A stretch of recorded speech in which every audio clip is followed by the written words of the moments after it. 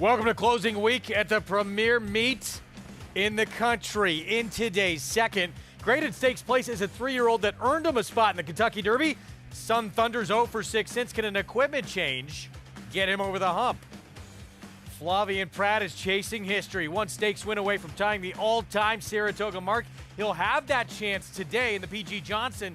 Aboard morning line favorite Virgin Colada. She'll try to deliver trainer Chad Brown a 5th win in this race. And it's been over 35 years since we've seen a sweep in the 2-year-old filly stakes at Saratoga. Can the Queen's MG pull off the trifecta in the Spinaway this Saturday? It's all coming up on this Wednesday edition of Saratoga Live. It's brought to you in part by America's Best Racing. For the love of the race, visit americasbestracing.net today. Sun shining down on us for this opening day of the final week of our summer season. It has gone way too fast, but we have a lot of fun left in this final week of action. I'll bring in my crew here in just a moment. Thanks for being with us on our Fox Sports coverage. I'm Greg Wolf, and today, 2-year-old fillies in that PG Johnson going long on the turf. We'll talk about that field coming up. Boys get their chance tomorrow in the With Anticipation, and tremendous slate of stakes races coming up to close out this final week of action here at Saratoga Racecourse. Let's take a look at today's action presented by Claiborne Farm. We'll start over the jumps. 2 3/8 miles over the hurdles in that Michael G. Walsh Novice. Start of that early pick 5 because of that jump race starts in race number 2 in the PG Johnson, our feature on this Wednesday card to come a little bit later on. With me, New York Racing Association handicapper Andy Serling, editor of the Saratoga Special. New edition is out. Joe Clancy, thanks for being with us, you two. Shameless plugs here. Shameless for my man, plug. I got to tell you, one of my favorite things coming up here each and every summer is reading this every week. It's really worth the ink on the hands and everything. It's just like old it's tremendous. All the quotes from everyone around the grounds. I mean, you guys cover everything. It's a lot of work, but as anybody who works at Saratoga knows, it's the place, and you love it. Otherwise, you wouldn't do it. You couldn't handle it, I think. And we love coming up here, being able to talk to people. The Special has been our 24th year, which is crazy. And I think it's a lot of fun to kind of just rev it up every year and talk to the people we get to talk to. It's great. We love it. We feel really welcome here. Owners, trainers, track, everybody. It's part of the fabric of Saratoga. And a nice thing also for people, they can go to thisishorseracing.com and check it out. So if you're not in Saratoga, you can watch the show, obviously, but it's another way to get a feel like you are in Saratoga, and it's a great addition to everything that goes on here, and we're lucky to have you guys working so hard, doing such good work. Yeah, and my friend, I told you Saturday, I have a friend in Maryland, not a horse guy, my mechanic of all people, Dave Green, texted me about Andy's pick of Far Bridge and said he hammered it. So, well done. You got so reach. If I get a car, you got I know reach. where to get it yes, fixed. you got to come to Fairhill. You got to drive it all the way to Maryland to get it fixed. Can Roger Thompson use it? Sure. Okay. Sure. Meanwhile, that feature coming up later, are you a Virgin Colada drinker? Yeah, I'm not going to touch that one. No, I like booze in my drinks. Okay. I'm more of a tequila guy. Virgin Colada is the horse to beat in here, and I think it's an interesting, long discussion we won't have now about speed figures and how important they are with turf horses as 2-year-olds making their debuts, going 1 mile and a 16th. She was very visually impressive, but I think this is a really, really strong running this race. A lot of interesting horses in there, and why I think Virgin Colada is probably the horse to beat. I think there's a lot going on in here. Yeah, some interesting pedigrees for sure. She did show that explosive turn of foot, though, down the stretch, as Chad Brown will try and win a 5th edition of that PG Johnson, and we'll talk about his legacy in this game as well a little bit later on. A man who won the 1983 Saratoga training title, PG Johnson, of course, most known for the big upset of Valponi in the Breeders' Cup Classic. I think, it's funny, and obviously Valponi, because you're right, that's where a lot of people know him, but people around the game know PG for a lot more than that. And one of my favorite things with PG was when he used to go on with Harvey Pack, and they used to recap the Breeders' Cup back in the day. That was like the best show, recapping the Breeders' Cup there was. He was terrific. Bet all the action. Get signed up, NYRABets.com. Get that $250 deposit match sign-up bonus and play along this final week and beyond. Our track editions brought to you by John Deere.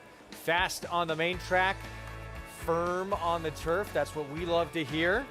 And we're going to be going 2 3/8 miles over the jumps to kick things off in this Michael G. Walsh Novice, purse of $100,000. And Joe, who should we be looking out for in this this novice race coming up?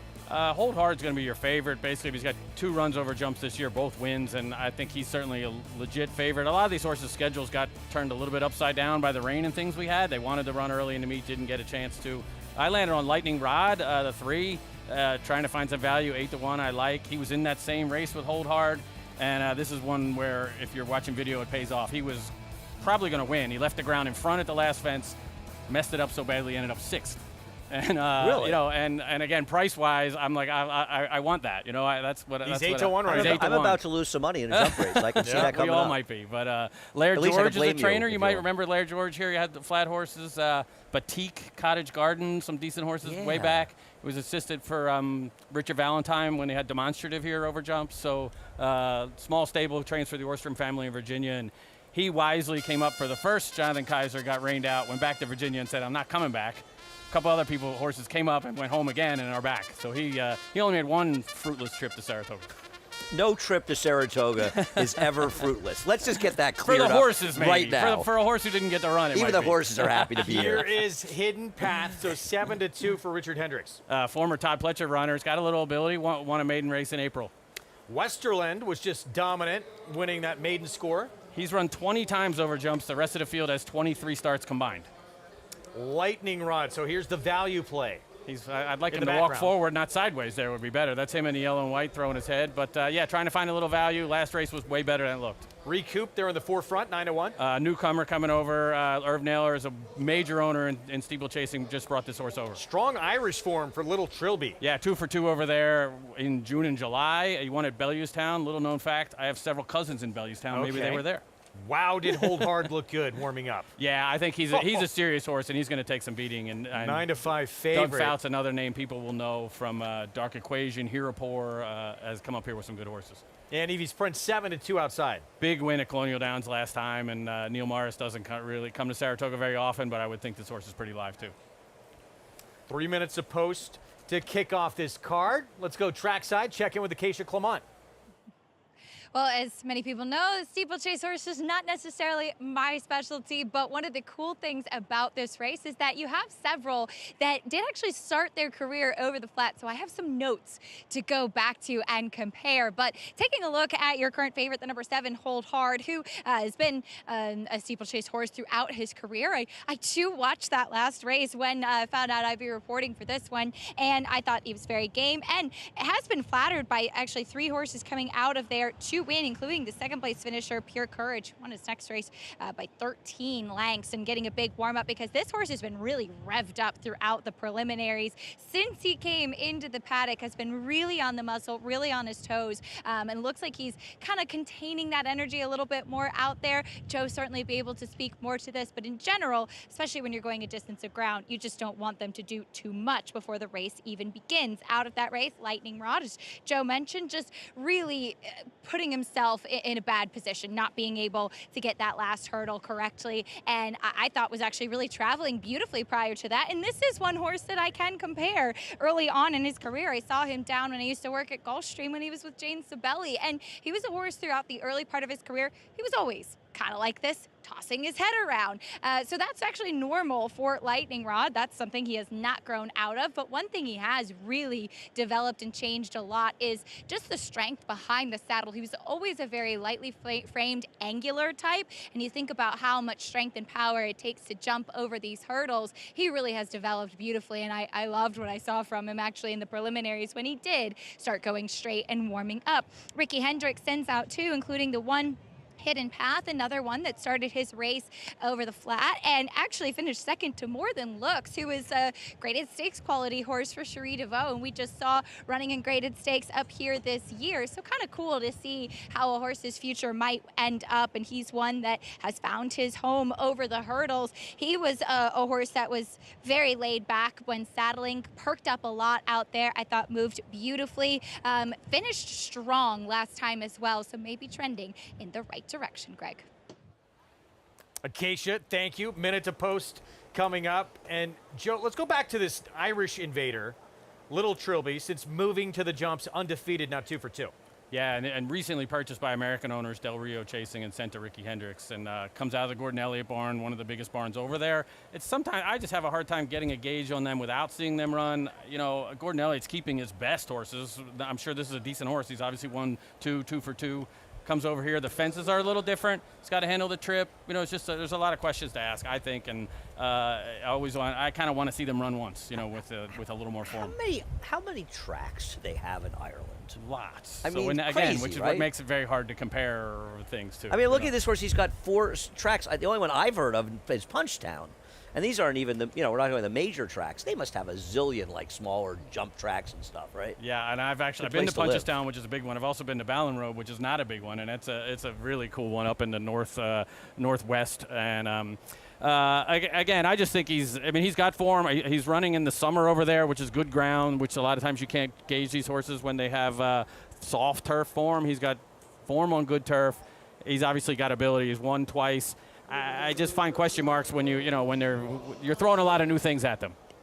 I'm all in on your pick, Lightning Rod. All in. 9-1. A horse who was in front until that unfortunate incident there at that last hurdle. Can't get over how good the 7 looked though. Hard hold. He's the 3-2 favorite now. Yeah, I think he's going to be tough to handle. And any of these races, I want horses who have raced against winners. There's a couple here coming out of just maiden wins, and kind of just like on the flat, you want horses who have run against winners and done well if you can find them. They went up to that first jump. I'm learning, Andy, to get a look at it. Again, we've learned that from Joe over the years. Well, I'm still not sure why, but they know they have to jump over it. So it looks kind of cool. It does. We're set. Let's go to Frank Miramonte for this Michael G. Walsh Novice. And they're on their way in the Michael G. Walsh Novice Stakes. And Hold Hard gets the first call. Lightning Rod under a tight hold as they go over that first hurdle. With Hidden Path and Evie's Prince side by side, 3rd and 4th, and just behind them, Recoup is in 5th. Little Trilby is second to last, and Westerland is at the back. 6 lengths covers this compact group. Hold Hard under a hard hold. Leads it by 3/4 of a length to Lightning Rod in second. Then comes Evie's Prince in the clear while 3rd. On the inside, it's Hidden Path, a joint 4th, with Recoup racing in between rivals. They swing into the stretch, going as slow as humanly possible. It is Hold Hard, leading by a half a length. Lightning Rod in second with Evie's Prince on the outside. Hidden Path is just inside of them. All appear to go over that jump very smoothly. Little Trilby, Recoup right together, 2 in front of Westerland. So still 6 lengths covers them as Evie's Prince gets up and puts the head in front of Hold Hard, with Lightning Rod under nice restraint in 3rd. Another smooth jump for all. Another 2 lengths back comes Hidden Path in 4th. Recoup is racing in between horses. Mid-pack just 3 lengths off the lead. Then it's Little Trilby and Westerland. Virtually no change. The tempo has begun to quicken somewhat as Hold Hard will assert himself and lead the way. It's Hold Hard now in front, 3/4 of a length to Evie's Prince in second. Lightning Rod is a very close 3rd. 2.5 or so off the lead. On the outside, Little Trilby has made some headway into 4th. They're followed by Recoup and Hidden Path, and trailing throughout, Westerland. Hold Hard and Evie's Prince side by side once again. Going over to the jump together as one with Lightning Rod in a good spot on the outside of Hidden Path. 4 of them covered by 2 lengths. Little Trilby is in the 5th spot, now 4 lengths off the lead as Hold Hard continues to want to get going. At the back of the field, Westerland out of last. Recoup now trails. Hold Hard, Evie's Prince, Hidden Path. Lightning Rod is now in 4th. 3 or so, maybe 4 lengths off the lead. Little Trilby is next, Westerland and Recoup. Galloping through the Saratoga stretch with a little more than a lap to go. And it is Hold Hard. 3/4 of a length. Evie's Prince right back alongside to be on even terms. 2 more Hidden Path in 3rd. Lightning Rod is right next to Little Trilby, Westerland, and Recoup. Another good jump. little bit of a bobble for Little Trilby after that one, but it is still Hold Hard. Rare to see such a compact group throughout. No one has really asserted themselves ahead of the others. It's Hold Hard and Evie's Prince. They've been necks apart most of the way, with the Hidden Path, ground saving in third. Little Rod is in between fourth, Little Trilby fifth, and is now 4 lengths off the lead, losing some ground as they run down the back stretch. Westerland 2 lengths in front of Recoup. Stride for stride, Hold Hard and Evie's Prince. Evie's Prince on the outside gets his head in front. A length and a half back. Hidden Path is still racing in third under a nice hold too, inching up inside of that pair. It is Hold Hard, Evie's Prince. Evie's Prince on the outside now asserts. There he goes. And Evie's Prince lets it out a notch and quickly spurts clear. Hold Hard could not keep pace. He's plummeting. As Hidden Path takes up the chase in second. Lightning Rod is now third, but it's a one-horse race thus far. Evie's Prince by 8 lengths. Hidden Path trying so hard to close the gap. He's done so within 4 at the top of the lane. It's a 2-horse race. Evie's Prince and Hidden Path. Evie's Prince 3 lengths in front. Hidden Path second. Westerland, who was last early, is now third. Coming through the stretch, Evie's Prince and Graham Waters with a 2-length lead on Hidden Path, who's very honest, but is second best. It's Evie's Prince to win the Michael G. Walsh Novice Stakes. Hidden Path was second. Third to Westerland. Recoup checked in fourth. Evie's Prince tipped his hand last start, just a dominant win, and able to back it up here at Saratoga. Yeah, they went really slow early. You can kind of see all that unfolding a little bit. He was up front the whole way, and once they jumped the last on the backside, he put 2 or 3 lengths on everybody, and it was pretty much over. Final jump race of the meet. Yeah, that's it. And that horse, he won very nicely at Colonial Downs. It was hard to get a read on some of those races down there. He won as a handicap hurdle, technically stepping up a little bit. I didn't think they'd go that slow, which was interesting after they went so fast a few weeks ago in the Grade 1. Seemed like Hidden Path was lugging in a little bit in the stretch. Yeah, and they do that again. You know, they're used to a fence here, and they get a little lost. They jumped the fence here twice, and they get a little lost on the run-in. You know, and if right there, it looked like Hidden Path was going to close more, and then he gets a little wandery in the stretch. But got a little Jean Cruguet and Seattle Slew move at the end. With, Waters was standing up a little early. Oh, there you go. 8-1, 2-4, 3-1 here on Evie's Prince. Neil Morris Barn, Graham Waters aboard for Shannon Hill Farm. Former Joe Sharp runner on the flat. Wow. Made 1 start for Joe Sharp. Now, Hold Hard was in the mix for quite a while, completely checked out of it when the serious running began. And then Evie's Prince able to hold off Hidden Path. Yeah, Graham Waters normally rides for Jack Fisher. Picked up this ride when Fisher didn't have a horse in here, and picks up a nice win. He's the leading jockey at the moment on the circuit, so adds another one. He won the race up here with Ziggle Pops early in the meet. Now, will we see you again in New York? Are we running the Lonesome Glory? The Lonesome Glory, and that's the Entenmann? Yeah, they're on the card. I think they're a little questionable on horses at the moment, just because again, this schedule threw everybody's plans out the window a little bit, losing some races, and then we still have the kind of the older horses the 10-year-old. There's a couple good 10-year-olds who might be the best 2 in the game, can't run in New York, and can't run in Kentucky because they tried to get snap decision in the race at Kentucky Downs, and they won't let them run there on the flat either. Really? In the $500,000 2-mile turf race. Can we get that rule changed? That's not my. I'm not even getting involved in that conversation because I'm only going to get myself in trouble there. Was he excluded because he doesn't have earnings on the flat? No, Is that how he didn't get I in? think it's 10-year-olds in stakes is what I heard. But again, I don't know the whole story. But he was looking for a prep to get ready for Far Hills in October, and he did it a couple years ago at Colonial Downs. How old was John's call when he won the Sword Dance? He was 9, so it can happen. Yeah, they're out there. He couldn't have done it at 10. More on the schedule coming up, which we're going to have some more live coverage later on this year with some important races to come. Evie's Prince for Neil Morris with Graham Waters at 3-1 in the opener.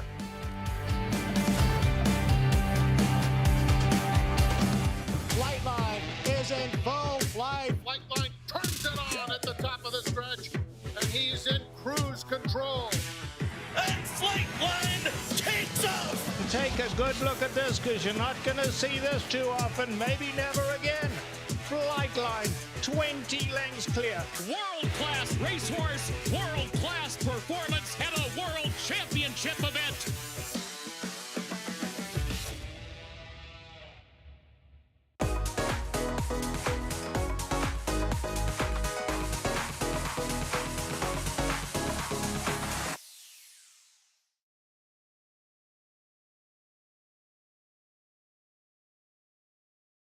RaceLens is the most in-depth product in horse racing, with unique features found nowhere else. True odds, predictive analysis, and pace projection. RaceLens. It will change the way you follow horse racing and take your game to the next level.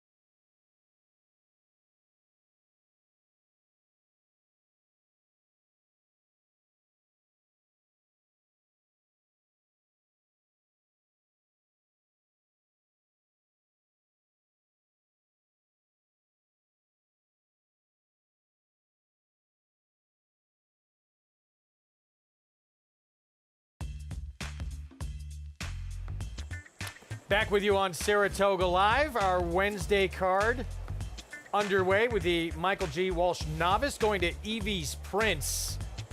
8-1-2-4 finish. What'd you think, Joe? That's a nice horse on his way up. I mean, that's what these races are supposed to do. These are kind of a notch below. It's based on when they broke their maiden, and he's won 2 in a row now, and probably on to bigger and better things. I guess everyone should have paid more attention after the margin of victory last start. Exactly, maybe. Again, to prove that we don't know, he was in the same race with Hold Hard 2 back and got clobbered. So handles everybody here today. And hey, these races, I mean, it was, again, very slow all the way. That last trip up the backside, he's up close. He jumps to last in front and just kicked on with it, and nobody else had any more, had any run left at that point, which, I don't know, just sometimes it's the way it goes or the way the race flow happens. We saw a race here 3 weeks ago where they went really fast early and the whole thing fell apart. So it's all a little different. Will we see you at Far Hills in late October, is it? Yeah, October 19th is basically, it's not quite Breeders' Cup Day, but it's Steeplechasing's Championship Day, $700,000 in purses in Far Hills, New Jersey, and part of the Fox show, yeah. Well, that was part of our next segment. We're going to get to it. We're going to have coverage coming up. October 19th. Get your tickets. I'm glad now. I'm sitting on the end. It's been a long meet, all right? All right, it's been a long meet. I'm trying. Do we know, I mean, some of this is when championships are won, isn't it? Yeah, exactly. There's a $250,000 grade 1. There's a $100,000 race like we just saw a Novice. There's a new maiden race, a $50,000 kind of sweepstakes maiden where you have to put up $1,000 to run, and they add that to the purse, and that's named for McDynamo, who's one of the best steeplechasers of all time, which is pretty cool. He was Sean the Shepherd, wasn't he? Yeah, he was Santa Nelson trained him, and he won at Far Hills 7 years in a row. Wow. He won a maiden race, a novice race, and 5 Grand Nationals and the in a John row. Forbes, the 2-mile race, is 200,000 or 150,000 150,000, and they're actually getting some nibbles. McLovin won it last year for Rodolphe Brissett, came in there and took all the money, and you know, maybe Farbridge would look great in there. It's also only to get the rail. It's one There of is the no biggest rail. parties That'd be a problem for him. anywhere, isn't leave it? the course. Yeah, as we're seeing in some of those clips, it is it's a great day out. Again, the weather can be a little tricky, but they're basically charged by the carloads. People come, tailgate. They've the tailgate space has been in their families for generations, and they throw an amazing party. How does it compare as a party to Cheltenham?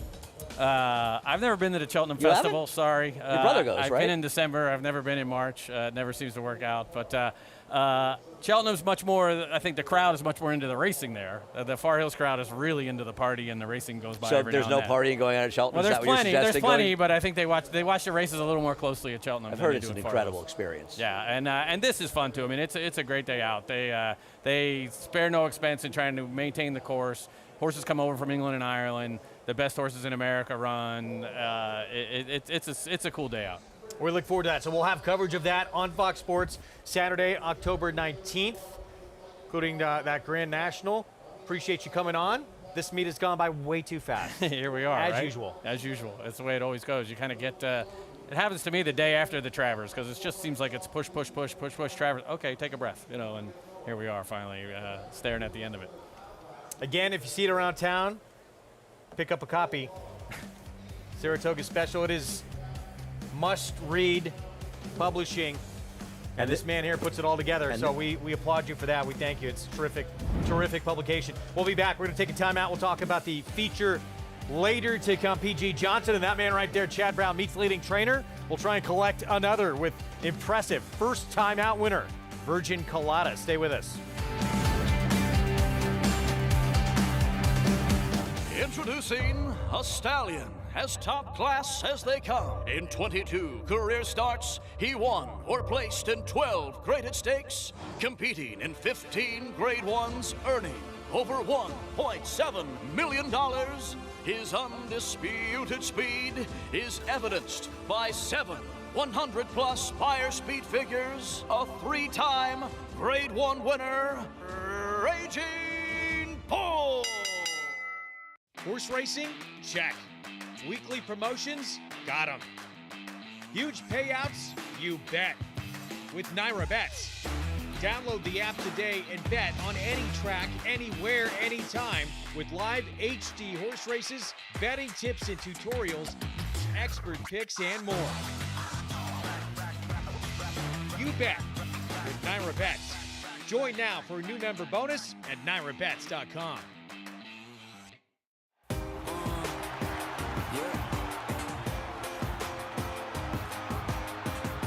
$1 million, did I hear? $1 million, $1 million on a fee, $1,400,000 on a pie, $1,500,000 and $1,600,000, $150,000, $1,550,000 and a half, $1,500,000. Jody, thank you. Please hold your applause. Charlatan, ultra impressive. It's a new day for a new king. Serving others is our foundation. That's why Naira is building a pathway for businesses, individuals, and organizations to support charitable groups connected to horse racing in New York State and beyond.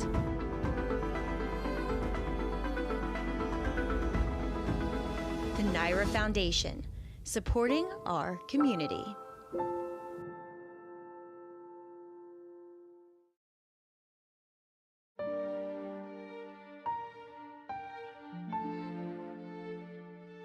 Untouched by the passage of time, Clare Court is nestled in the southern corner of Saratoga Racecourse.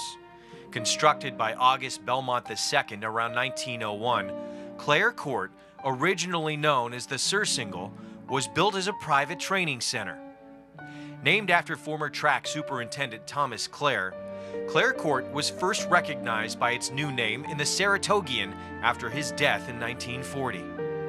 Equipped with its own training track, the area's barns stabled such equine greats as Man o' War, Equipoise, Citation, and Whirlaway. Known for its beauty and privacy, Clare Court is also the final resting place for 4 horses that were near and dear to the Saratoga faithful. 4-Star Dave, Quick Call, A Phenomenon, and Morjane. 4-Star Dave, or the Sultan of Saratoga, won at least one race at the Spa for 8 consecutive seasons. In 1996, the Darrell's Joy Stakes, which the gelding won twice, was renamed in his honor. The race is now a Grade 1. Quick Call won 9 of 17 starts at Saratoga, including the Forgo twice. Morjane and A Phenomenon were multiple graded stakes winners on the New York racing circuit. Morjane won the 1986 Darrell's Joy and 1985 Kelso Handicap. A Phenomenon won the Jim Dandy Stakes and the Vosburg in 1983. The backstretch is a side of the track many people never see, but a trip to Clare Court provides a unique perspective of America's most historic sports venue.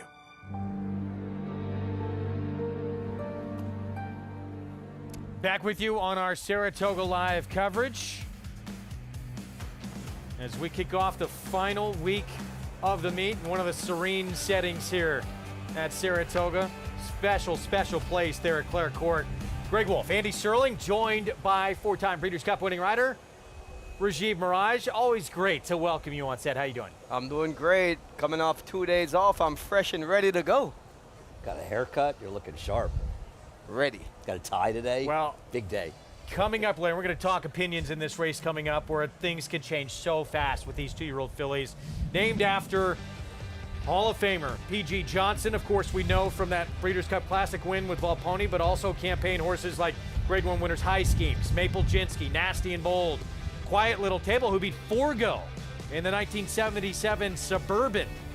Started out in 1942. Bought a horse for $75. Won with that horse, I believe, 2 years later. Just an incredible career. He was really one of the huge names in the Self-taught. game when I started going to the racetrack. And you talked about Nasty and Bold. I think broke his maiden up here as a 2-year-old. He was in the famous Travers with the Firmed and Alydar, actually. He was not involved in anything instant. That was Shake, Shake, Shake. Kiri's Clown was a horse he used to run, a 13-horse sword dancer up here. A lot of people love Kiri's Clown. And he was not just a really great trainer, but also he used to do some broadcasting. He would be on the Harvey Pack analyzing the Breeders' Cup races. And that was always one of my favorite shows every year, hearing he and Harvey go over the races. He was great, a legend. 6 decades training in this sport, just incredible. And our feature today, of course, named in his honor. 2-year-old fillies, mile and a 16th in race 8, and a purse of $150,000. And Virgin Colada Rajiv didn't look like she was going to get it done first time out for trainer Chad Brown, and then the stretch came, and wow, did she show a turn of foot. This was an absolutely amazing run from her in this debut, and mainly because of how slow the early pace was. It was a crawl fest up front, which was heavily tilted towards running away, being able to steal it on the front end. Virgin Colada had a good trip. She saved ground and tipped out at the right time, but no doubt about it, a much the best winner, because for a horse to close into such a slow pace and pass so many horses, look like the only horse finishing, this filly has completely impressed me. As I recall, you bet running away at 10-1 that race. I loved running away. Right. She was having some good workout reports, and I really loved her. And she had the total advantage of Virgin Colada, and she didn't get beat because of anything other than Virgin Colada being so impressive. Not a particularly fast race, but it's hard to judge these races. You mentioned the slow pace, and asking these 2-year-olds to go a mile and a 16 so early in their careers, there's so much room to improve. And I think improvement in what you get is a real question with the second choice for our friend Tom Amoss. Indeed. Lady Orient. By the way, if Flavien Prat were to win that race, Virgin Colada, he would equal the stakes record for wins at a meet. So a lot on the line in this P.G. Johnson coming up. Let's get Acacia's thoughts on this feature later today.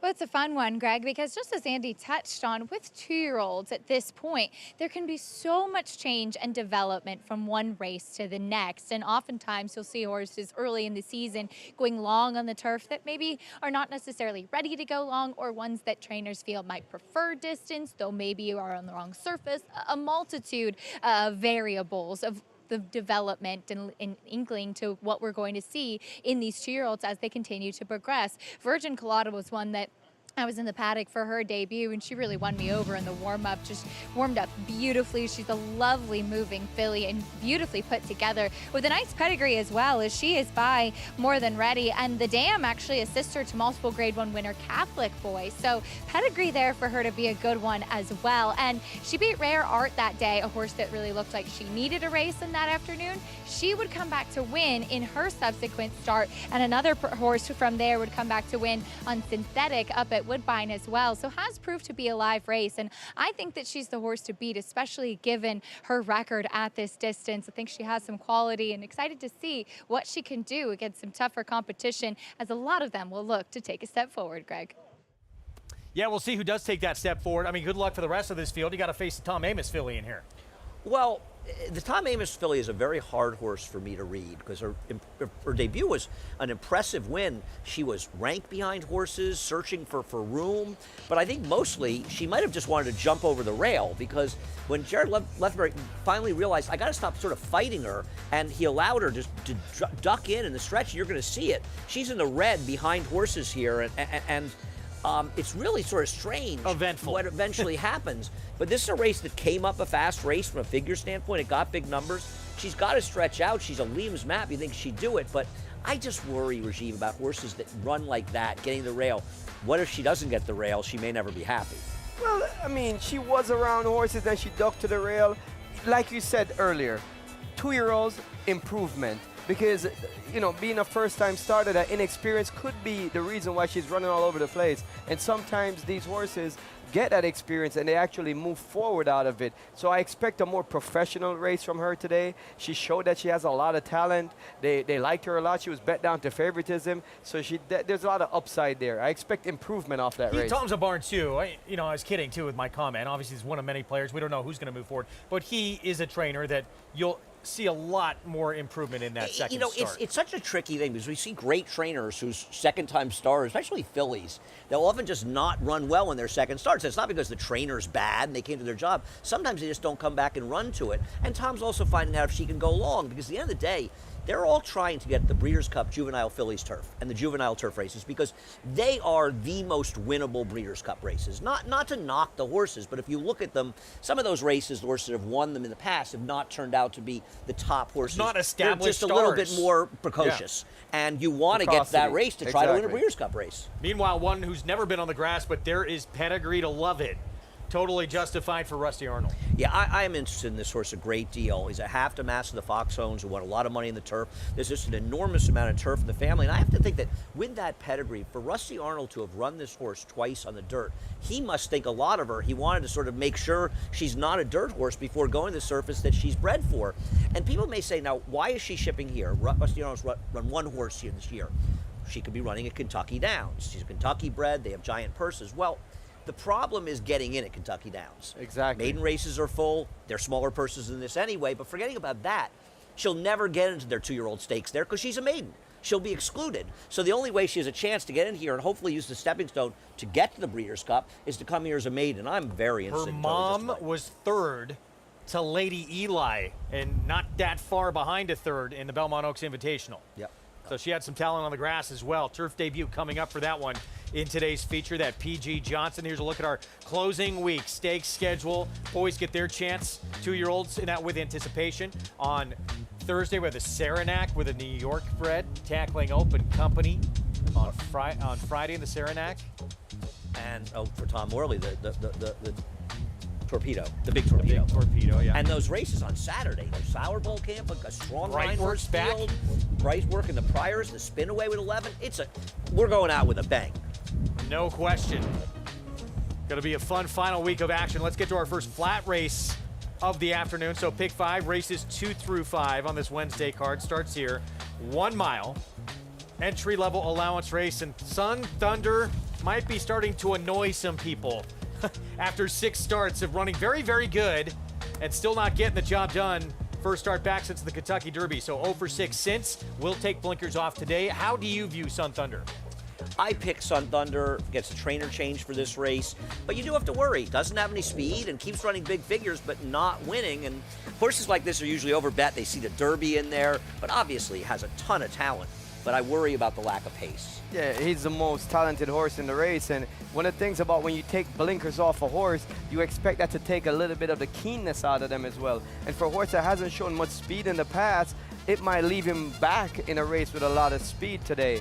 Plus, he hasn't shown the desire to actually finish off his races. Kind of goes through the motions down the lane. So I think he's clearly the horse to beat, but beatable. Here's General Banker, who ran 6th at this condition last start. Love to see Jimmy Ferraro get a win in Saratoga with a horse second off a layoff that ran against much tougher last time. Gustavo Rodriguez, 2nd off the claim with the 2 from Another Mother. Has a good running style for this race because he possesses some natural speed, but doesn't have to be on the lead.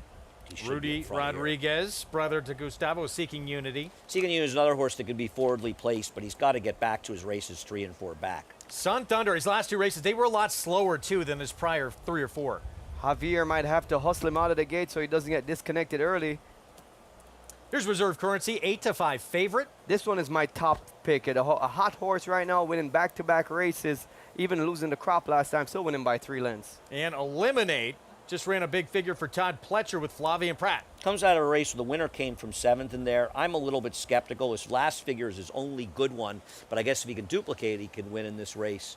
We'll see. 6-1, a little surprising with the number he earned to be that big a price right now. And Sun Thunder not favored. We'll see if that changes by post time. He was the morning line favorite. Let's go to Acacia. And we'll start off with your current favorite for the Mike Maker barn, which has had a tremendous meet up here at Saratoga, and that is the 6 Reserve Currency. Now, Outrider Ortiz did drop his crop in the stretch last time, but he was working on this horse from about the half-mile pole home. He seems like he's one that you really need to keep riding, to keep in the race. Not the easiest horse to handle. Now, his brother Jose does take over today with Irad serving a 1-day suspension, not riding today. But Reserve Currency looking to make it 3 in a row. Maybe last time was the time a bit, but the 3rd place finisher did come back to win with an 86 buyer in his subsequent start. My concern, though, is that he just seems like, as Richard Migliore likes to say, one of those bicycle horses.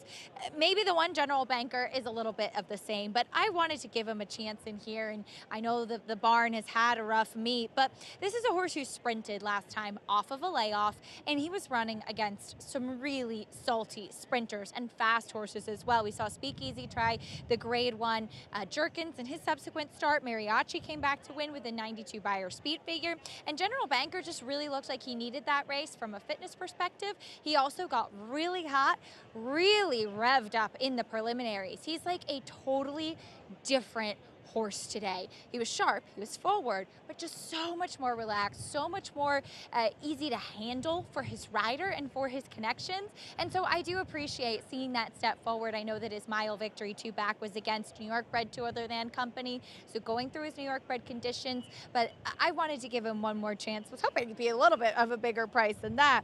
As far as the number 4 Sun Thunder does go, look, the 2 from Another Mother is the horse that's going to kind of dictate how this race is run as far as the speed, and Sun Thunder does need some speed up front, and that's a concern I had with him because he has had no speed in his races so far, and he's also been going longer. He is a big leggy horse, very good looking and nicely put together, and I appreciate that now Javier Castellano is taking him away from the pony and giving him a little bit more of a warm-up here, because he's one that just kind of drops to the back and has 5 second-place finishes in 3/3. He's going to hope that there is going to be a little bit of a setup in here, and if he gets that, he will be running late, Greg.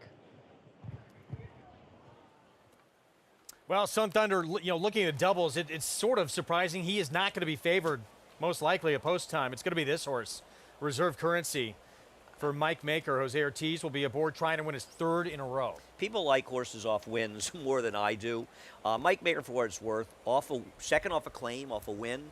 He's just 2 for 16 with a 46-cent ROI, which says to me, Rajiv, that they often, when they run well off the claim, they don't come back and back it up. I know he's in really good form, but I think he's meeting a much tougher bunch than he's been running against his last 2. Yeah, I'm the kind of guy that likes the ones that are in form, and I think he's going to be sitting a nice trip. Jose Ortiz is going to put him right in a stalking spot. And this race was just impressive. You think he's going to be stalking in here? I think he's going to be stalking. I think the pace setter is actually going to be Seeking Unity. Luis Saez is very aggressive from the gate, and I know he's going to see that there's not much speed in this race. You think he'll be in front of From Another Mother? Yeah, he's going. I think so for sure. He hit the gate last time and it was off slow.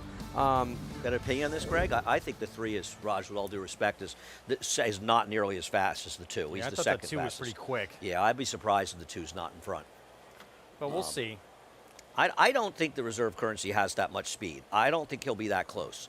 But with the scratch of the 5, that takes some of the speed away. So I think the 2 and 3 will be 1-2, and then the others will, depending on what their riders can do to get position. But you're right, Luis Saez is an aggressive rider. I just don't know if he's fast as the 2. Now, we know Sun Thunder would love to see some company up front, whoever gets to the lead, because he comes from out of it. This horse here, Eliminate, went to Monmouth, ran the biggest number he's put together in his career. And so horse who Todd Pletcher had him in some stakes races and obviously had some expectations for him, just has not panned out to this point. No, I mean, they tried the Gotham and the Bayshore, and he hasn't run terribly, but he's another horse that's a bit pace compromised as well. And my problem is that if you think a horse coming from behind is going to win, I just think that Sun Thunder's a better horse, and I also think General Banker's probably a better horse. But Eliminate could be a horse that's rounding into form. If you look at him, he's the youngest horse in the group. He's only a 3-year-old, and prior to his last race, he was sprinting. So those are fast races. Jefferson Street, 2 starts back, they went 21:44. And last time they stretched him out, he was able to sit closer than he had in the past, and it made him run better. I still think he needs to step forward a bit. There's talent there. His debut, 3rd to Deterministic. 2nd start, 3rd to Domestic Product. Distant 3rd, but still, he was facing some pretty good company. We'll see what happens here. First flat race of this Wednesday card coming up. Starts as early pick 5. Let's go to Frank Miramati for the call. Thank you, Greg. We're waiting on number 7, Eliminate. He goes in.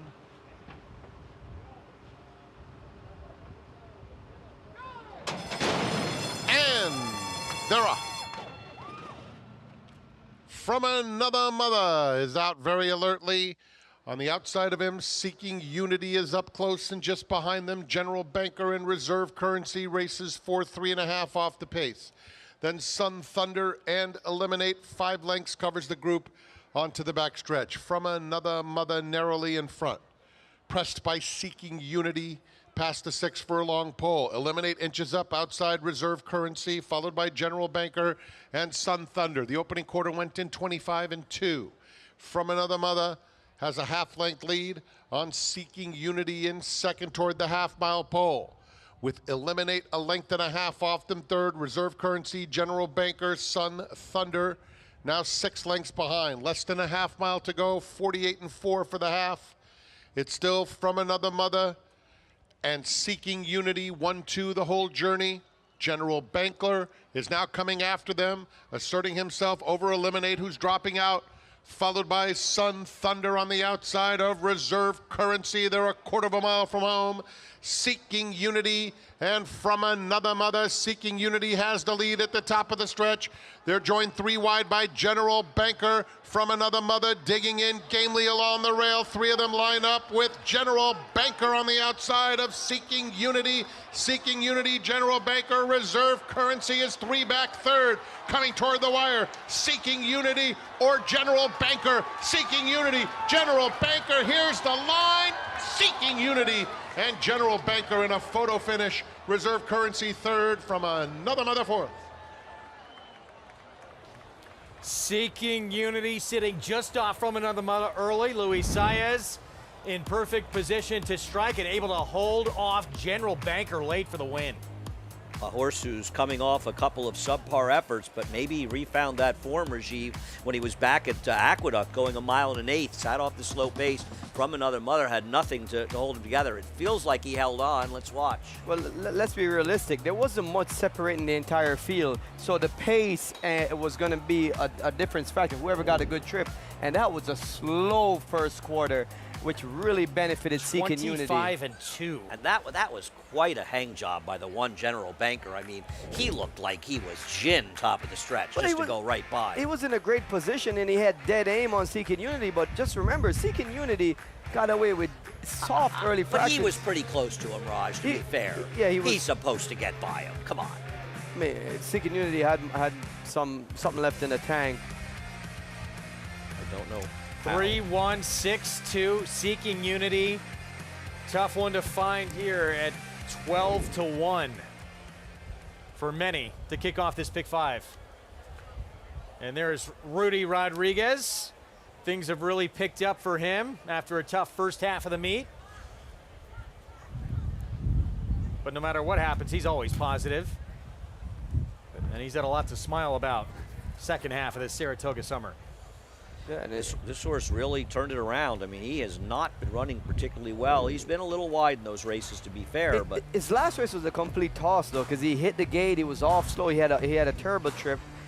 3 starts back, he ran third behind Unmatched Wisdom.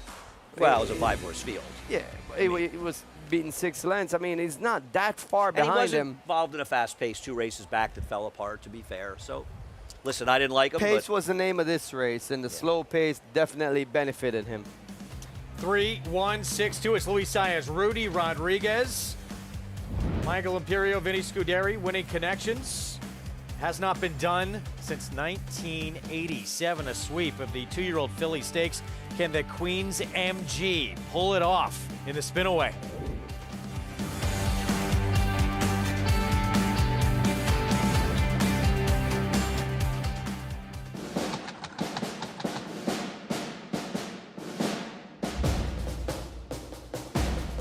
Down to the wire, Verstappen. Here's the finish, Ancient Roll. War Bomber's won the King Edward.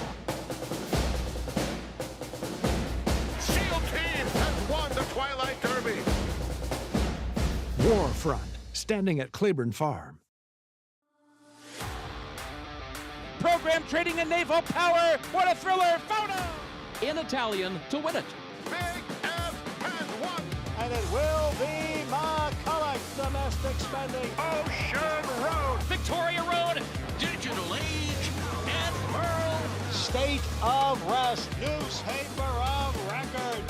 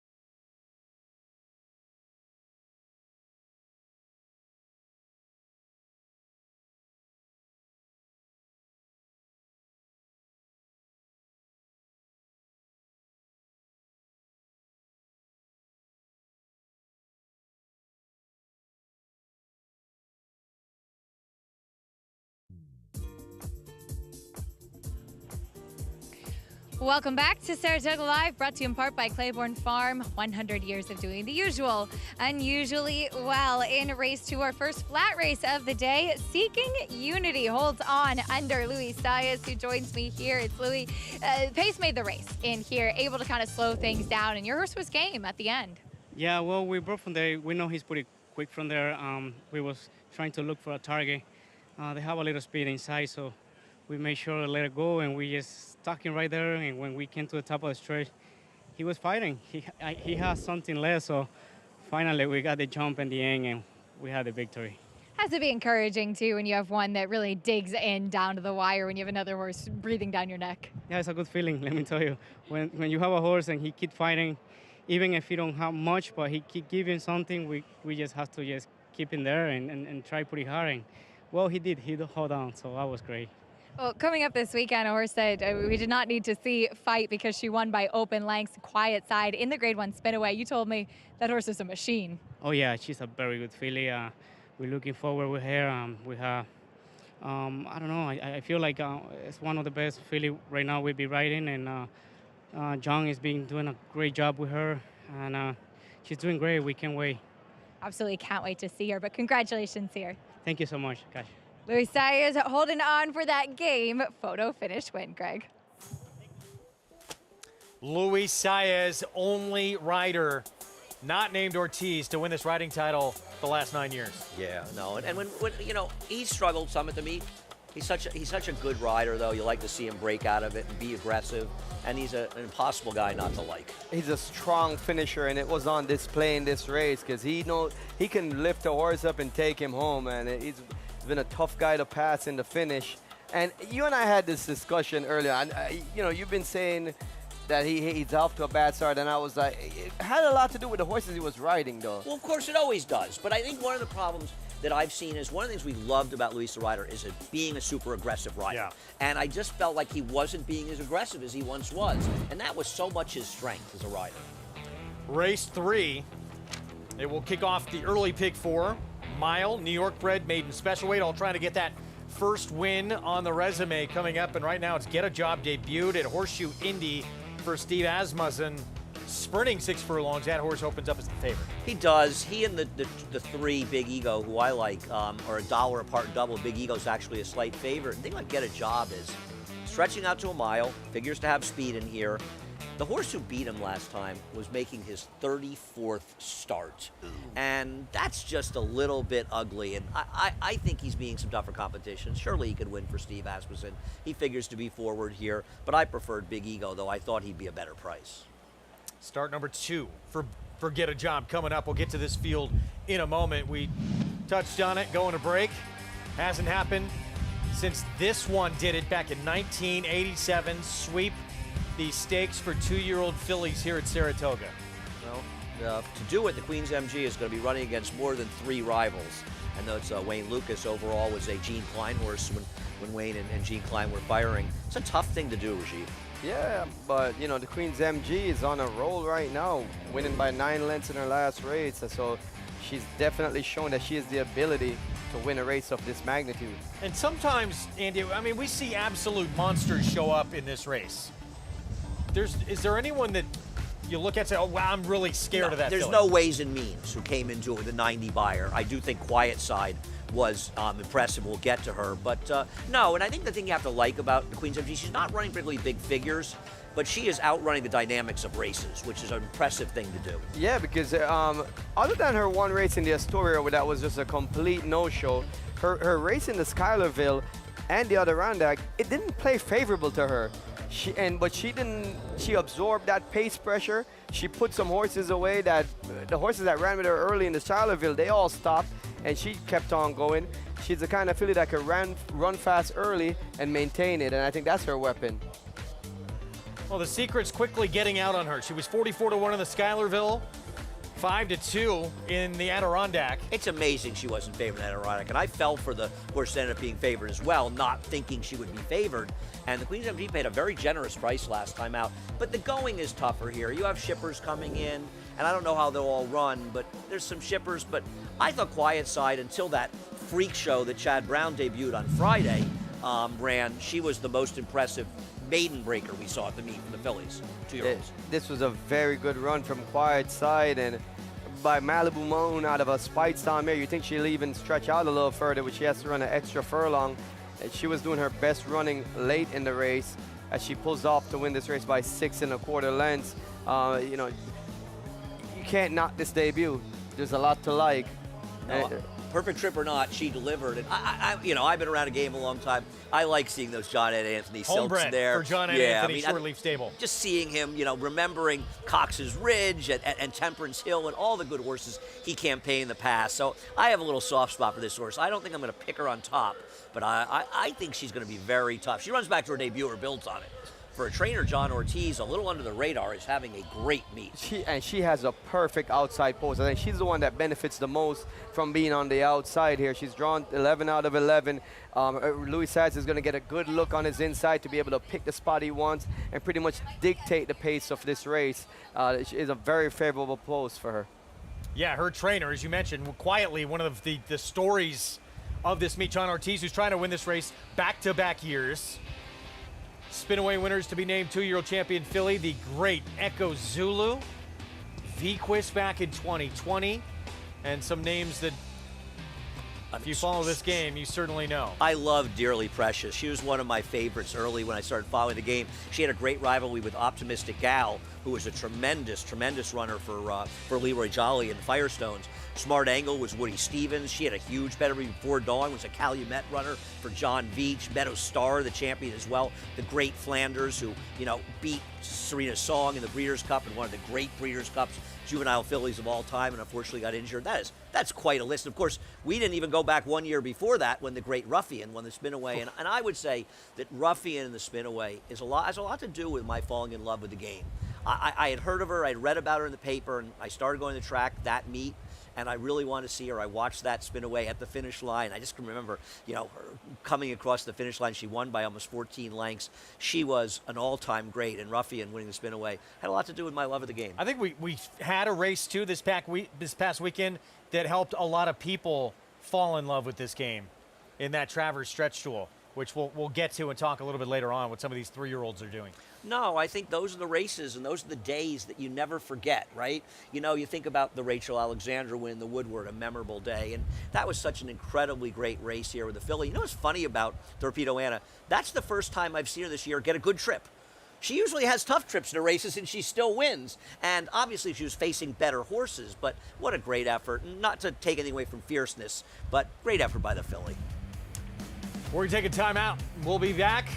Trainer that, maybe flying a little under the radar, but wow, the work John Ortiz has done.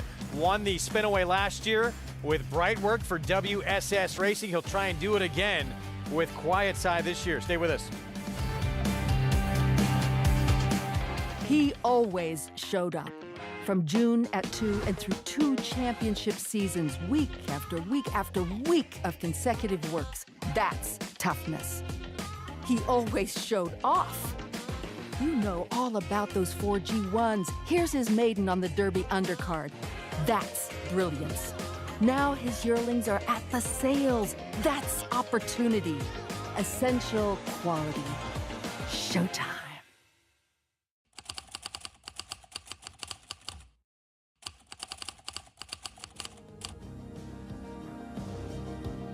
Complexion.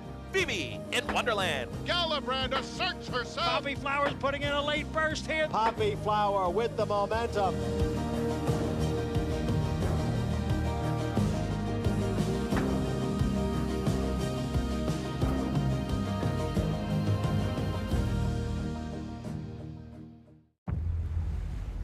History remembers moments of extraordinary strength, skill, and determination. True greatness is forged by those who fulfill their destiny.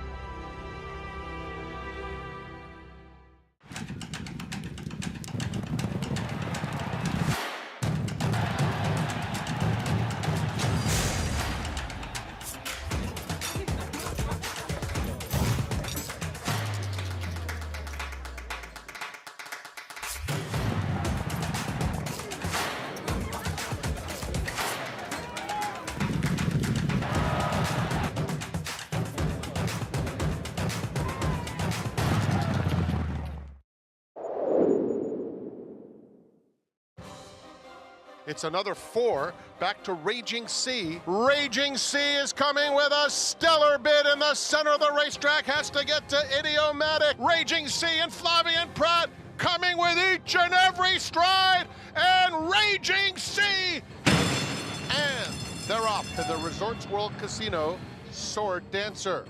And Far Bridge gets the first call out of the gate. Silverknot and Far Bridge as the field turns for home. Measured time. Far Bridge will not be denied all the way. Money's Gold makes it over to the rail, and Society in hand coming after her a length back second. And Society has her mind on business, quickly going right by Money's Gold at the top of the stretch. And Society brought her A game, and she's much the best in the ballerina under Tyler Gaffleone. Cagliostro had a bad stumble in his last. Mulligan, on the other hand, came away beautifully and straight to the front. They're at the top of the stretch.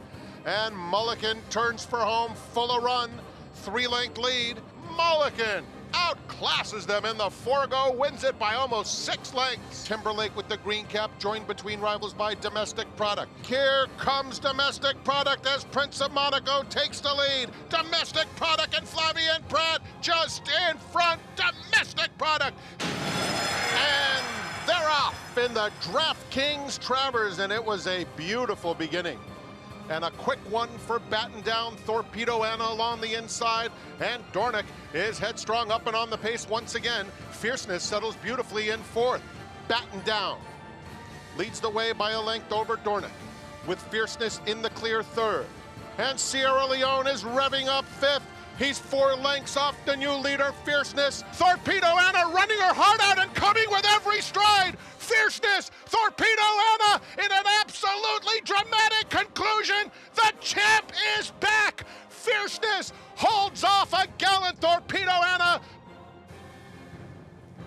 What a showdown in the showdown of the summer, and very little separating the 2-year-old champion Fierceness and the super filly Torpedo Anna. They just put on an absolute show. Yeah, I mean, a lot of times things in life, whether it's races or other sporting events or anything, doesn't live up to the hype. I think this one outdid the hype. Yeah, the stars came out to play and they showed up. Torpedo Anna and Fierceness. It was the showdown that we were all hoping for, you know, and they both ran so amazing. They both deserve all the credit that they got. And I think you were the only one in the entire team to pick Fierceness, I believe. Is that true? It was a big overlay at 7-1 when I was on. Didn't like him at all. No, I was wrong about him. He's always been well, good for him to answer horse. the question, too. Finally putting that behind him. Can he win back-to-back starts? And no question. He didn't just win that race. That's the best figure he's ever run. No, I mean, it's good to see the big horses show up in the big races. It's good to see results that you feel good about. You know, even whether you like them or not, you feel like the right horses were there at the end. And, you know, we look forward to the rest of the year with them. You know, I'm afraid we may only see one more race from Fierceness. I hope he runs the 4-year-old. We may only see him in the Breeders' Cup Classic. And at least with the filly, I think we'll see a lot more of her. And Kenny McPeak is obviously she's a planning, gamer. yeah, Cotillion. It sounds like she's going to then go on. Maybe, we'll see, maybe one more race and then go on to the Breeders' Cup Distaff. Fierceness, Sierra Leone, Dornick, sounds like all training up to the Classic. Yeah, I mean, coming off those races, that's probably what you'd expect. For Fierceness, it gives him the good amount of time now to recover after 2 back-to-back tough races. For Dornick, coming off a less than expected performance for him, they definitely have to regroup. So it kind of makes sense that that's the kind of trajectory that they're on. Let me ask you guys a question, and it's a theoretical question. I agree with we're all talking about it, that Fierceness has a slight edge over Dornick right now for the 3-year-old championship. What if Dornick were to run in the Pennsylvania Derby, which is a Grade 1, and win it, and then have the 3 big Grade 1 wins? Doesn't he head into the Breeders' Cup with that, with a little bit of an edge for the 3-year-old championship? But he's not going to. I wonder if they're going to start thinking that a little as we get closer. Because he's coming off such a subpar perforence. I agree. That they can't come off that in such short period of time and expect to get a rebound. It's 4 weeks. It's not that short. Yeah, he's coming off 2 big efforts, one in the Belmont and then the Haskell, and then all of a sudden he runs Do you think there's no chance that he'll run in the Pennsylvania Derby? It sounds like they feel like he was worn out from 2 monster efforts. He certainly ran like it. I don't disagree. And I'm just. That's why I'm the thinking 4 weeks is quick. I'll parlay that money I won when you guaranteed me that Paco Lopez would get a suspension and he didn't. I'll parlay the money from that. Don't let me get into that now. Third race. Parlay the 100 to 1. I can't understand how he doesn't get suspended for that. So New York Bred Maiden Spinaway, get a job. The favorite 2-1 right now. Steve Asmussen, Jose Ortiz in the stretch out here. Start number 2. Let's go to Acacia. And we'll start there with Get a Job, who, as Andy touched on, I don't think was coming out of the strongest race. The winner was making his 34th start. The third place finishers 0 for 11. And this is a horse who didn't break that sharply, kind of hustled up, and I thought was running in place a little bit, maybe kicked on a little bit when that winner came closing by. He's fine in here. He's well-conditioned, well-muscled, like all of Steve Asmussen horses are. He was pretty relaxed, which I appreciate for the stretch out, but compared physically to some of the others in here, I'm not really sold that maybe longer is better. Also, too, there is a little turf pedigree, and I could see this guy maybe one day actually liking the grass, but certainly he could take a step forward with the good figure that he got in that first start. I just thought there were some interesting other alternatives in here. The number 3 Big Ego was claimed back in June for Linda Rice and has been scratched a few times before we actually do get a chance to see him showing up back here. He was the controlling pace last time out. He had a little bit of company early on and was run down by a horse that came up the rail last time out, but he looks tremendous coming back here. Very fit off the little bit of the layoff. Again, hasn't raced since June. Coat looks great. Got pretty sharp when putting the tack on, but has since settled. Just from a purely physical perspective, I really like what I see from Big Ego and making his first start for this barn. We'll see if he can use that speed as he is stepping up in class, though not the saltiest New York bred maiden special weight that he does face in here. The number 7 Executive Move is one of 2 in here for Charlie Baker, and hoping that the barn does get that first win, as a couple have been really close. And this is a horse that I thought, watching his replays, looked like he wanted more ground. And even though he's a son of the Factor, who typically you think of with sprinters, just looking at him, he absolutely looks like a horse that wants to go longer. Now, the front wraps do go on for the first time, but he's a horse that is big, he's leggy, he's really strong and well muscled. Did steady a little bit last time out, and I thought closing okay behind a saltier field. Faced Doc Sullivan, multiple New York bred stakes winner on debut. I think he's very intriguing, getting more ground. Second off the layoff, Greg. All right, Acacia, thank you. We're going to get to the post parade here in a moment. 128,000 and growing in the pick 4 pool, races 3 through 6.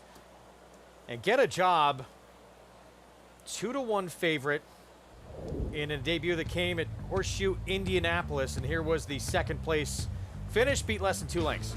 The 3-5 favorite in this race finished a dismal 4th. It's not clear how good the race was, but first thing that happened for me, Raj, when I looked this race up, is I thought, wow, he lost to a horse making its 34th start. That's just never a good sign. And not only that, he set a perfect trip off the pace setter. Looked like he had dead aim and just really didn't have a big finish. Now, you expect improvement out of this race. I do. You know, when a horse runs the first time, I expect a little bit of improvement. Here's our post parade. We start with Jenna Antonucci's Big Rich. Well, it's going to have to improve, but maybe we'll find the competition a little softer here.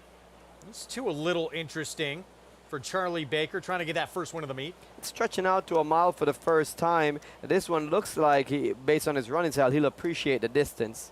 Dam won the Maid of the Mist at 75-1, her only win. Big Ego, 5-2. I know this horse has been entered and scratched a lot, and he's been a bit of an underachiever, but I'm hoping he turns it around and gets it done for Linda Rice. ISO Marshall, Katie Davis at a big price. Trying dirt for the first time. Actually, the turf races haven't been bad. If able to transfer that form to the dirt, might be given a look here. Get a Job. So start number 2 coming into Saratoga for Steve Asmussen. I think he's a danger to wire the field, but thought he would be a shorter price than this, and I just don't know how good he really is. First time starter for the Bond Barn, Barici. Yeah, this is my top pick. She's it looks like he's been working good in the mornings, and this is a race that I don't really love the first-time starters. So I mean the ones that have run before. So I'm gonna pick this first-time starter. Another interesting Charlie Baker horse went by. Executive Move the 7, and here's Conquered Spirit. This one is out of Tosin, stretching out. The mare had some good success going long on the dirt, so should like the distance. 5 minutes away in this third coming up to kick off this early pick 4 here on our Wednesday coverage on Saratoga Live. Can that one right there wire this field going a mile? We'll find out next.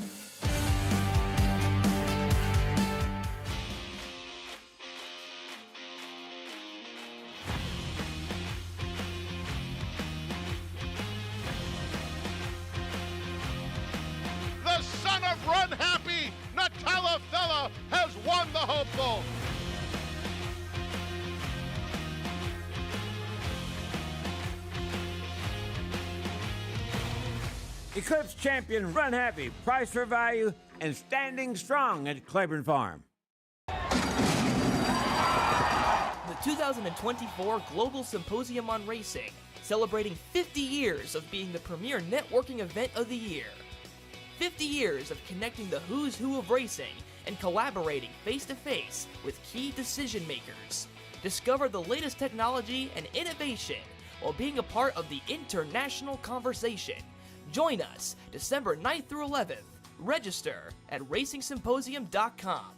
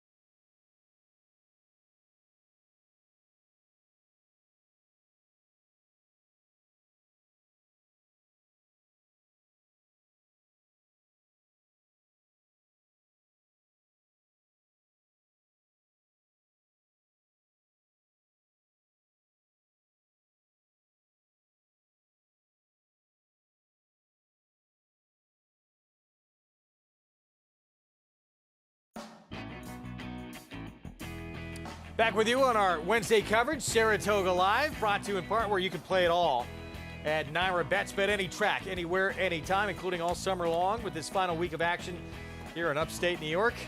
So we get set for the third coming up to kick off the Pick 4. And there is the favorite. Didn't run some lights out race to make this one a huge favorite, but there's upside potential, and there's the fact that he could control the pace. He does seem like he's a speed, though I don't think Big Eagle will be behind him, and right now Big Eagle is vying for favoritism and perhaps could be favored. I like Big Eagle. I'm not betting at 2-1 in here. I just don't love any others. You know, Concord Spirit, I tried him last time. He'll probably improve going the mile, as Rajiv was indicating. I'm just not a big fan. Executive Move, I'm a big Charlie Baker fan, but let's face it, his barn has been cold, and I kind of want him to win without me, but 9-2 is a fair price on him, Raj. Yeah, but the story of what you're saying is the horse that I've run in this race, they haven't really set the world on fire. And every time I look at a maiden race and I see that the ones that I've run don't really impress me, I kind of look at the ones that I haven't run and see if there's a case for them. And Barisi, I think there's a good case for him. His most recent workout shows a 1 1/5 breezing out the gate as a bullet out of 6. He gets Lasix in his debut. And I rode the mare. So Barisi's mom. Did she actually win a race with you, The mom's Ryder? mom and the mom's really mom. The good. first dam, second dam, and third dam. And they all did pretty good on the dirt. So actually, first-time starters, 3-year-olds. Good luck. Let's go to Acacia. And as far as Barisi does go, Raj, I wish you the best of luck. He's a nice price in here. Just to my eye, just didn't look 100% fit versus some of the others in here. But as I touched on back in the paddock, I mean, look, there's nobody to be that afraid of. And yes, this, according to the DRF Clocker report, did show good speed coming from that gate drill. Does debut with blinkers on. I think fine spotted for the mile. I just really think he's going to need a race to tuck up, carrying quite a bit of condition. But I would imagine Kendrick Carmouche will try to be a bit aggressive with him out of the gate. As far as the 8 Concord Spirit, he's a horse that last time out, and I didn't see him in his debut, but I thought last time he was just one that carried a lot of condition and maybe would have improved second time out, and he really didn't. And he was really urged hard early on in that last race and was beaten by Very Stormy, who was stepping up from Maiden Claiming Company. So I don't know how good that race is out of toasting, as Rajiv mentioned, third in the Frizette, second the Black-Eyed Susan. She was right there in several graded stakes races and was good going longer. Physically, I will say, I will give him this. He is more defined today. Had a big warm-up from Junior Alvarado yet again, and I'd imagine the game plan is going to be to try to get him into the race, which they tried to do sprinting, just run off his feet. So a little bit more ground. Hopefully he'll be able to get into the race a bit better early on, Greg. All right, Acacia, thank you. 7-1 on the Mott Runner, Concord Spirit. 2 sprints, and now comes the stretch out to a mile. Take a look at Big Ego at 5-2, sired by Claiborne Stallion Flatter, coming out of a state-bred maiden claiming race, and now jumping back in against Tougher, where he has been before. He could have won last time, but it was a muddy sealed track.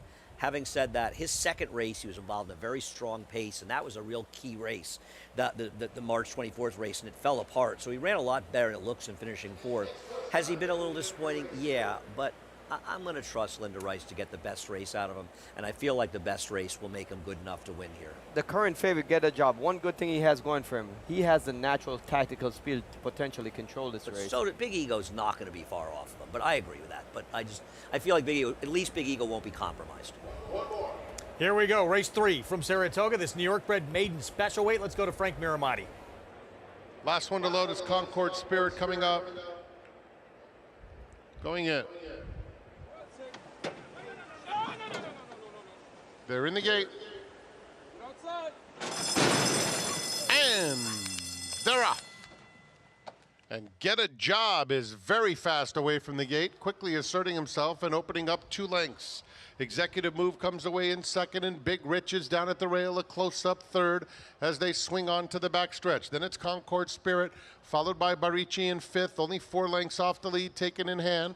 A gap of 4 to Big Ego, ISO, Marshall, and Stormy Dreaming is at the back of the field. The opening quarter went in 24 3/5 seconds, and it's Get a Job controlling the pace up top, leading 3/4 of a length to Executive Move in second. Then Big Rich, Barici, Concord Spirit is just outside of that pair with 4 lengths to make up, coming toward the half-mile pole. Big Ego, ISO, Marshall, and Stormy's Dreaming is now a 12 lengths off the pace. Halfway home, and it is Get a Job. The half went in 48 4/5 seconds. Get a Job has been there every step of the way, pressed by Executive Move alongside in second. Those 2 are coming to the top of the stretch right together, with Big Rich in third and Concord Spirit with the white cap on the outside, now taking that 3rd spot from the back of the field. Stormy's Dreaming has come alive, has a lot of ground to make up, but is passing horses as they turn for home. It's Get a Job and Jose Ortiz opening up to lead by 5 lengths and full a run as they head toward the 16th pole. Executive Move has tried his best, but he has left in the wake of Get a Job. Get a Job comes to Saratoga and punishes the competition. Will win by about 6 or 7 lengths while wrapped up. Executive Move second. Stormy's Dreaming did get into third in front of Concord Spirit. Easy as could be for Get a Job here. Wins on the stretch out. Start number 2. Jose Ortiz for Steve Asmussen. Able to control at a moderate pace up front when Big Ego had no speed and ended up being virtually eased, and able to hold off Executive Move. Much the best, Rajiv. Yeah, Get a Job. Built off that debut, showed that early speed today, and sometimes when a horse is able to carry that natural early speed over a distance, that's the most dangerous weapon in my opinion. And he got control of the pace easily. It was just never in doubt. Always looked like the winner. I'm going to put a line through every single horse coming out of this race going forward. I think this just, he dominated, but Raj, nobody else ran at all. Now, it is fair to say we haven't seen a lot of horses making runs from behind. I don't know. Potentially not a whole lot behind him today. Yeah, that's what I'm wondering. But he was much the best.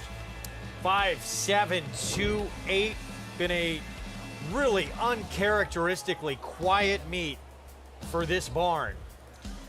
When it comes, and I agree with you. I mean, he just didn't have the 2-year-olds that we've seen. And, that's not because he's a bad trainer by any stretch or he's losing his touch. You just got to have the right horses, and sometimes you come in with a barn full of 2-year-olds can run, but every good trainer has struggled at one time or another during a different year. Sometimes you got a good runner. Maybe he has ones that'll run better later.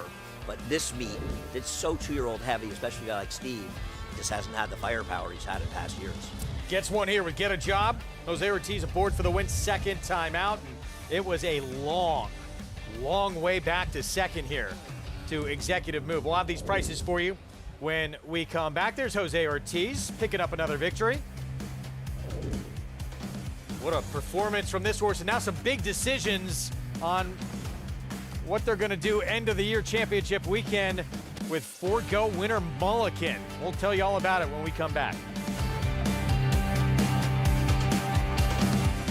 Quality Road, proving Lane's End's tried and true stallion-making tradition. Quality Road has sired multiple Eclipse Award and Grade 1 winners, including champion 2-year-old Colt Corniche, champion 2-year-old filly Caledonia Road, champion 3-year-old filly Abel Tasman, Grade 1 winner Bleecker Street, and classic winner National Treasure. He's a leader of his generation. Quality Road, a stallion that stands above the rest. Horse racing? Check. Weekly promotions? Got 'em. Huge payouts? You bet. With Naira Bets. Download the app today and bet on any track, anywhere, anytime with live HD horse races, betting tips and tutorials, expert picks, and more. You bet with Naira Bets. Join now for a new member bonus at nairabets.com.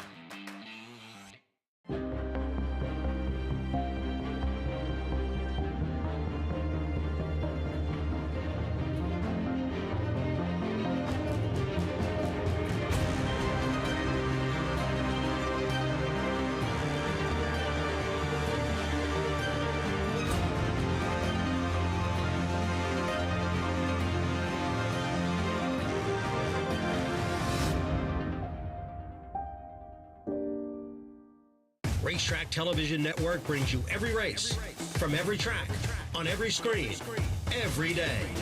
With monthly packages starting as low as $5, RTN gives you great value and access to more live HD streaming and race replays than anyone. Visit RTN.tv today to sign up and watch on almost any device, including Roku and Amazon Fire. RTN has packages that start at $5 per month.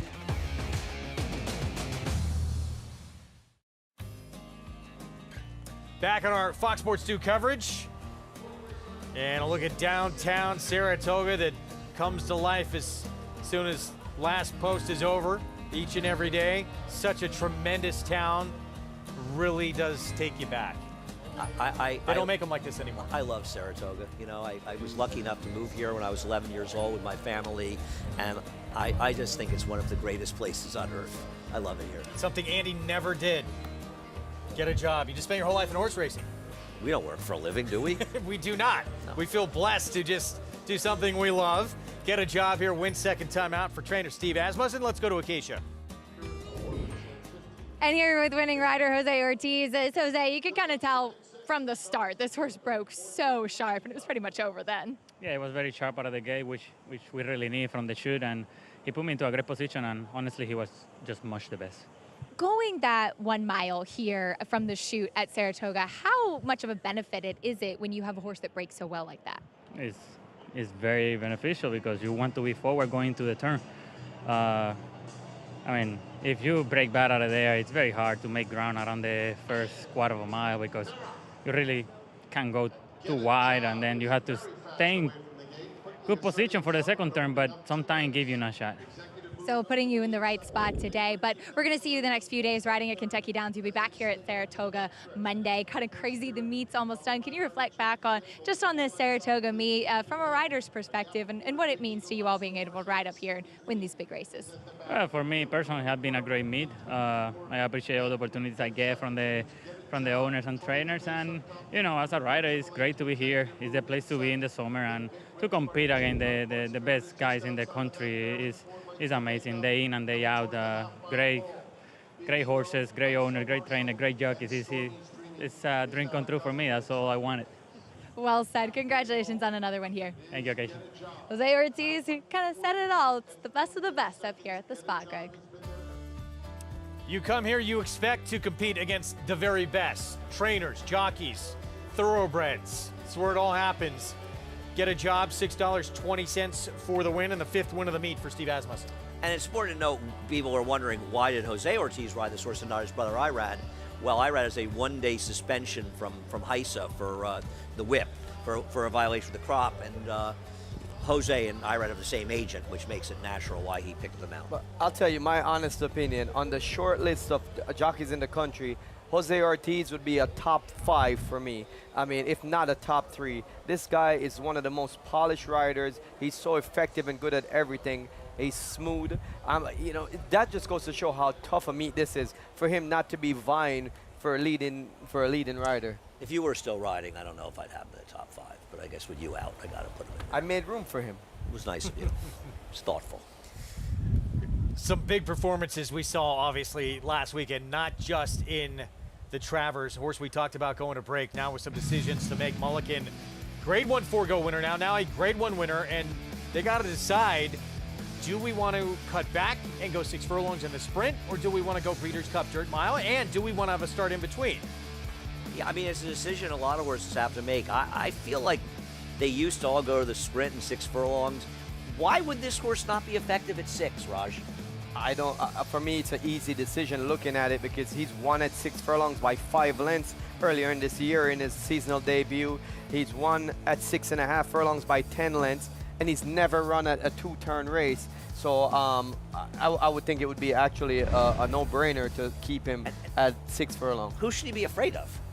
I mean, they're probably afraid of him. You know, the horse who beat the Chosen Braun, the 3-year-old for Doug O'Neill. His name escapes me. He's a top. He's a very, top very good sprinter. horse. He had won that race after the Derby. Look at some Keeneland sales grads who had a big week 7. Rare Art getting a win for the Dutrow Barn. Donegal Momentum. And we have a couple still to come. Salted going to tackle Grade 1 Company as a maiden for the man who's had the magic touch. She shouldn't be a maiden. I mean, she was an hour and a half the best after I think she stumbled at the start last time out and put in a huge run to be second.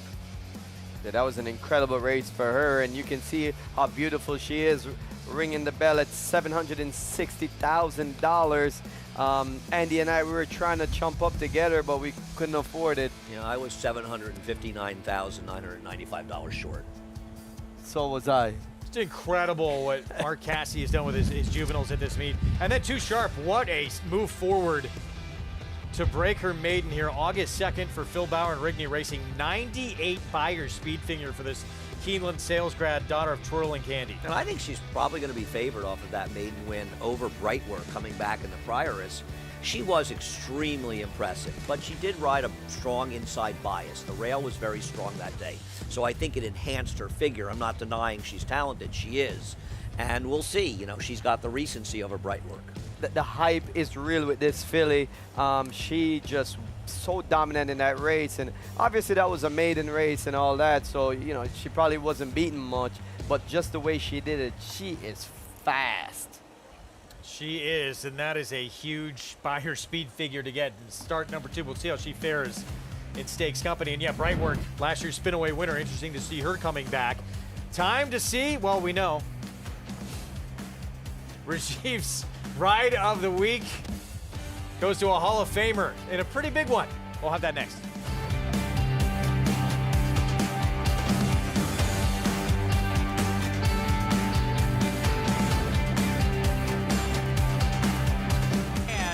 They're off at the Naira Benz Haskell. In the Belmont Stakes at Saratoga. Dornock setting up moderate pace, 3/4 of a length ahead. Right as the field turns for home. Mind frame on the outside. It's coming after Dornock. They're at it again. The 2 Belmont first and second place finishers will be Dornock to win the Belmont Stakes. Dornock wins the Haskell.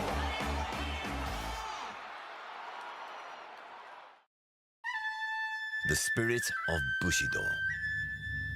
Courage. Respect.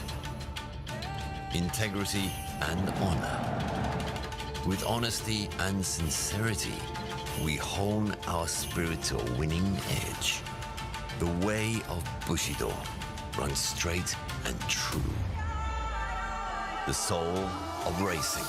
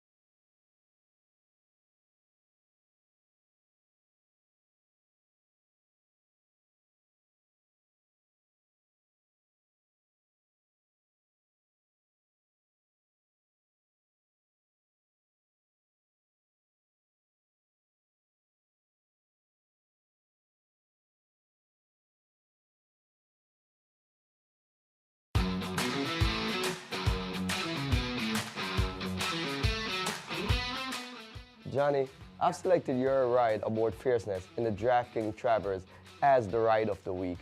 What was your strategy going into the race? Really, I mean, I had a great post position. That's the best thing. I mean, on paper, it looked like it's going to be a lot of speed. My thing was, like, I'm going to come out running past the wire. And this is what I told Tad, you know, so even the day before, I want to go towards the wire and see where everybody lands. So I don't want to push my horse to a position where then I have to be taking him back because we in a hot pace, you know. How did the gate work out for you? Because I think it was important that he actually, even though you don't want to have to be on the lead, to have a good start. I don't know. I mean, you said the first two jumps, I put him in there, but not me asking him to do something. I just kind of go forward with him. Didn't chirp on him, anything on it. I just wanted to get a comfortable position. And you can see, I lose reins on him. I want to see where I'm going to end up. Now that you're going down the backstretch, you know, the race is kind of set up, the established positions. How do you feel from here, and what are you looking for? Well, what I'm looking for is, like, now I know I have Dornack really close to me and had the feeling there, though, you know. So now I'm thinking they're right next to me. I had to be a little patient, though, you know, so I'm trying to, and actually you start thinking for the horses coming from behind too, so let me be a little patient. But I was close enough to him that I was comfortable, you know what I mean? Yeah. So I don't want to commit to myself yet, though, you know, to him. And then I see when I got a half a length here, Luis kind of like, this horse, it's one of the horses that kind of runs, you know, when you get close. So I was like, I'm going to move and get him out of there and hopefully get the filly stuck behind him. Actually, she got out of behind him a little sooner than I thought. Exactly. So now you come into the stretch, you have him running where you want. Man, he's running, and it got to the point, and all of a sudden he kind of started looking in the infield. He started waiting. It's like, no, buddy, we have to go on. You know, I went left-handed, and I saw the filly coming, and I got close to her. I mean, I was proud of him. As soon as I got really close to her, he actually re-engaged again. Brian did actually a really good job keeping the horse calm and put her behind the horses, and she settled. I thought she probably was going to be ranked behind the horses, but like I said, I watched him warming up. I'm saying he's done a great job keeping the horse calm. You can't take away anything from the filly. What a good horse, obviously. What a great race. Wow, man, incredible. Fierceness, give it everything that you can. This was definitely a Travers for the ages in my Absolutely, you know, this is what you look for this kind of races, this kind of travel. But you were the difference maker. That's why you got the ride of the week. Thank you, appreciate that. One of the greats, and a look at Rajiv's Ride of the Week winners, all delivered sensational performances, and just great to see Fierceness back, and great to see Johnny V delivering on that horse. Yeah, Johnny's the first two-time recipient of the Ride of the Week. So, you know, one of the things about riding a horse, it's like dancing, and dancing with your partner. And John Velasquez, what he did with Fierceness was he made him get into his rhythm, and he went with that rhythm. He never once overrushed him and got off rhythm that what Fierceness wanted to do, and he never restrained him and take that away from him. He was always in sync with the horse, and I think that's what made the difference with being able to not only get the 10 furlongs, but being able to have a little bit left so that when the other horse came, he was able to hold her off. And, you know, we say, Andy, look, he answered questions. He did. He's still got to answer the question of, you know, he got cozy outside posts, the way he wanted things in the Jim Dandy, now in the Travers. Can he handle adversity still if he does happen to get a bad post position come Breeders' Cup Classic? Or gets involved in a pace that's a lot faster, too, and takes nothing away from, listen, it's been very clear, and I think everybody in the show has repeatedly said, when he runs his best race, he's the best 3-year-old male in the country. No question. There's never been any question about that. None. His Breeders' Cup was brilliant. When he runs his race, he's very, very good, and he showed it again on Saturday. But I do think it's fair. It's not a criticism of what he did Saturday. It's a reality. He didn't face a particularly tough pace. He drew a very good post. Doesn't mean he's not a good horse. But the Breeders' Cup, with horses like Arthur's Ride and some other, they're going to be moving up front in there, and that'll be a very, very big test for him. He's very good, and he may pass it, but he's still got to show that he can do that. And the filly has shown that she can overcome adversity. She didn't in the Travers overcome adversity, but every other race she ran this year, she had much less than a perfect trip. Great for the game just to see, though, Fierceness back at his best and deliver his best on the biggest stage. As we get set for race 4, $32,000 claiming sprint, 3/4 of a mile, and this one taking a lot of money right now. Poppy's Pride, Dylan Davis. See if his outstanding summer can continue. He's delivered all meet long. He'll be aboard here on this 8-time winner. Let's go to Acacia. And we'll save Poppy's Pride for Trackside with the warm-ups, but taking a look at a couple of contenders here. The paddock starting off with the one part of the entry that I think is the one that you may want, and that's the big drop down with the one Kunshin Bridge. Now, I know it's been a long time since he's seen the winner's circle. In fact, the last time that he ran for $32,000 when the Cantormasi brothers claimed him, and he's just been running against significantly tougher competition. Speakeasy, Mariachi, Luminary, Jefferson Street, just much tougher horses, and one that I thought last time out just was really kind of outfooted when sprinting, and so is taking a drop in class here. He looks tremendous. They've just really got this horse going really good right now. If you are ever curious of what we mean when we talk about dapples, here's the perfect depiction of it, and oftentimes that just speaks to a horse's overall health. How are they doing? Are they healthy? Are they happy? And that's exactly what I'm seeing from Kunshin Bridge. Visually looks tremendous in the paddock. We'll see if this drop in class will help him to refine some of that form and potentially get back to the winner's circle. The number 6, Garuvan, is coming in off of a pretty big layoff, not having run since December. A late note here, he does come back as a gelding, and he's a horse that I've always liked too. He's also dropping in class after facing State Bred Allowance Company in Florida, in fact, prior to that layoff. So coming in here for the $32,000, but I do think he might need a race off a layoff, even though he has been gelded. He actually hasn't lightened up much with that gelding, maybe just to give him a little bit more definition in his barrel. But overall, he's acting well, and he's a horse that I think is maybe just finding himself in the right spot. Probably not one that would love a wet track either in that last race down at Gulfstream, and the horse that beat him, Bring the Band Home, actually won up here the other day, having effectively switched to the turf. Now, the number 4, Dangerous Ride, I thought a bit intriguing. He's another one that I don't think really loved the wet track in his last couple of starts. The winner wired the field last time out, and he was just kind of chasing, taking a lot of kickback in there. He's a horse that I actually really liked from a physical perspective in that race, and I like him again today.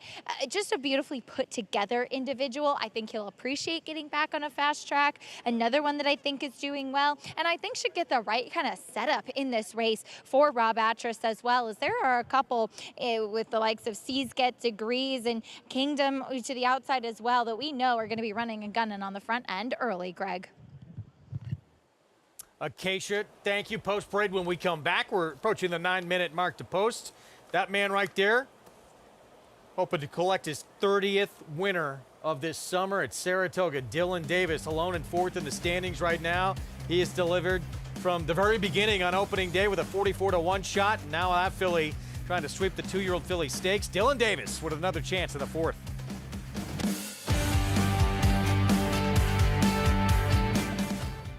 Spun to Run. His brilliant speed figures were among the fastest of any 3-year-old at a mile or more, and he hails from the legendary Danzig sire line. Now, this multiple graded stakes winner, millionaire, and Breeders' Cup champion is passing his remarkable talent along to his progeny. 95, 5, 200, 200 down, 2, in the back. Patrick, 200,000. Thank you. Spun to run, standing at Gainesway. Horse racing? Check. Weekly promotions? Got 'em. Huge payouts? You bet. With Naira Bets.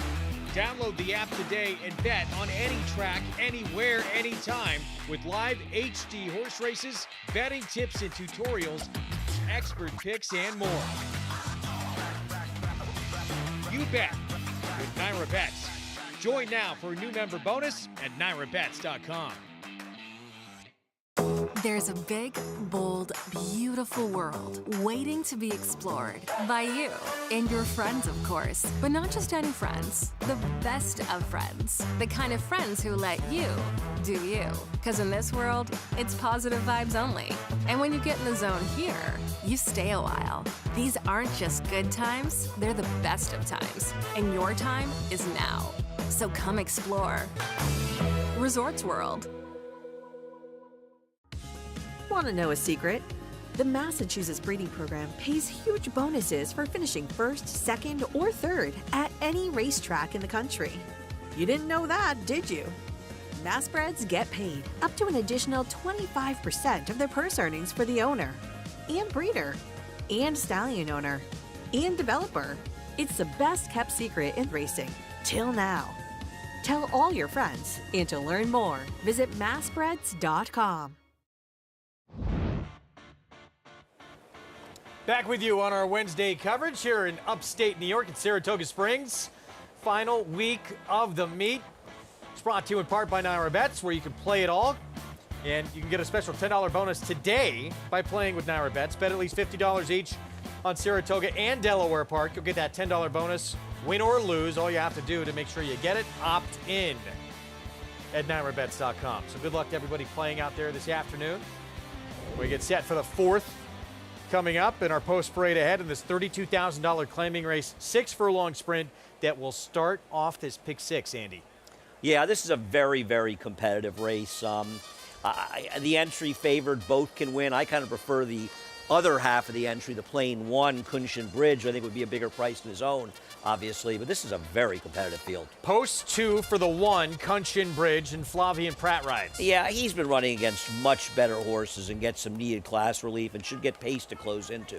Stablemate, other half of the entry, gets the far outside. While he's more forwardly placed of the two, he drew well towards the outside, and he's in good form, but this is a tougher spot. Quick horse gets the rail, sees get degrees. That's why he's my top pick, because he's got the inside, he's got the speed, and he's also dropping in class. 6-1 right now. We'll see if that comes down. It should. Papa Rocket, big price, Kendrick Carmouche. Yeah, 1 of 2 for Rob Atras. I like the other Rob Atrasor's Dangerous Ride, as this one was claimed by his current connections at Churchill back in June. Slight drop down for Dangerous Ride. Rob Atras claimed it at this level 2 starts back.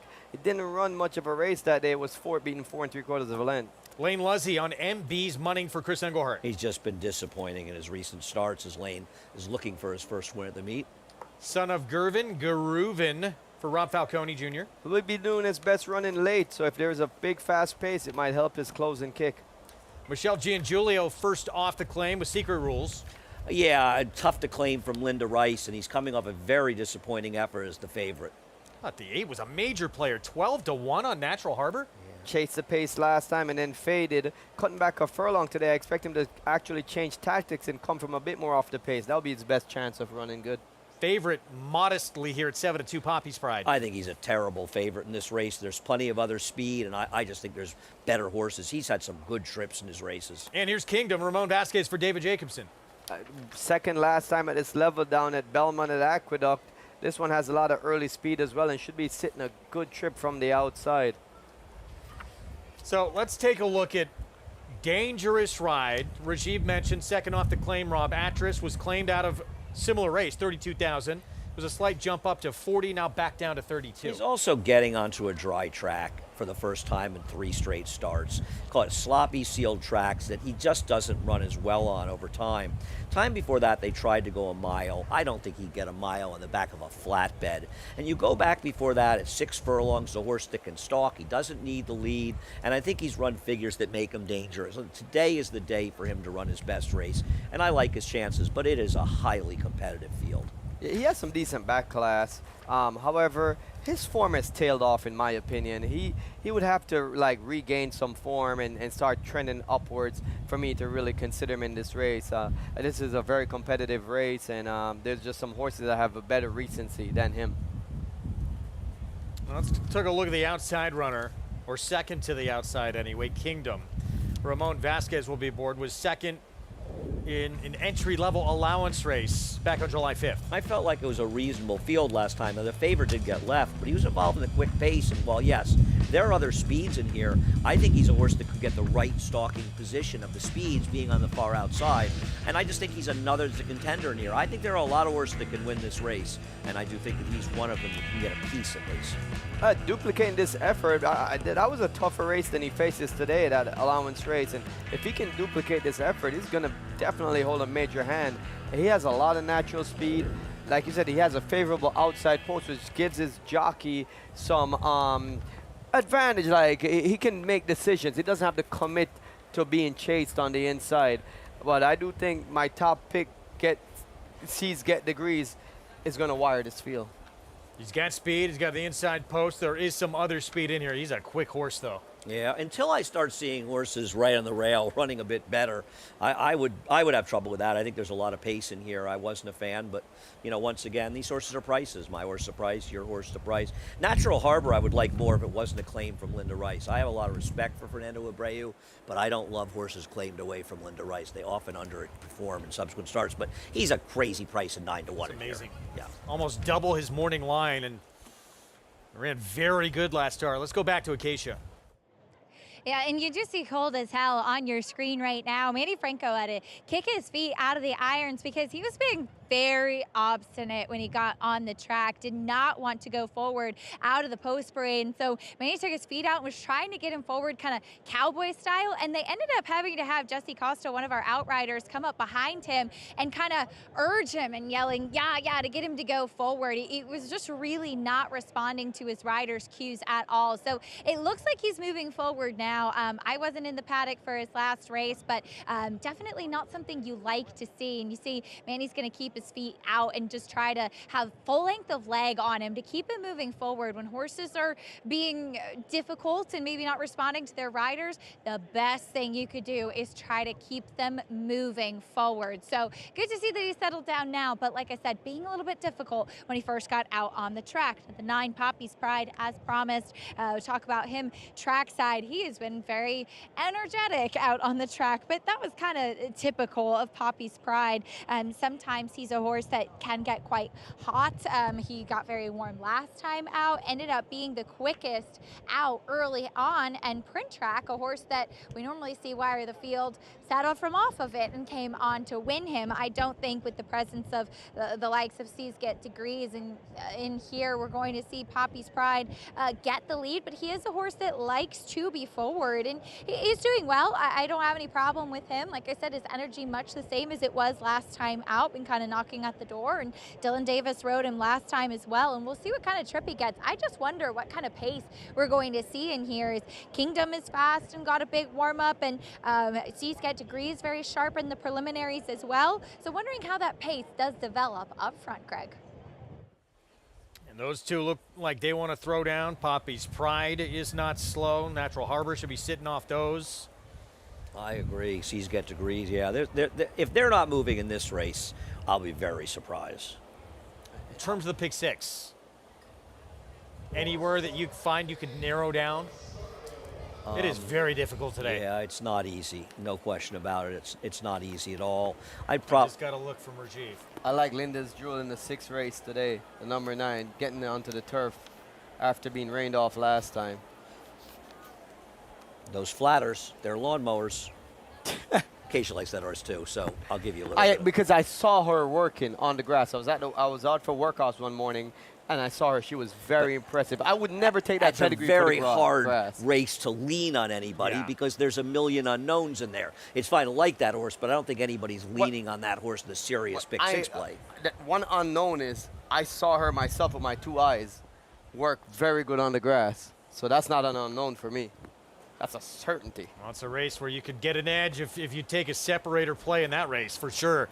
Pick 6 starts here. Good luck to everyone going after it. Entry. 2 for the price of 1. That favorite at 5-2. A very difficult race. Let's go to Frank Miramati. MB's money goes up. And the gray Cold as Hell will break from the outside.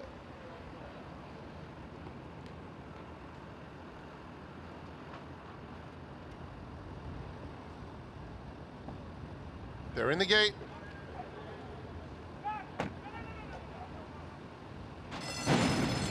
And they're off. Cold as Hell stumbled, recovered immediately, and battles with C's Get Degrees, who's a little bit quicker through the opening furlong. Dangerous Ride is racing in between those two. They're followed by Secret Rules in the purple colors, 4th and 3 lengths off the pace, joined by MB's Money. Natural Harbor is in mid-pack, dropping back a couple of spots behind Poppy's Pride. Kingdom is also in that mix, along with Garuvan, who's 8 lengths off the lead. The 2 trailers are Kunshin Bridge and Papa Rocket at the back, 23 seconds flat. The leader is C's Get Degrees by 3/4 of a length. Dangerous Ride is trying to challenge in second. And coming back for more is Cold as Hell on the outside as they reach the quarter pole. 3 of them vying for the lead. MB's Money and Secret Rules are 4th and 5th. Garuvan is angling to the outside for the drive. C's Get Degrees is the leader, coming to the 8th pole with a half-length advantage. Angling out Secret Rules for a final crack. Garuvan in the center of the racetrack. Dangerous Ride is in the mix too. Down at the rail, MB Money. It is Secret Rules who's had a good trip and is coming for the lead. Has to hold off Garuvan late, and he will easily. Secret Rules scores by 2. Dangerous Ride got second in front of C's Get Degrees and Garuvan. Secret Rules. A lot of pick 6s are going to have to start over with the late pick 5 now. Yeah, this is a horse that really had done no running at a short price last time out, but gets an absolutely perfect trip and very much improved first time for Michelle Giangiulio, much to my displeasure, having bet the second horse at 10-1. Yeah, massive improvement for Secret Rules. After sitting a perfect trip here. You can see him in the purple behind horses. The jockey, Louis Vera, he's waiting for his time, and I love how patient he was to actually wait for the room to open and then take the spot. Sometimes jockeys can get a little excited and try to go into a spot and make room for themselves before it opens up. He waited patiently, waited for the opening, took the split, and this horse just really finished it off from there. 7-4, 2-6, 22-1 over 10-1. There were some talented horses in here. What I want to know is where all the speed was. And I'm not complaining because my 4 horse was right on top of the very moderate pace. I don't understand what happened to an awful... 8 and 10 were near the back of the pack. How were the 10 and the 8, 9, and 10 nowhere near the lead in this race? I don't get it. And listen, I benefited from it with the 4. That didn't benefit because I didn't have anything here. I don't Michelle Giangiulio with the win. I don't know how you have this horse. This 7-year-old. Awful last time as the favorite. I mean, awful. Wow. But 2 starts back, it was second at a higher level than today.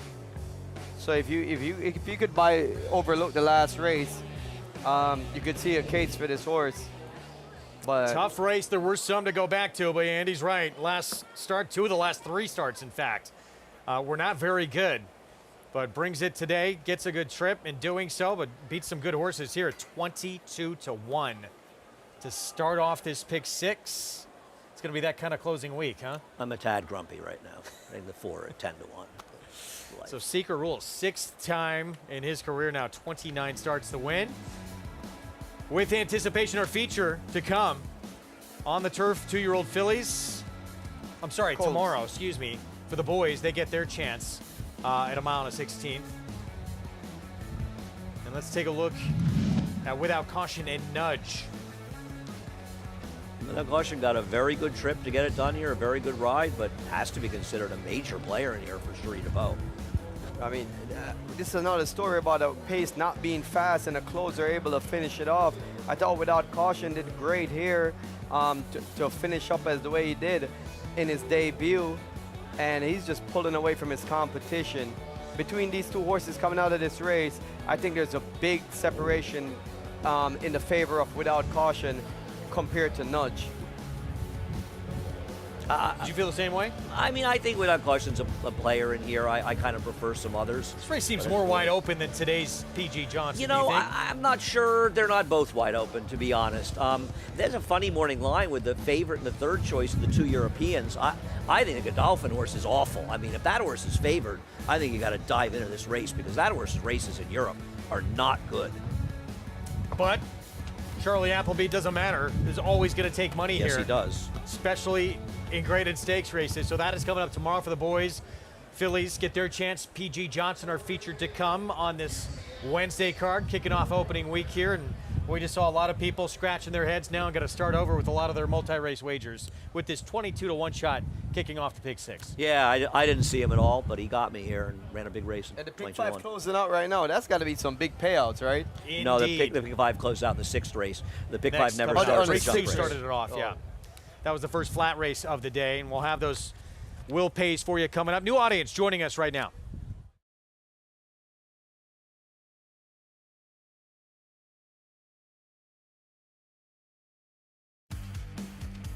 Welcome to those who've just joined us on Valley Sports SoCal. Those already with us on Fox Sports 2. You're watching Saratoga Live as we kick off the final week of action at the premier meet in the country. Good to have you with us. Greg Wolf, Andy Serling, Rajiv Mirage, and underway in the Pick 6 with a big upset to start things off as we have the PG Johnson for 2-year-old fillies on the lawn later today, our Wednesday feature.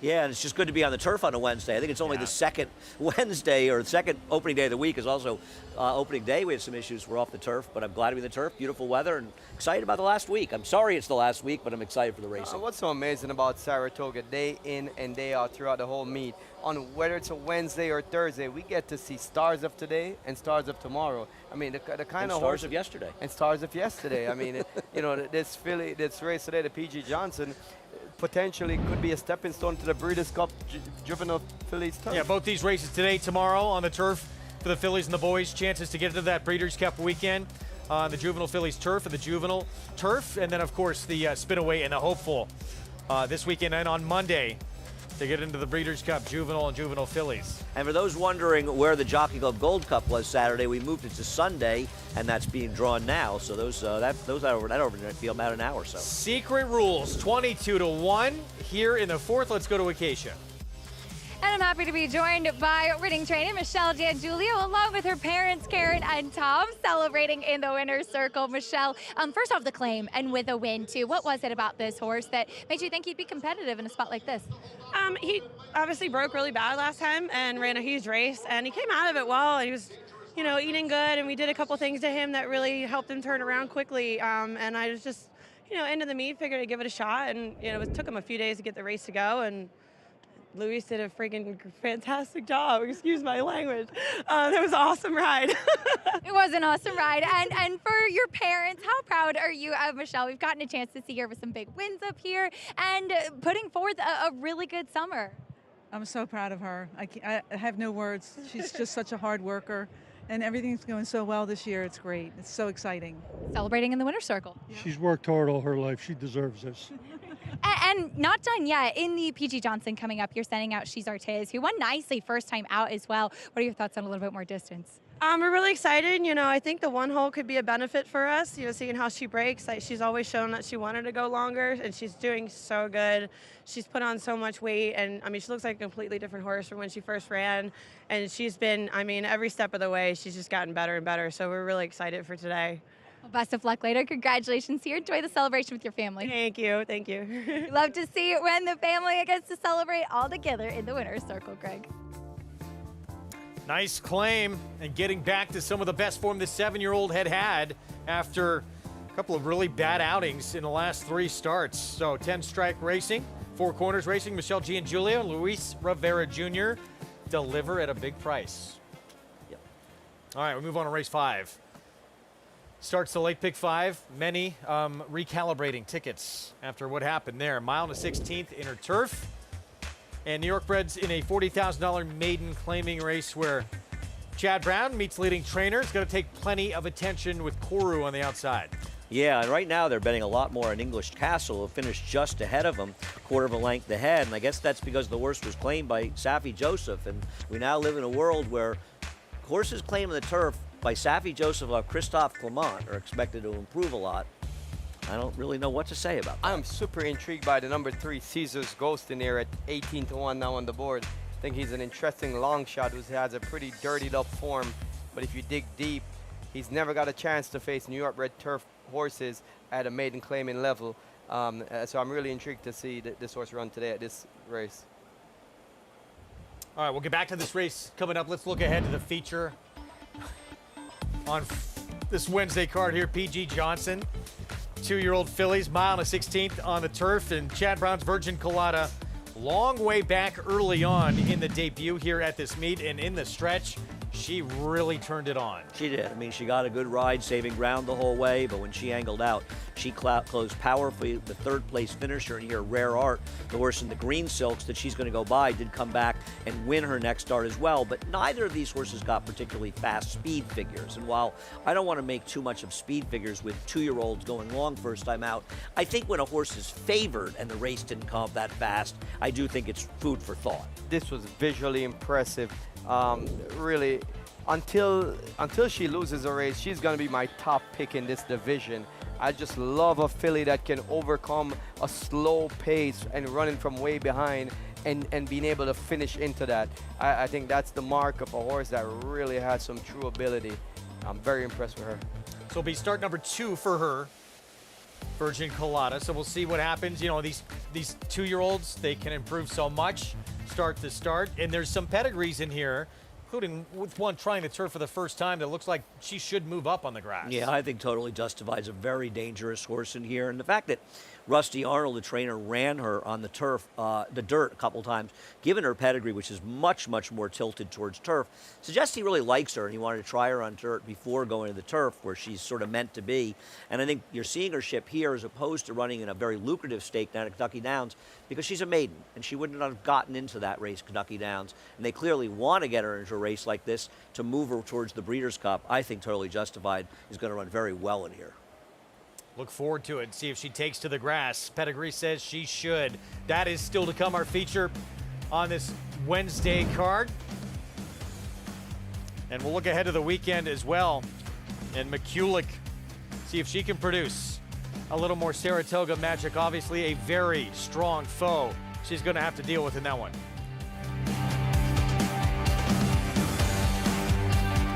Curlin's Grade 1 son, Solomini, New York's leading sire of 2-year-olds in 2023 and sire of Grade 2 winner Winstock. Winstock's just the leader from Stronghold and Coach Prime and Winstock. New York Stakes winner My Shady Lady. My Shady Lady gets the victory. 2024 Stakes winners Solo Shot. Solo Shot and also Geopolitics in a tight photo. And Doc Sullivan. Doc Sullivan dominates the Mike Lee. Solomini, standing at McMahon of Saratoga Thoroughbreds. Program trading in naval power. What a thriller photo! In Italian to win it. Big F has won. And it will be McCulloch, domestic spending. Ocean Road. Victoria Road. Digital Age. And Pearl. State of Rest. Newspaper of record.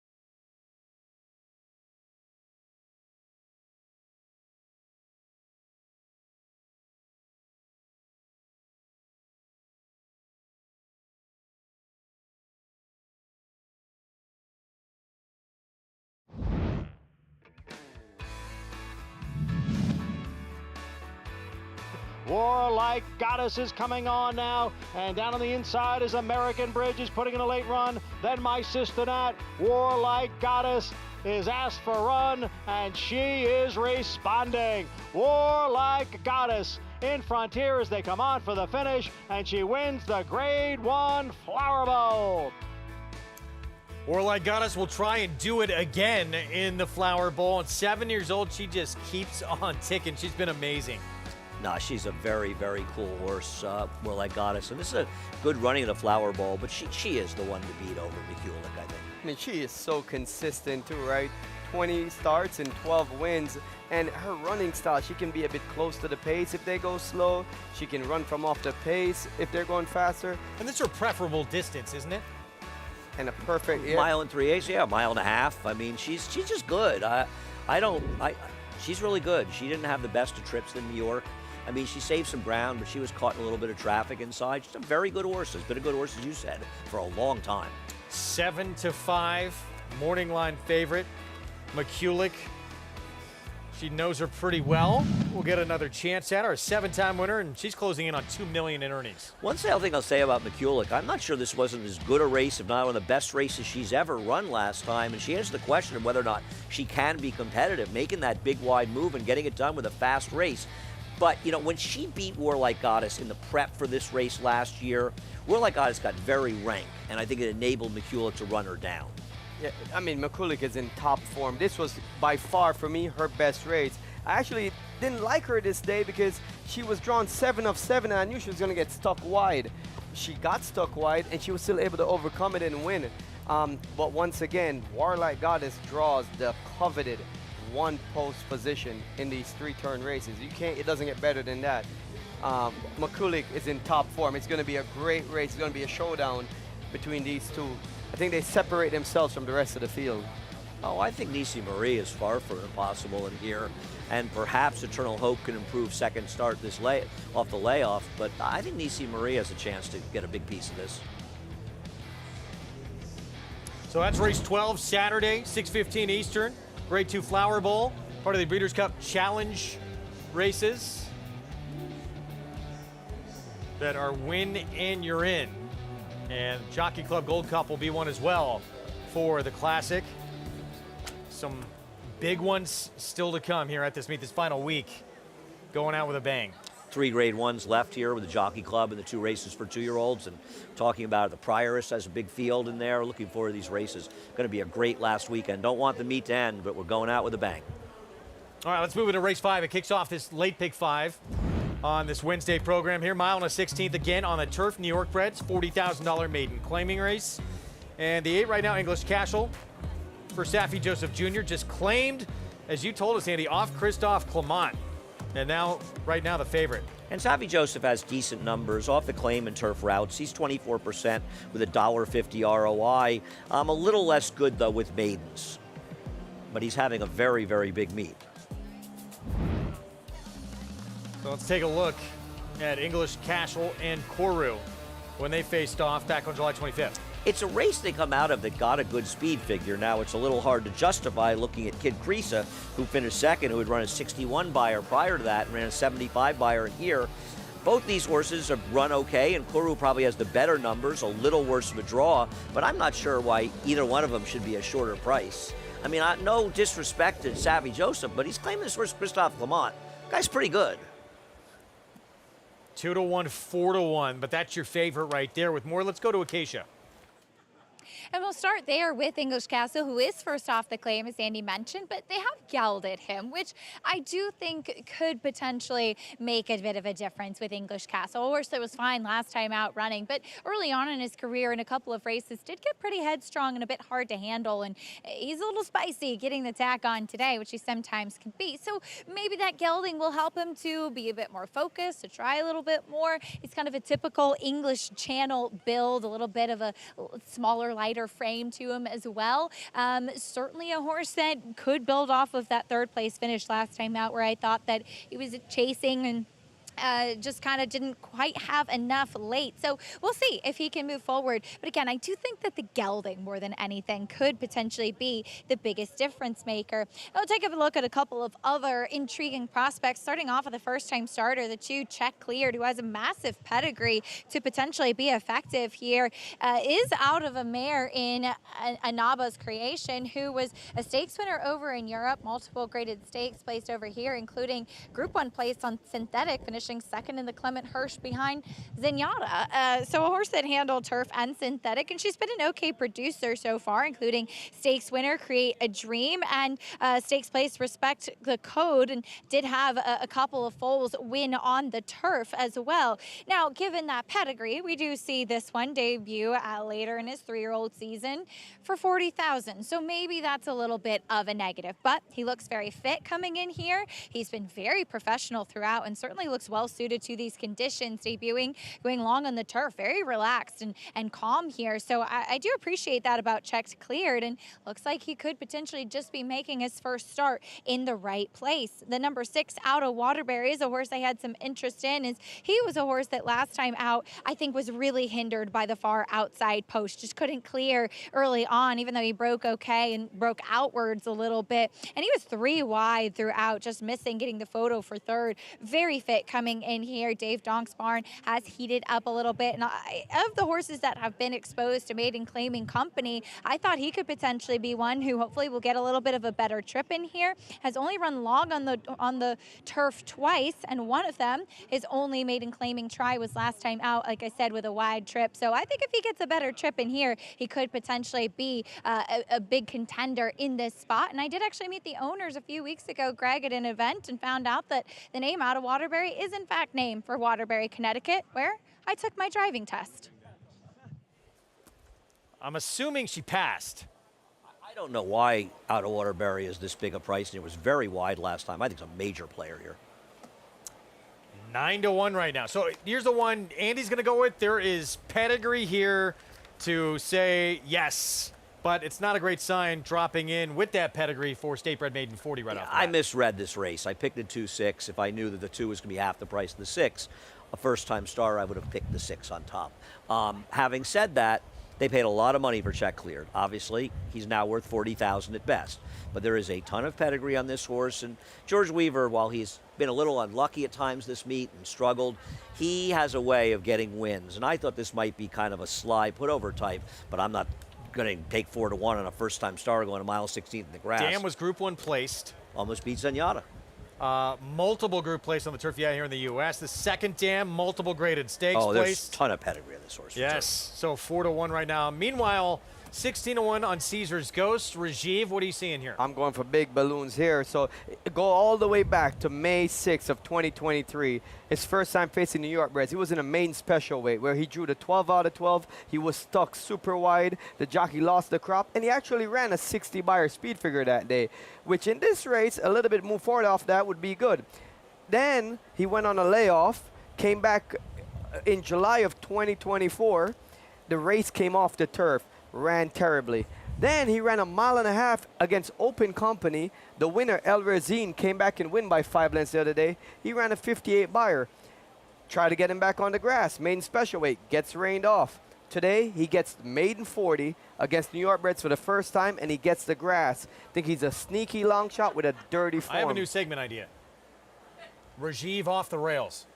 I listen, he's 100-1. I wish you the best of Now luck with him. look, but there's nothing on his VPs that there's makes no any sense superstars to in me. here. This horse, he made some good points. This horse ran a 71 buyer on the grass. At a 1.5 miles. Yes, his indeed. 2 races, 1.5 miles. And you have to be careful, in my opinion, with buyer speed figures in turf races, because the also-rans get figures that just aren't, their performances are not as good as the figures, because the nature of turf racing, where in turf races you lose by 5 lengths and you really didn't run at all, where in dirt racing that horse would have lost by 15 lengths. So I don't like long distant horses, but he's a big price. I Get wish your you luck. free Equibase patch performances. Get all the stats on the horses, traders, jockeys at NYRA.com/TV schedule. We'll see how it pans out here. We'll get a look at him with the post parade coming up, see how he looks here. Caesars goes 17-1, and look, that aforementioned race that you're talking about, right, in Kentucky Downs, that was a 12-horse field. He was 4th in a main special weight in a 12-horse field at Kentucky Downs. If you think you're going to take a New York bred maiden 40 that loses to a Kentucky Downs run a main special weight, you're not going to get 4th. You're going to be down the track getting beat 20 or 30 lengths. So for him to finish 4th in a 12-horse field against Open Company at Kentucky Downs, that kind of validates to me he'd fit good in a maiden 40 New York bred. It's the race that sort of stands out on his form if you want to take a shot with him. We'll see what happens here on a big price race that starts this late pick 5. Obviously, you know, English Castle, we knew was going to take money, as was Koru coming out of that race. And then My Life Story, the 9, 8-1 on a Mike Maker horse who has shown ability against better. He did not perform well last time. I think of the horses that have form, that Out of Waterbury, the 6, is the one who's the biggest price, too big a price, I'll put it that way. I'm going to start with the 2 here. This is the first timer with that pedigree for George Weaver, check cleared. Great spot to make his debut. This horse has a lot of pedigree and goes off for top connections. Here's Rajiv's long shot play, Caesar's Ghost. Well, I don't think we'd be discussing it much if Rajiv didn't like him. Make your moment, first time starter with Katie Davis. Hot barn at the meet, Ray handles it. He knows how to win first time out as well. 21-1, this is Jose Gomez on Temple Creed. Yeah, he's just got to improve for Tom Morley. He has yet to do any really effective running in this class. So here's Out of Waterbury, David Donk barn with Luis Saez. Got stuck really wide from a tough post last time. Gets a more favorable draw today. First time on turf here, Disco Dancer. Yeah, I wish I could find some pedigree to like this one. I could not. And here's 3 contenders in a row, starting with the favorite, English Castle. The one I really think is the horse to beat, gelded for the first time off the trainer change after running a very good race last time. Second in the standings, Mike Maker. He's got My Life Story here with Ramon Vasquez. And what you said earlier is true. He has the best back races, but his last 2 have been extremely disappointing. And then the meet's leading trainer at the meet, Chad Brown with Koru. It's a tough outside post for this one. I think that's the biggest knock against him, but there's no doubt that the talent is there to win a race like this.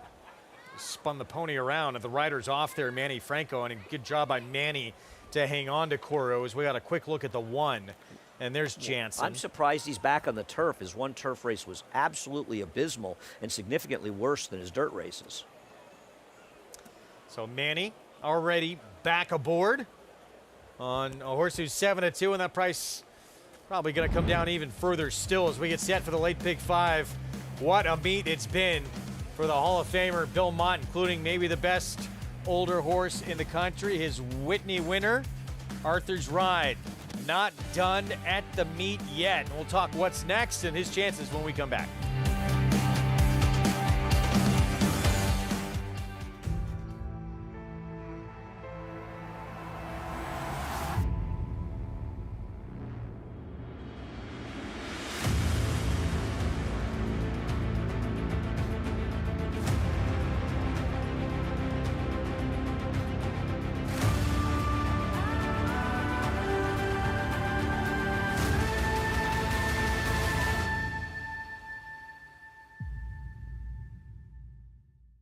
Grayson Jockey Club Research Foundation was formed in 1940 with a simple goal: to raise funds for research to enhance the health and soundness of horses. Since then, we've provided millions of dollars to hundreds of projects at universities around the world, leading to major advances in welfare. Our process of selecting and producing peer-reviewed research has become the trusted industry standard. And with your help, we'll be here for many years to come, supporting the health and wellness of all horses. Volatile, winner of the Grade 1 Vanderbilt at Saratoga, is the sire of 2 promising first-crop 2-year-olds. In Saratoga maiden special weight winner, Reliable Source, who will make her start next in the Grade 1 Spinaway. And scores by 2.5. And first out winner, Incentive Pay, a $315,000 yearling, who will make his next start in the Grade 1 Hopeful. Look for yearlings by Volatile at the upcoming Keeneland September sale. Pandagate has now taken the lead and quickly opens up here. Pandagate with a quick burst really handled this field, won by 7 or 8 lengths at the end. Welcome to Adelphi Racing Club's unparalleled partnership experience. exclusive access to the backstretch at Belmont and Saratoga, premier accommodations on race day, and of course, experience excitement like no other. Contact us today and come hang with us this Saratoga meet.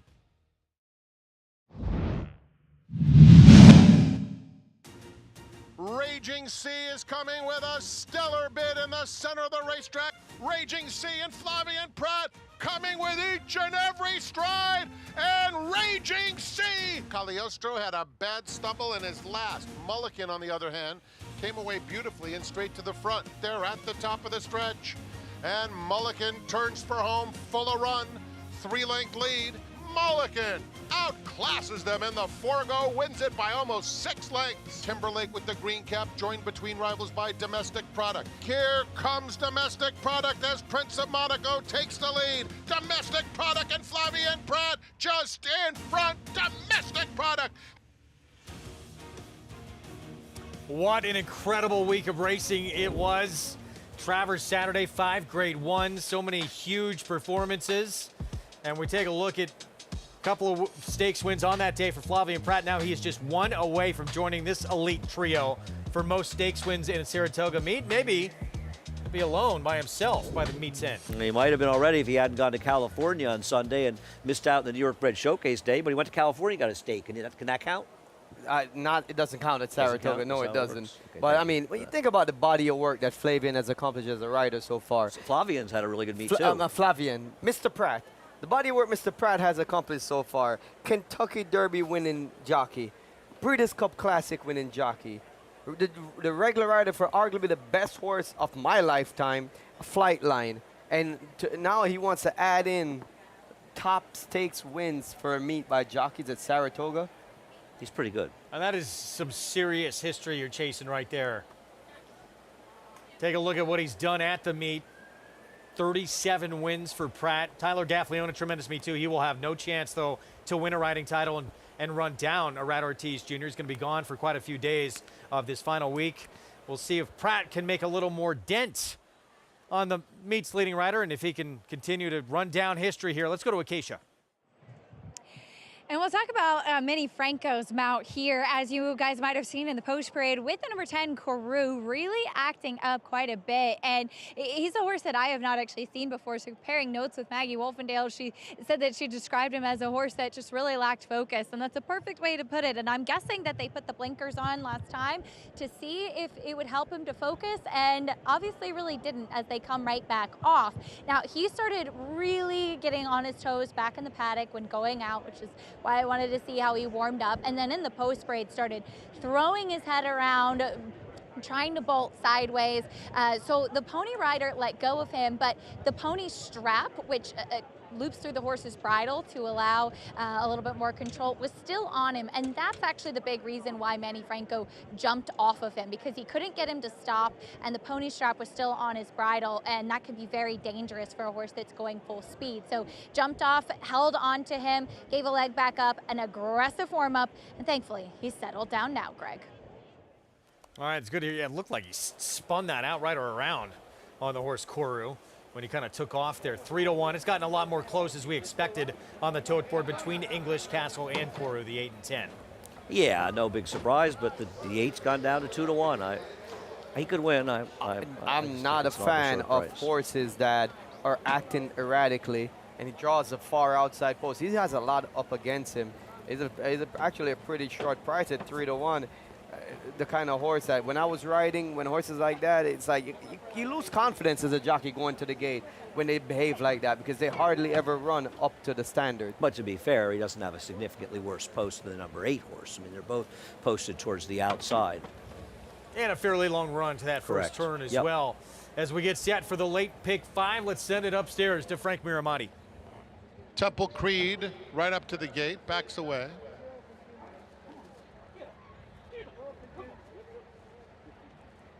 Open the front of the gate for him. He goes in this time. Last one to load will be Kourou. They're in the gate. Movement from Make Your Moment. they're off. Jansen and Caesar's Ghost are out alertly. Here's English Castle up to take the lead, and My Life Story moves up to claim second. So it's English Castle who will take them into the first turn with a narrow advantage. Out of Waterbury moves up a joint second, racing on the inside of My Life Story in third. They're followed at the rail by Caesar's Ghost, who's fourth along the rail and 3 lengths off the lead. Kourou is next, racing 2 lengths in front of Temple Creed, who's on the outside of Make Your Moment. Make Your Moment, now 8 or 9 lengths off the lead. Check cleared, Jansen second to last, and Disco Dancer, who didn't have the best of beginnings, is the trailer. The opening quarter in 23 and 4, and it's English Castle cruising along on the front end. Has it by a length over My Life Story in second. Then out of Waterbury along the rail, pushed up to get closer third. Kourou settled fourth. Caesar's Ghost is fifth, 6 lengths off the lead. Temple Creed is next. Make Your Moment along the rail. Then Check Cleared. 8 lengths off them with the orange cap. 3 lengths in front of Jansen. Disco Dancer hopelessly behind. 48 and 3 for English Castle. Here's Kourou. And Kourou, cut loose with a 1/4 mile to go, has come to English Castle, and these two will square off. English Castle has something left. Kourou made a big bid and is still coming on the outside. And out of Waterbury is on the rails at a good trip. They're coming to the 16th pole. It's English Castle out of Waterbury. Out of Waterbury sneaks through on the inside under Luis Saez. Brilliant ride, getting the W. English Castle was second, Kourou third. Check Cleared, bounced into fourth. Out of Waterbury at 9 to 1, I believe. Luis Saez, David Donk has had a nice meet. This is an outrageous, I said it before the race, it's an outrageously big price on him being 9 to 1 in this race. He got a very good trip, but so did the 8. 10 got a good trip too in there, just was able to get it up the rail. And polar opposite trips from last time, as he was stuck he was stuck wide from the 10 hole. Talked about that earlier. Now he gets a perfect ground saving trip, able to get through on the inside from a patient ride by Luis Saez. It's a crazy price at 9 to 1. I thought he'd be half the price. As I said, for the race, I would have picked at 6-2 had I known this horse was going to be over twice the price of the 2. And 2 actually, Check Clear did a little running late in a race that was dominated up front. But Logicals and experience got it done, and the one who was the overlay was the one who cashed. Saez with a couple on this Wednesday card. Acacia picked this one as well. Nice selection. And let's go back to the beginning of the race. Oh, no, where are we going? I don't know where we're going. We'll get there in a moment. Good aggressive ride by Luis Saez, getting that good position, too. This is the Luis Saez that we know and love. You can see right now. That's how he won the meet a couple years ago, yeah? Yeah, this is the kind of riding, you know, getting that early position. It made a real difference. He forced the 8 to have to go a little faster. I think it's a great example of what Richie calls getting your position going forward. All right, back to the start. A few things happened. First of all, the first time started didn't break great. Yep. Check cleared, which, you know, sometimes an inexperience. Yeah, not surprising. He actually ran good from there to finish fourth where he did. And Luis Saez, as you see on the inside, he's chasing his horse up to force Jose Ortiz to have to run to get over to the turn. And one of the mistakes jockeys make is they would be passive, and then what happens is the outside horse now gets to back down the pace on you. Once you force them to go, at least it establishes the pace and spreads out the field. Then you can rate after that. I think that was a great ride of him, just making sure to ensure that there's an honest pace up front. Once again, it's exactly what the MIG talks about for all the time, about getting your position going forward. And as you noted, Luis did it perfectly. D-O-N-K, donk, donk, donk. Mr. Jets fan himself gets another win here. Out of Waterbury with Luis Saez. Breaks his maiden career start, number 9. Always good to see the David Donk barn in the winner's circle, especially here at Saratoga. We'll have these prices for you when we come back. Feature still to come later today. P.G. Johnson, 2-year-old fillies on the grass. Will Tom Amos still be smiling after that race? He'll send out Lady Orient, who had an eventful trip in the debut. And we'll get more ground today on the stretch out and start number 2. For centuries, the bond between horse and human has been forged in trust and hands-on care. Thoroughbred racing is combining that tradition with cutting-edge technology to raise our standards even higher. New investments in wearable biometrics, advanced imaging, and AI help optimize our safety programs. That opening quarter mile was a quick one. Every day, a commitment to improving their care. So win or lose, it's safety that runs first. To learn more, visit safetyrunsfirst.com. Quality at his core. And Core Beliefs will come on and win it nicely. By leading sire, Quality Road. And here is Core Beliefs to take the lead. Core Beliefs on the outside. Here it is. Core Beliefs. All the best attributes of his sire, a multiple graded stakes winner who's proven at the classic distance with tactical speed and a must-see physical. It's Core Beliefs who digs his heels in to win the New Orleans Handicap. Core Beliefs, standing at Walmack.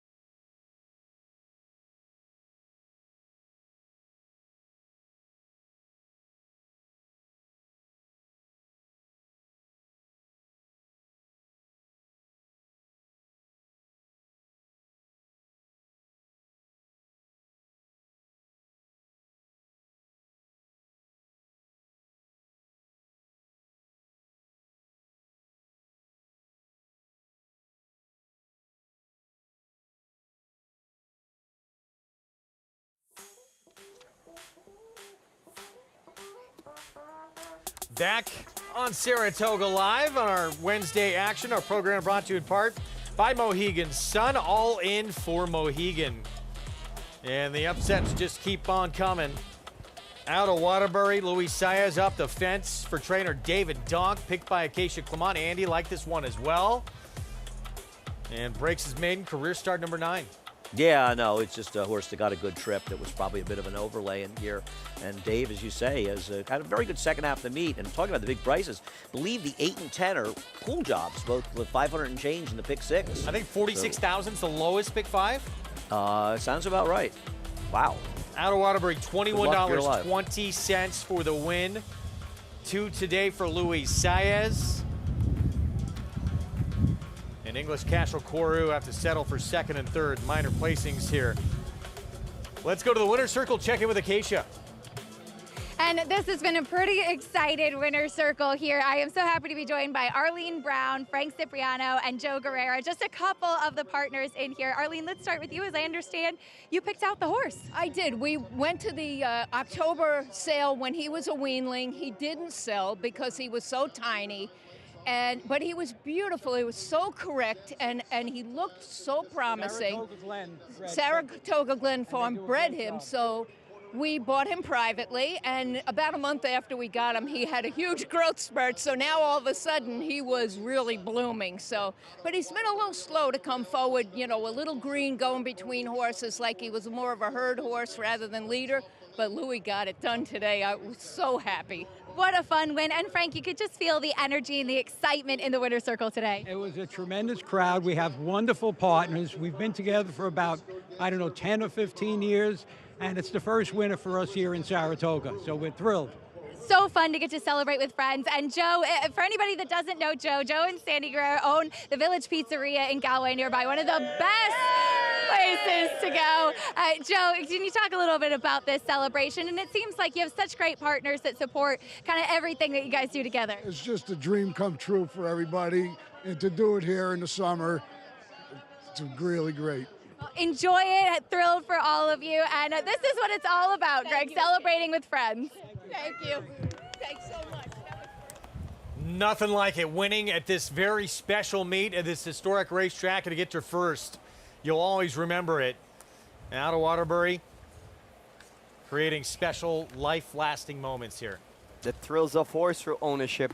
Right there, you see it in the winner's circle. I mean, look at that. They look like a party crew as well. You gonna go chase them down after we leave the set? My kind of people. Something tells me that party's gonna go right on into the night here, out on Broadway. Good for them.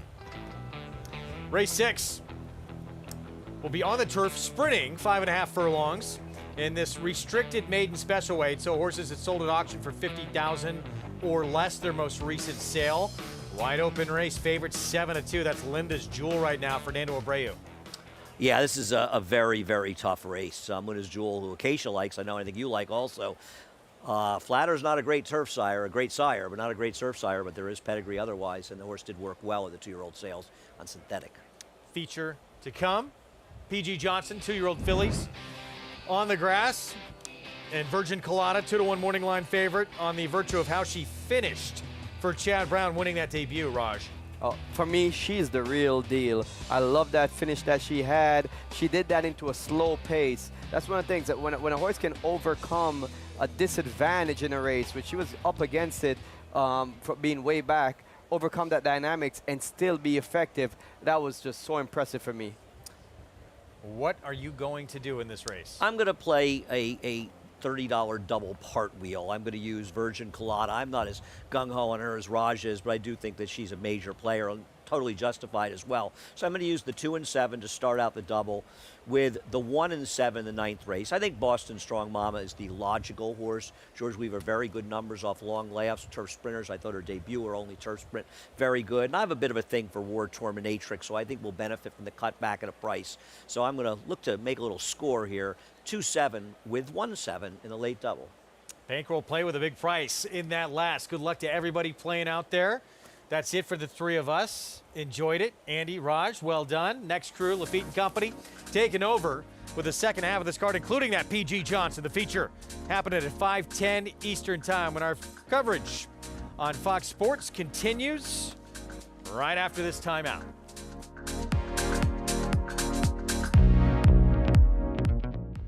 Good afternoon, ladies and gentlemen. On behalf of the management and staff of Keeneland, I would like to welcome you to the September yearling sale. Good to have you back with us. It is the marketplace. It's electric. Quality in quantity. Some of the absolute best horses. These are the horses we're going to be cheering on in the next 4 or 5 years to come. A shareholder to win the Norfolk. Dornick win the Belmont Stakes at Saratoga. Randomized in a dramatic photo finish in the Ogden Pit.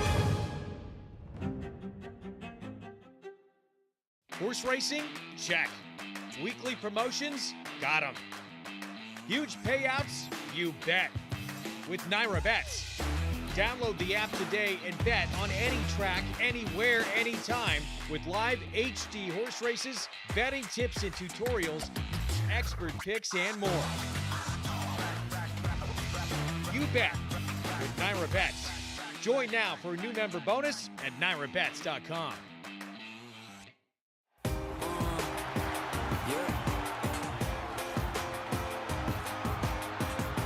$1 million, did I hear? $1 million, $1 million on a $1,400,000 on a pie, $1,500,000 and $1,600,000, $150,000, $1,550,000 on a half, $1,500,000. Jody, thank you. Please hold your applause. Charlatan, ultra impressive. It's a new day for a new king. Racetrack Television Network brings you every race, from every track, on every screen, every day.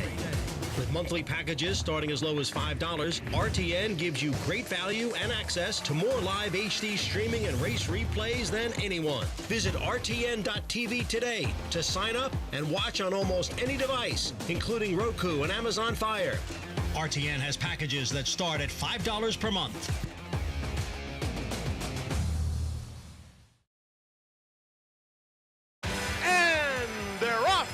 Saratoga.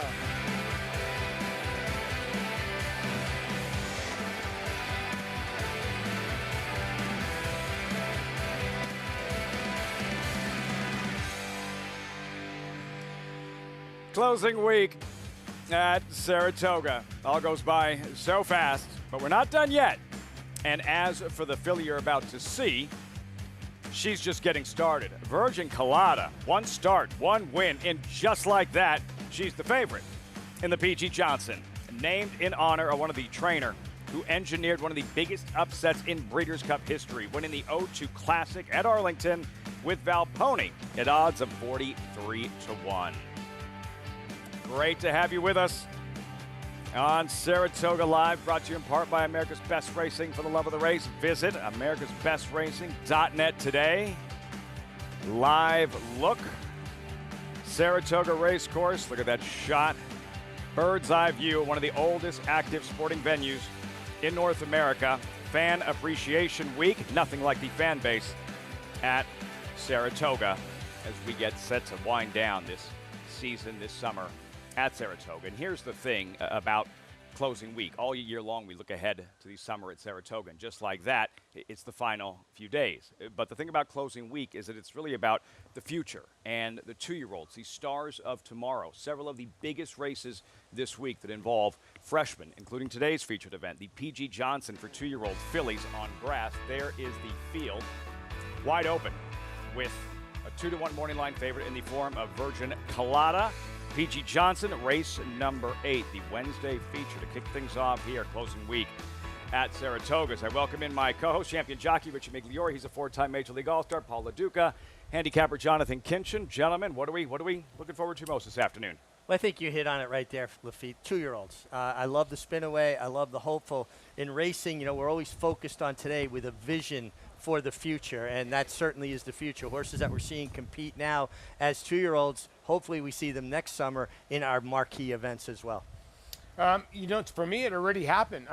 You know, Arlene Brown, who just won the last race out of Waterbury, 15 years ago. I've been coming up to this meet 15 years straight, and I always used to stay at the Hilton Garden Inn. She used to be a front desk person at the Hilton Garden Inn. So here's the deal. 15 years ago, she always used to come to me, I want to dip my toe into horse ownership. And to see that wish come true 15 years later, just now, her doing an interview, very special to me. Congratulations, Arlene, and your husband. Yeah, I'm really looking forward to betting on Virgin Colada. You know, I think a lot of times with these 2-year-olds going along on the grass, the speed figures, which I think are probably the most dependent thing on the market, they can be a little bit low, and especially in a race like this where the pace up front was extremely slow. It's hard to make a fast speed figure in a turf race with 2-year-olds where the pace is slow. I thought she ran outstanding, and I don't think her speed figure tells the whole story. I think we'll get a pretty fair price on her. I'm looking forward to betting Virgin Colada. Unleashes that furious rally, Mig, and still the inexperience you see here, there's still room to grow naturally. Well, she jumped back to her left lead. She tried to lug in a little bit, and a lot of times with young horses, you see it quite often, particularly on the turf. When they're hitting the front from the far outside like that, it's almost like they get a little bit lost. And that's what it looked like there. So she's running by horses. It didn't even seem like she was fully focused. No, and to run by horses as a 2-year-old is hard enough to do, and to run by horses into a slower place is even harder. Virgin Colada, the favorite in the PG Johnson. Much more on the Wednesday feature as we march through the late pick 4, about to get underway here at Saratoga. As always, we invite you to get involved. Better late than never. NyraBets.com. Get signed up. When you do so, use that promo code SPA250. Take advantage of that $250 deposit match. Bet any track, anywhere, anytime. Join now, NyraBets.com. We mentioned that late pick 4 on tap. More 2-year-old fillies, sprinters on grass, made to special weight with a restriction. All fillies sold for $50,000 or less in their most recent sale. The current favorite, Linda's Jewel, at 7-2. 13 minutes out. We're checking with Maggie Wolfendale, standing by with this 2-year-old. Paddock Report. Hey, Maggie. Hey, Lafitte, and we'll start with a couple of first-time starters, beginning with number 2. She's in a mood, who is taking money here for trainer Mal Giddings, despite having pretty much zero pedigree. She is a daughter of Unified, whom he's not been that productive with his turf progeny, and it's an unraced dam and a first foal, so you're kind of relying on workouts. And this filly, after working 10-2, sold for $21,000 at the OBS June sale. Really indicated turf in that workout. Really high knee action, so kind of bouncing off that surface. But she looked even better in her turf workout. You can watch it on XBTV on August 23rd. She was on the inside of Leon Blue, who was a very good third, first time out sprinting on the turf for Mel. And she did have blinkers on, which she's wearing here. She wanted to lean out a little bit around the turn, so watch for that in the workouts, or excuse me, in the race, because she did it in her latest workout. But once she straightened up down the lane, she was holding her own and honestly going better than him late, galloping out better than him. Looking at her here in the paddock, kind of have the same feelings about her as I did Leon Blue. Not bad, a good-looking type, and has been very professional, but really looks like she'll benefit from a race. From the fitness perspective, as number 4 is Pretty Liza for Rudy Rodriguez, daughter of Cantheros. The dam on race, but she's half to Freddie Flincher. It's actually a stakes-winning jumps horse, a hurdler. There was another sibling that won on the turf too, obviously being out of an Irish mare who is out of Galileo. This horse wants turf. And with the Cantheros there on the top, though, you kind of produce an influx of speed. I prefer Cantheros on the turf sprinting. And yeah, maybe she'll go out to a mile, but I'll say this. Looks as though, guys, Rudy has her really well prepared. She looks incredibly fit here, and I think she's targeted the right spot. Luis Saez to ride, seeking a third win on the afternoon. Maggie, Rudy Rodriguez looking for a second winner on the afternoon. JK, but you're going with the filly to her outside with the edge and experience, and who's run on everything, like literally everything except grass. Yeah, has experience, and then, her 2 synthetic races, she showed a ton of early speed. Her dirt race last time, she showed some speed. She broke slowly, and her first race here at Saratoga didn't run well at all. But I feel like maybe getting switched over to the grass with that speed, going 5.5 in a turf sprint, I decided to land here on the 5 episode. What is she showing you, Maggie, episode? She showed it to me last time, Lafitte, when I wrote in my notes in that off-the-turf race that she looks like a turf horse. And 2, I think she's a filly that struggles with kickback, and that first race here at the Spa would be an indication of that, as they were very aggressive with her from the start. But with turf, you don't have to deal with kickback. So honestly, I'm not sure that she's naturally faster than a horse like Miss C. Banker, for instance. But I do think she'll take to this surface kindly. She's built for it. And furthermore, physically, she's very impressive. I mean, relative to this field, she's bigger and she's stronger than many of her foes in here. As we'll also take a look on my end, guys, at a horse taking a lot of money that's getting to the turf here in her second start. She's your current tepid favorite in number 9, Linda's Jewel. I know she's a daughter of Flatter. There really isn't much pedigree to go on. I do think she has a turf hoof to her, but furthermore, and I think it's promising, yes, that she was able to show a bit of speed in that debut on the dirt. She's built like one that wants to go further, though. So we'll see how she plays things, because a lot of times dirt speed is slower than turf speed. She has filled out and got a lot stronger with that race under her belt. So she's making a better impression overall, Lafitte, than what she did in that debut. Lots to like. Reasons to expect improvement in her second career start, Paul, and then you went with her as we see riders up for this 6th race. Yeah, listen, JK and I are kind of using the same kind of method here. A horse that ran well on dirt, albeit a sloppy racetrack, where JK's horse was on sloppy racetrack too. They were right behind each other, second and third. Now they're both getting on turf, and I can understand maybe the 5, better pedigree for the turf than the 9, but Fernando Abreu is pretty sharp, and I would think to stick this horse back on the turf, it's got to be live. 7-2 lukewarm favorite, Linda's Jewel. Started this late pick 4. And while we have riders up and a post-parade brewing, I want to remind you that you can always get into the game with NyraBet's YouTube. Tune in to race previews, full card analysis, and betting tutorials from tracks around the world. Subscribe now and bet with confidence at youtube.com/NyraBets.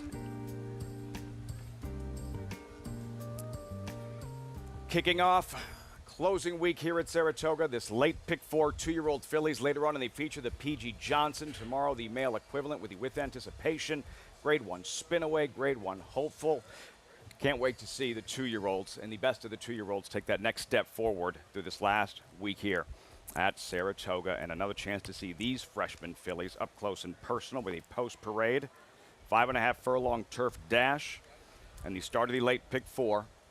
We start with Graceful Warrior, pictured 10-1 drawn inside. Yeah, Jenna Antonucci 0 for 11 with first-time starters on the turf in the last 5 years. She's in a mood. Jude Madden's first-time starting filly. This is Sean Bridgman and Melanie Giddings. They've already struck at some big prices at this meet, and this filly is getting bet. My Vanilla, third start, turf debut. It doesn't break particularly well, which could be troublesome in a turf sprint. Pretty Liza Luisiah is seeking a third this afternoon. She seemed pretty worked up in the paddock. She looks worked up in the post braid. Maybe she'll show some speed. Episode, the first start on grass, on the racing on all other surfaces. Yeah, has a lot of speed, and I think Jose D'Angelo is a really good trainer. The Sugars, who broke better, showed speed in her second start. You know, this horse got bet first time out, even though it was off the turf event, but only a 5-horse field. Needs to improve. Miss C. Banker looking for her. There she is. A quick filly, just missed in her second start. She's got early speed, but her pace figures are not as fast as some of these others. She might not actually make the lead for the first time in her career. Selectively Sweet, number 8, her turf debut. Yeah, for purebred funding here, this is a filly by Vekoma. Number 9 is the favorite. Lukewarm 3-1, Linda's Jewel. Yeah, she was 5-1, but you know, it was an off-the-turf race. Were they betting because maybe she had a little bit of dirt pedigree? I'll have to wait and see here. Bouncing there with Jose Ortiz. There's Manny Franco aboard Honor Her at 17-1 for the first-time starter. Yeah, first-time starter here. A filly by Curlin's Honor, son of obviously Curlin. The trainer is 0 for 9 with first-time starters. Late pick 4. Underway here, graduation day for one of these 2-year-old fillies. Who will it be? We'll find out in about 5 minutes. Another look at number 7 in Miss C. Banker. Third career start, trained by Tom Morley. This is her most recent. Richie, she's quick. She sets the tempo and just gets collared late. Yeah, she's quick, and she was very game here. I mean, she tried hard. She didn't want to get past.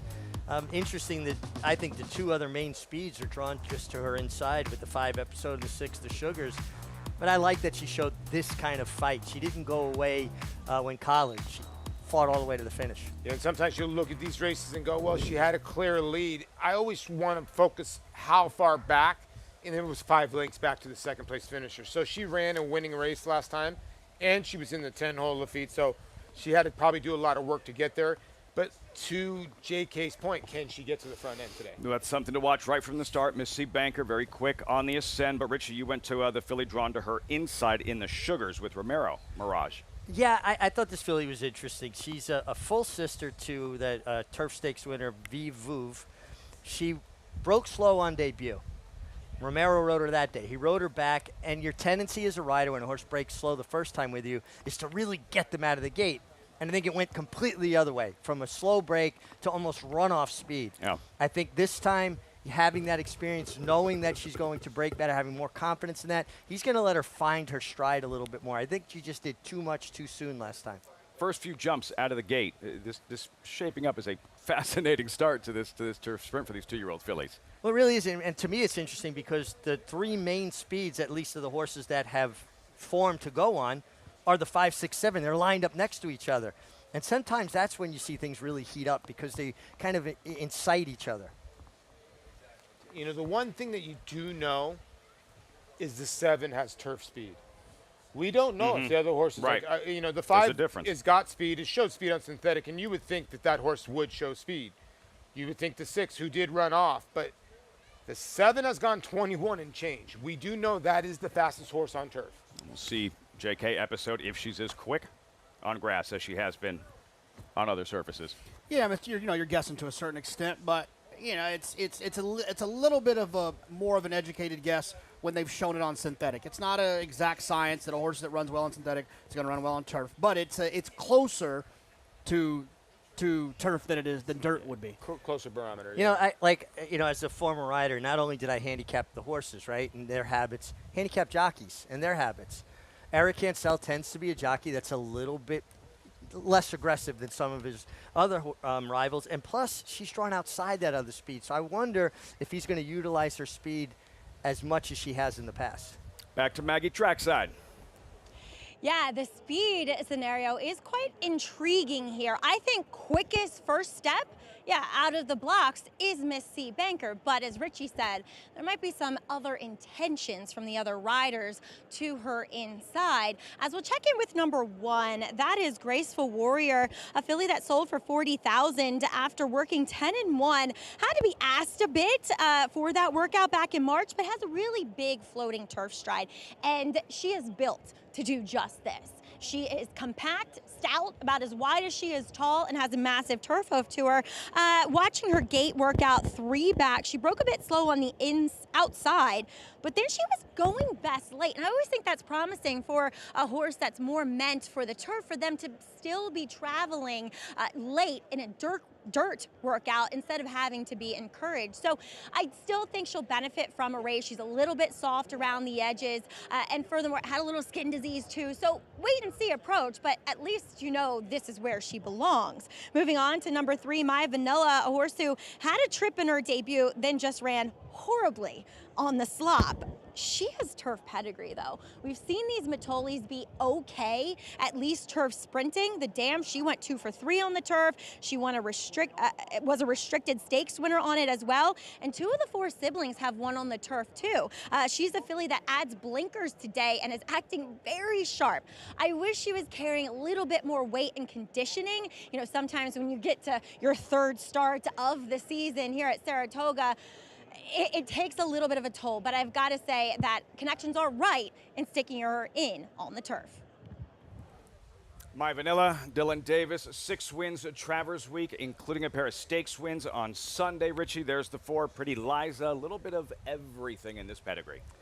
Yeah, well, you know, one of the tools we use is pedigree, particularly with young horses that don't have a lot of proven form. Pretty Liza is a half to Freddie Flincher, who we saw win going a mile and 3/8 here the other day, and also had a couple of spins over jumps over the as hurdles. well. And Tidal Tactics, who's another horse, I think he broke his maiden going a mile and 3/8 on the turf. But horses also create their own pedigree.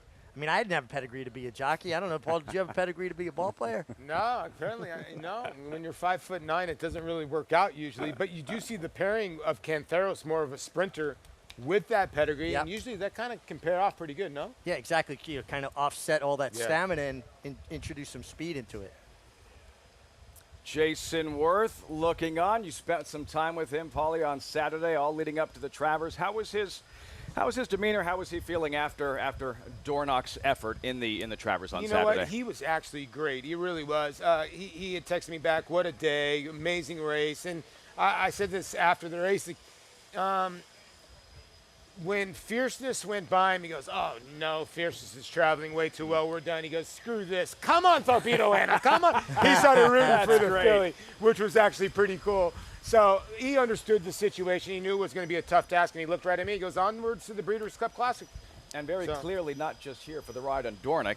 Here he is just hanging out at Saratoga, enjoying closing week with the rest of us. Listen to me. He had a $25,000 claimer that me and Rajiv didn't pick on air, and he blew us up. This guy is into racing right now. So if you see 2-8 racing, it doesn't matter what class it is, he's involved. As he told you in that feature, Saratoga feels like home to him now. So which of these 2-year-old fillies is ready to graduate? About to find out. The start of this late pick 4. Pretty Liza. Final check of the tote board reading 2-1. Missy Banker emerging as the favorite. Frank Mirmati with the call. Post time, race 6 live from the Spa. Last few left to load. Linda's Jewel coming up.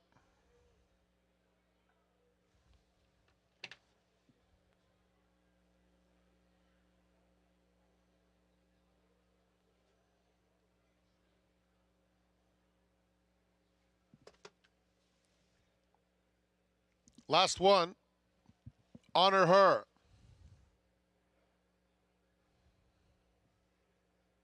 They're in the gate.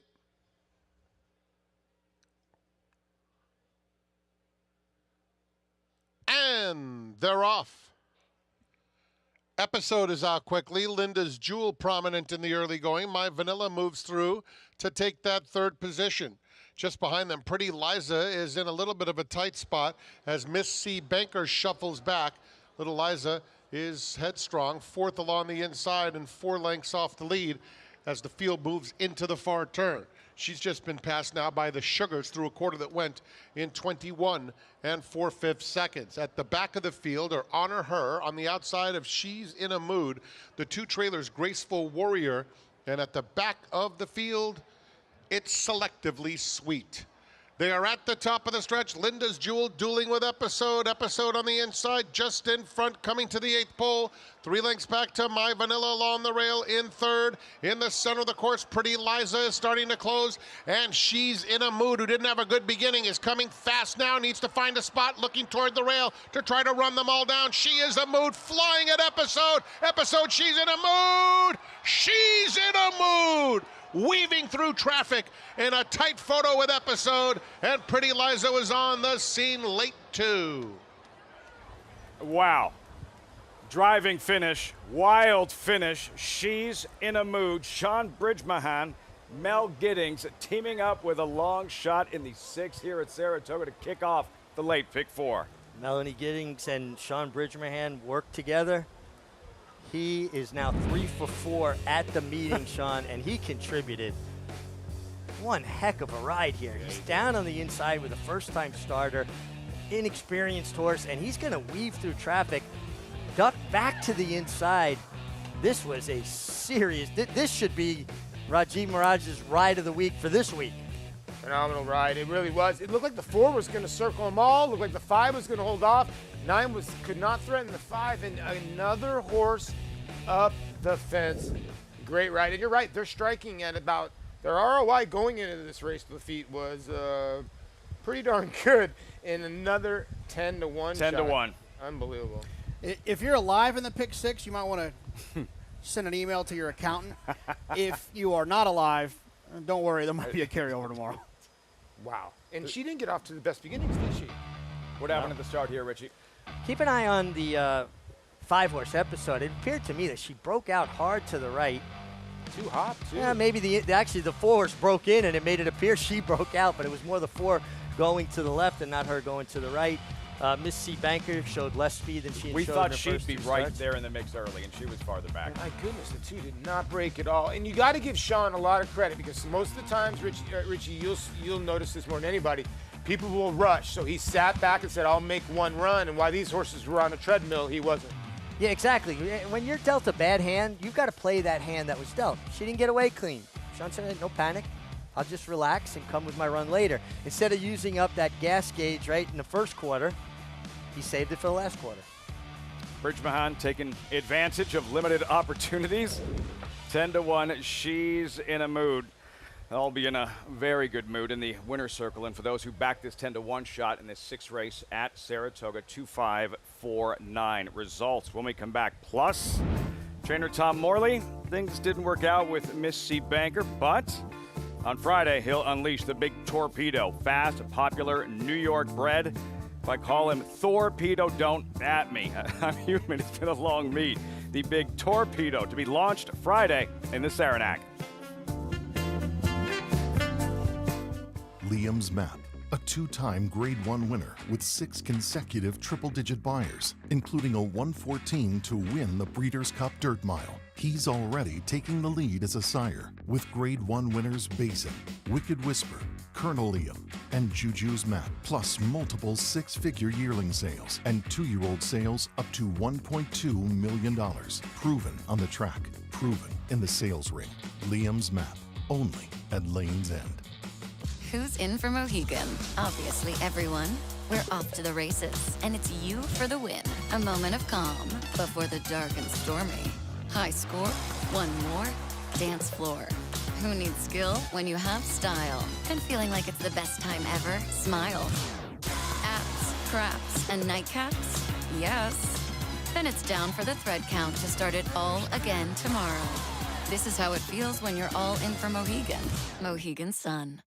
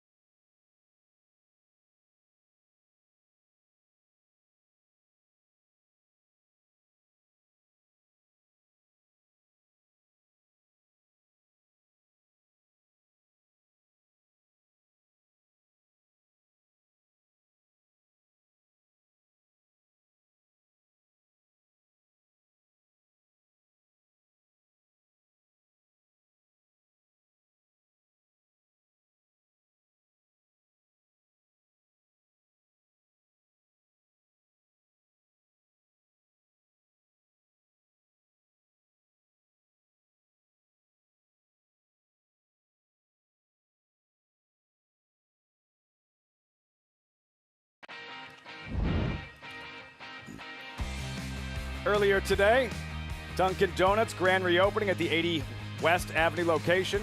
The brothers Ortiz were there, Arad and Jose in uniform, meeting fans, signing autographs, taking pictures. Jake Hay in Saratoga Springs, like that's how you elevate a grand reopening. Yeah, I saw that. I bet you they sold a lot of donuts, I would imagine, today. People coming to get signatures from those two future Hall of Famers. And it's what's great about this community is everybody knows a little bit about horse racing.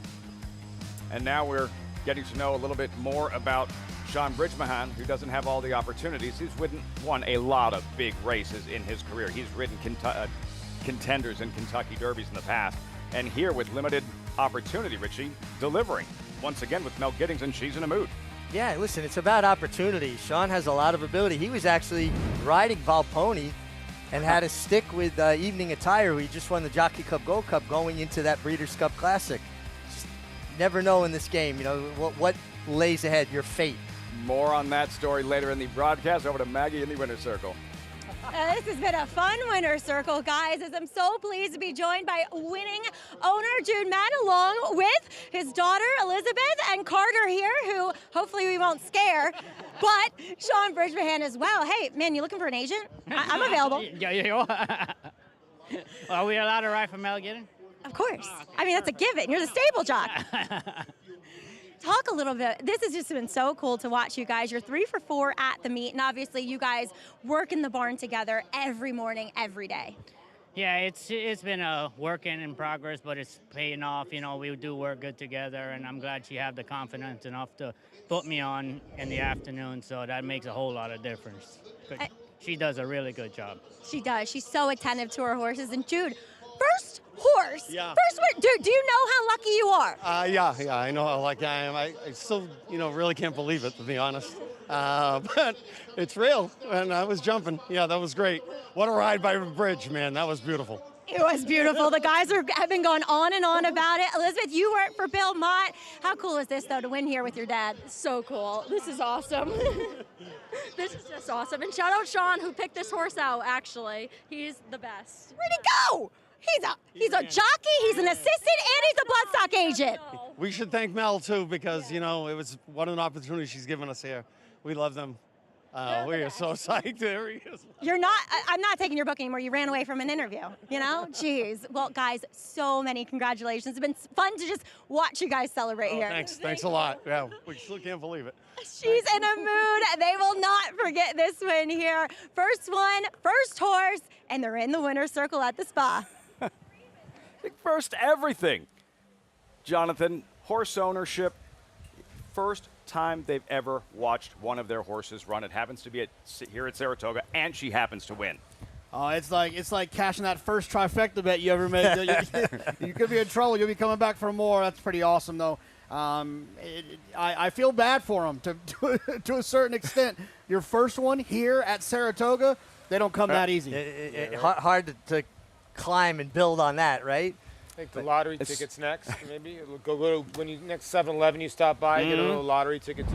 Yeah. It's a very similar story the last two races here. Crazy. First time people that have won here in the winner's circle. A lady that's been waiting 15 years, someone that's been waiting, what, about a couple years. Yeah. Unbelievable. We turn the page for this upcoming 7th race in about 21 minutes. These sprinters coming up. How did you see this one unfolding? Well, Lafitte, you've caught me off guard here in the scroll of a scroll. This one, I liked the 2 scoring chance down towards the inside. I felt like if they could send away from there with Flavian Pratt, get a little bit of a position, I liked that last race. Scoring chance, Flavian Pratt, and after that, he'll be riding the favorite, of course, in the PG Johnson. A big part of that story, the stakes win he's trying to register and tie the all-time record. More on that later on in the broadcast. The closing week highlights, stakes rundown tomorrow, male equivalent to the PG Johnson with anticipation. Saturday, Sunday, Labor Day loaded. And on Friday, Grade 3 Saranac. More on the Saranac in a moment. But first, the Friday feeder contest. A heads up. $40 Friday feeder contest, low-cost way to earn your entry into the $300 Saturday contest. Registration closes before Saratoga's 3rd race tomorrow on Friday, before the 3rd race, or on Friday, excuse me. Visit NyraBets.com/contests. More on the Saranac. And the field, 3-year-olds, mile and a 16th on grass. Number 1, West Hollywood, who is the 2-1 morning line favorite. Number 5, the Big Torpedo, second choice, 5-2. This was his latest. Cab Calloway, July 18th, facing New York Bred's Richie, the Big Torpedo, odds on, and performs accordingly. Now, Big Torpedo is good, and he's also tactical. I mean, he's a horse that can make the running like she did here in the Stallion Stakes and won off easily. And he can come from just off the pace. And Courtney Banker came back and really complimented the Big Torpedo by winning the next division of that Stallion Stakes, still as a maiden. So he's showing that he's been beating some quality New York breds. I think this was the next logical step, taking on Open Company. How much tougher will the competition be, JK, for the Big Torpedo that he's facing in the Grade 3 Saranac versus these horses he's been pulverizing? Well, I think you can figure that out by his price, right? He was 2-5 last time. He's 5-2 morning line this time. It's much deeper waters that he finds himself in now. He'll likely get a little bit more pace pressure. And he's got some better horses chasing him down a little bit late in the race as well. So my biggest question is, how many people are going to call this horse the Big Torpedo? I already warned you. It'll happen. We should do a swear jar. It will happen. You have to stop, pause, torpedo. Do you like his chances facing Graded Stakes Company? Well, he's going to be tough. And here's the thing is everybody that he's faced has come back to trounce people too as well. So when you have a horse that's winning races by open lengths and then the horses behind him are coming back to win, we saw that with Torpedo Anna just trouncing all these fillies, and we didn't really believe it, but all of them kept back on winning, and then she ran the Travers. So, I always say the best tool of handicapping is time. Fast, talented, popular New York bred, the Big Torpedo in Friday's Grade 3 Saranac, right in the middle of the program around race 6. Also on Friday, the last of an all-star series of giveaways this summer, the Saratoga Windbreaker. Just as the season is about to change, temperature about to drop, the perfect final giveaway of the summer. Wow, these lines are going to be crazy on Friday. This is a good one. I like this one. I'll wear this one. I'll wear this one a lot. That line will be longer than the Andy/JK dunk tank Lang last week here at Saratoga. When we come back, this story, don't miss it. Chick the Pony, he's a pro. He loves his job. And in the diciest of situations, does not flinch. That story's next. You're watching Saratoga Live.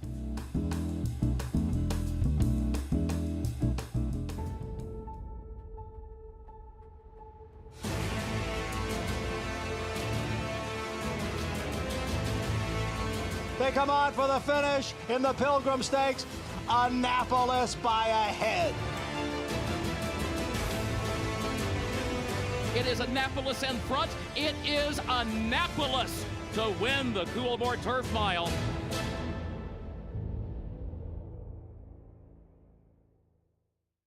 Horse racing? Check. Weekly promotions? Got 'em. Huge payouts? You bet. With Naira Bets. Download the app today and bet on any track, anywhere, anytime with live HD horse races, betting tips and tutorials, expert picks, and more. You bet with Naira Bets. Join now for a new member bonus at nairabets.com.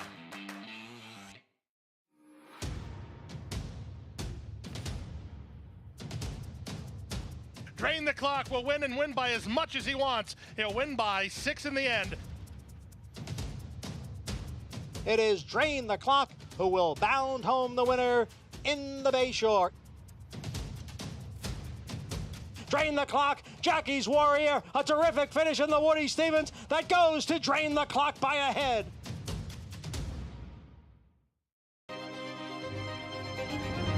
Spine-tingling,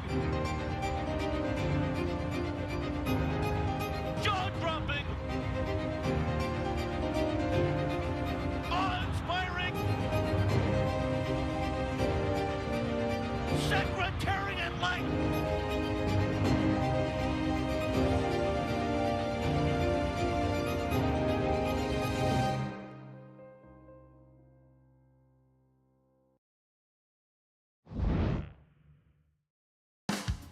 This is Chick's Palace. He's a 15-year-old thoroughbred that I've had since he's a yearling. He's probably the only horse that I own, that I will ever own, that I trust with my life 110%. Half the time he sees what's going on before I do. That's the best part about him. And if I ever do miss, it's my fault. It ain't his. Chicks Palace. And Chicks Palace is going to take the finale here. It takes a real good one to make this job because they got to be able to get hyped up, got to be able to stay quiet, got to be able to go 0 to 100 when they gotta. This loose horse Apocalypso still headed in the wrong direction. Heck of a job by the Outrider. That needs to be more publicized here. What a catch. If I was on any other horse, I probably wouldn't have tried what I did. That horse was going head on at the field, and I got on the radio and asked the stewards to just give me one shot. I see it as a lifeguard, you know. We're out here just hanging out, watching everything that goes on, but when that siren goes on, and we got to be there. We got to run into the fire. We don't run away from it. I've got 2 quarter horses. I got Smokey that I caught one off of in the races on opening day. He's a pretty cool horse, but I like my thoroughbreds. I mean, Chick, he's my #1 catch horse, and he's made me what I am today. He's one of those, if I do go to ride another horse, he throws a tantrum. He does not like to stay in the stall. He likes to go out and work every day. When Fox Sports need him, they use him. I wish I can clone him. If I could have 100 of them, that's all I'd be riding the rest of my career. A great story, 15-year-old Chicks Palace. There he is. And hearing Jesse Costa talk about him, Maggie like a true hero, and you've gotten a chance to know him quite well this summer as well. And a TV star, Chicks Palace. Exactly. Chick, he can do it all. He can be patient with me to do the interviews in the afternoons with the jocks after those big graded stakes that we have up here at the spa. And then the next day he can be, well, in the morning on the Oklahoma training track out riding or here at the races. And Jesse just said in that race or earlier with Koru that he gave Manny Franco a leg up while still on Chick. I couldn't personally do that, but Chick and Jesse, they're such a formidable team, and they do such an amazing job of, as he said, being lifeguards at the racetrack. And Chick, he's just a cool customer. And me and Jesse definitely share that sentiment that thoroughbreds, they're the best. They can do anything and everything you ask of them. Long after their career has ended as racehorses, and that is a great way to describe it, like lifeguards at the racetrack, Richie. Oh, absolutely. And that shot of him catching a horse off of Chick that was heading towards the field at Gulfstream, averting disaster. But you know what really impressed me looking at this guy, Chick? His clear eye. Yeah. He's got such an intelligent, clear eye. And thoroughbreds can be retrained to do so many other things besides being racehorses. And honestly, most of them are happier with a job. There's a lot of horses that be like, oh, you turn them out, they'll have a good life now. And they're bored. They walk the fence line. They're so much happier having a purpose. Yeah, Jesse learned to know Jesse's one of the good friends of mine. One thing about Jesse, he's been on the backside for a long time and has held a lot of different jobs with a lot of different barns. Kind of a character, but really has turned into something. And I'll tell you what, they are the unsung heroes, the Outriders. It is one of the toughest jobs to do, especially when a horse is amped up in front of a big crowd, and most of the time they will cheer. And the job that Jesse does with Chick is unreal. And it's imperative for our sport, let's be honest. Great story. Chick's Palace, 15 years old, and here a lifeguard at Saratoga. You're looking at Athena Beach, currently 2-1 the favorite, her most recent. This is early August, same level. She's 5-2 on this afternoon, JK. Athena Beach, who's running well after acting up in the starting gate, a bang-up second-place finish. Yeah, Tricky Temper, who ran her down here, is a very nice horse. I just felt like last time she kind of had things her own way here and still wasn't able to overcome it. Now, obviously, she had a really nice horse run her down, but she's got a couple other nice horses in here she's going to have to deal with as well. Athena Beach, number 5 to her outside will be True Empress. Paul, who you're going with at a price. We just saw a 10-1 shot, maybe 10-1 shots go back-to-back in this late pick 5 sequence. Well, she's a mare that got her 10th lifetime win out of 33 starts last time. I just think there is a lot of pace in this race, and if you look, there's not many fillies or mares that can come from off the pace in here. I think the 6.5 furlongs is okay from her. She did run at Aqueduct and run a good second from off the pace after she stumbled. The issue with her is she's got to get out of the gate clearly, and she can run some of these horses down. I would think the 5 has got some speed. The 3, the 1. There's some pace in this race. Queen's Excuse me, not the Masterpiece, 3 and the number 1. 8. They're Yeah, both out, she's quick. Maggie, Queen's Masterpiece, second at the level, facing similar in her most recent. Lafitte, she's going to have to get a little bit better than what she has shown us, at least as of yet. But I will say that she was against the racetrack in her last start, albeit back in May, Belmont at Aqueduct meeting, in which she was a well-beaten second behind Jackson's Dixie, a day that you wanted to be glued to the rail, and she was on the 3-wide chase throughout. Now, she's been away for a bit, but I like what I see from her coming back. She's really filled out now in the middle of this 4-year-old campaign. She's stronger than what I've seen from her in the past, and she's just really focused, at least as of now, here in the paddock. Nicely on the bridle, attentive to her handlers. Watch her at the gate, though. She has had a propensity to be a little bit of a bad actor back there, sometimes loaded without the rider. As JK, any love for Queen's Masterpiece?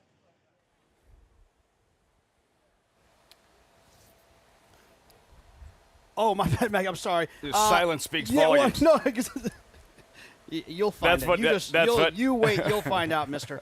I don't mind her. I thought the pace was a little bit slow last time, and she was a little bit close in that situation. That was the only reason I kind of downgraded her to a certain extent, but I wouldn't be shocked.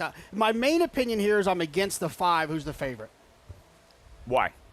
I felt like last time was the time. I thought this horse had a nice trip last time and didn't get the job done, and that was my biggest concern. It feels like, we'll be paying close attention, Richard, to everything right before the start of the gate. From Athena Beach, who acted up prior to the start of her latest. Paul mentioned True Empress, and as Maggie just referenced, Queen's Masterpiece as well.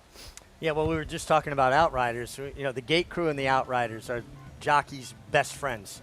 They put themselves in situations to get you out of a situation, and we have a great gate crew, and they're very aware of these horses' habits. And it doesn't mean they can negate what they may do, but you know they're going in with a plan, trying to keep them as calm as possible. I'm the captain now. No, I'm the captain now. Do you sit there. You sit there. I'm good. But we have an announcement we want to make about one of our friends and colleagues. Lafitte Pinkai III has been awarded the Jim McKay Award for Excellence in Broadcasting from the National Turf Riders and Broadcasters Association, and we're very, very proud of you. We love you. Thank you. That well deserved. That means a lot, guys. That you're in this industry. You're only as good as the chemistry you have with the people you share the screen with. I'm so proud of everybody on air and the work that we do every summer here at Saratoga. Everybody behind the scenes, the Herculean lift that they pull off on a daily basis, which is remarkable in itself. It's a team effort, and anything that's achieved as an individual is simply the result of just that. Thank you. I appreciate it. Thank you. Yeah, well, you're awesome too. No, so. and to look at that man's face, Lafitte, you know, as a kid, the worldwide of sports. I mean, that is an honor, and I'm so proud of you, to be honest with you, Lafitte. I mean, because Jim McKay embodied everything in broadcasting from the Olympics to everything, so congratulations. I idolized Jim McKay growing up. I know that my father thought the world of him. Jim McKay interviewed my father after he won his first and only Kentucky Derby. When I told my father, I think that's part of what he was most excited about, that it was Jim McKay, every bit as humble and classy an individual as he was, a gifted storyteller, and he for to be associated with anything with his name in this industry means the world, and I couldn't be more humbled and honored. Thank you guys. That really meant a lot. As you can tell, I'm very comfortable with this sort of thing, as you can tell. Just so well deserved. We're just the 7, 8, and 9 hitters here. Post parade for the seventh race, Scoring Chance and Flavian Pratt. Scoring Chance, nice run last time, going 6.5. Big long-legged filly that appreciates closing sprinting. Cousin Christian Luis Saez. Can show good speed. Last time didn't have that kind of speed in the Union Avenue. Tougher group, though. Athena Beach, she's won 5 of 9. I would think she's going to try to cut it out and try to go gate to wire. Like you said, she likes to win races. Current favorite. Then True Empress, she's won 10 of 33. Paul likes her going in. And a deep closer in a race that does have speed. Number 7, Bernie Take Charge.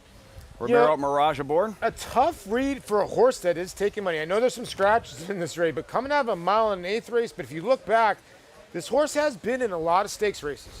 Queen's Masterpiece at 5-1, second at the level, facing similar. Well posted outside other speeds and has been training extremely well here in Saratoga. Maggie said she liked what she saw, Queen's Masterpiece. Bank on Anna towards the outside for the Cantermasis. Another one more of a closing type. It's going to have to find some races that we just haven't seen recently.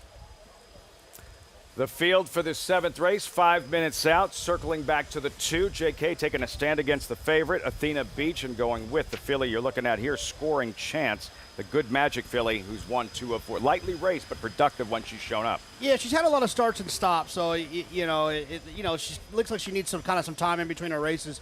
I thought she ran well last time. She's drawn towards the inside. She was wide last time, so she'll be able to save some ground in here. And I actually, just to be clear, I don't have a problem with Paul's choice in here, the 6, True Empress. I thought that last race was pretty darn good. Like I said, my main objective here is to beat the favorite, the 5, Athena Beach. To be honest with you, the 6 to me would be an unbelievable play if the 9 was still in this race. New England, Michigan was a late scratch. And then obviously Maggie T, you'd have more speed in the race as the 2 is warming up very nicely on the racetrack, Mig. Scoring Chance. I get it where JK's going, because I think the 2 can sit in a nice spot, and there's the 8 Queen's Masterpiece, who could show speed as well, too. You're going with her, Richie? I'm going with her because I think she's going to trip out. I think the post allows her to, get more of a stalking kind of trip instead of having to be engaged. I happened to watch her last work. I was out here that morning and was extremely impressed with her, and I like the way she looks in the warm-up. Maggie liked what she saw in the paddock. Queen's Masterpiece, there she is, and going with her at a price, Maggie, 6-1. Yeah, I feel like it's always about 75% that Meg and I land on the same horse in races, but she continued to impress out on the racetrack as well. But let's talk about number 2, Scoring Chance for Jorge Abreu. As Meg said, she's really long and lanky, and every time I see her, my brain just can't quite wrap around that she's a sprinter.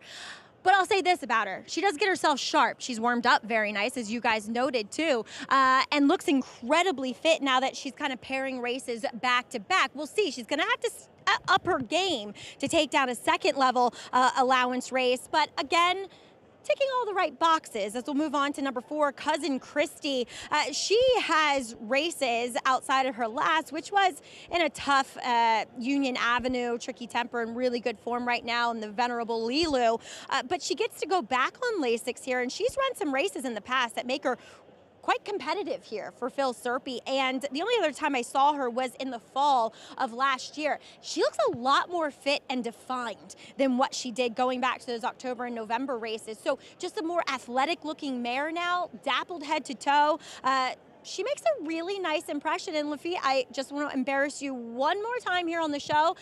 I texted you earlier, but I could not be happier and prouder for you to receive the Jim McKay Award.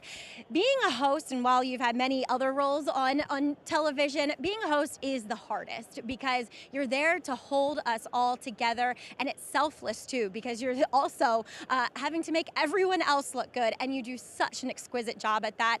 And when I first started in this game, the broadcasting, I idolized you, and I'm sure the first time that we worked together, you probably thought I was going to become a stalker, but like I said, I learned every day from you, and well done, my friend.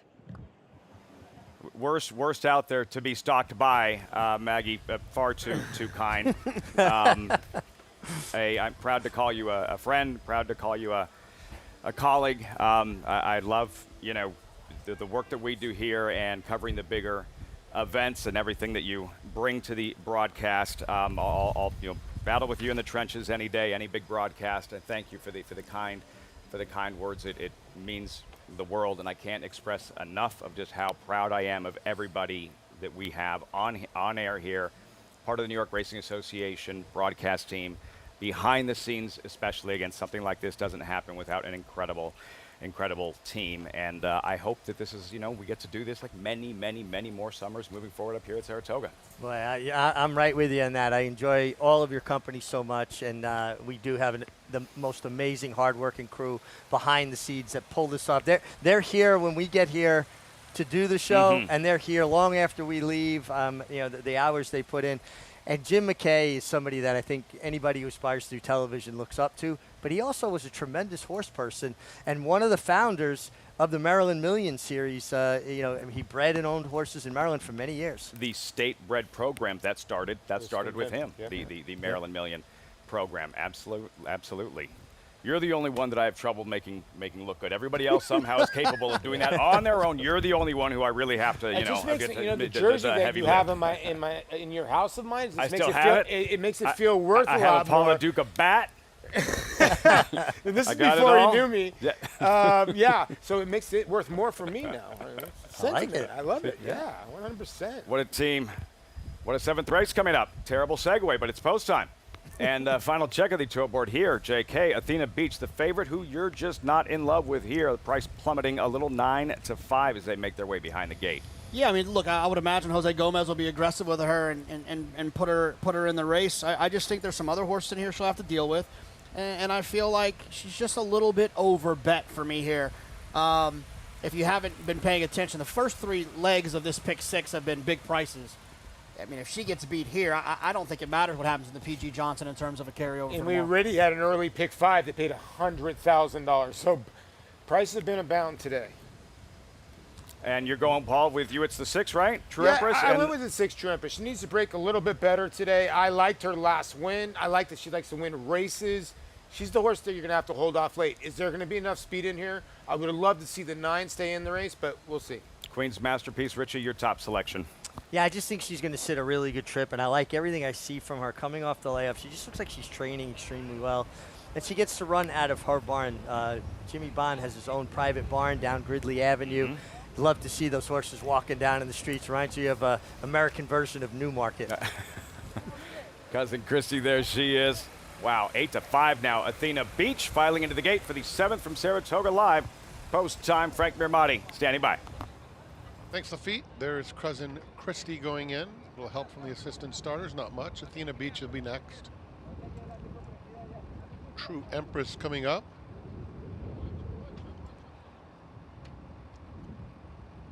Bernie takes charge.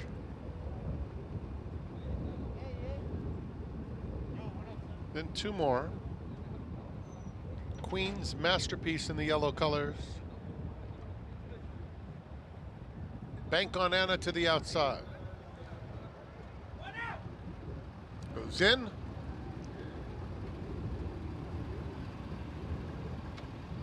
They're in the gate.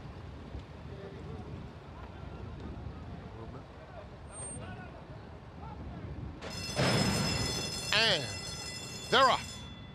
Cousin Christy and Athena Beach are the first 2 out of the gate, and they duel 2 lengths clear of True Empress, who races a joint 3rd. Bank on Anna now takes that 3rd spot, followed by Bernie takes charge, scoring chances down at the rail, and Queen's Masterpiece at the back. Cousin Christy heads past the half-mile pole shortly and leads it by a 1.5 lengths over Athena Beach in 2nd. They're followed by Bank on Anna. Bernie takes charge, joined at the rail by Scoring Chance, who's a joint 3rd now and 4 lengths off the loose leader. And that loose leader is Cousin Christy, who went 22-4 for the opening quarter mile. True Empress is 2nd to last past the 3/8 pole. Now shuffling right out of it is Scoring Chance after making a brief bid.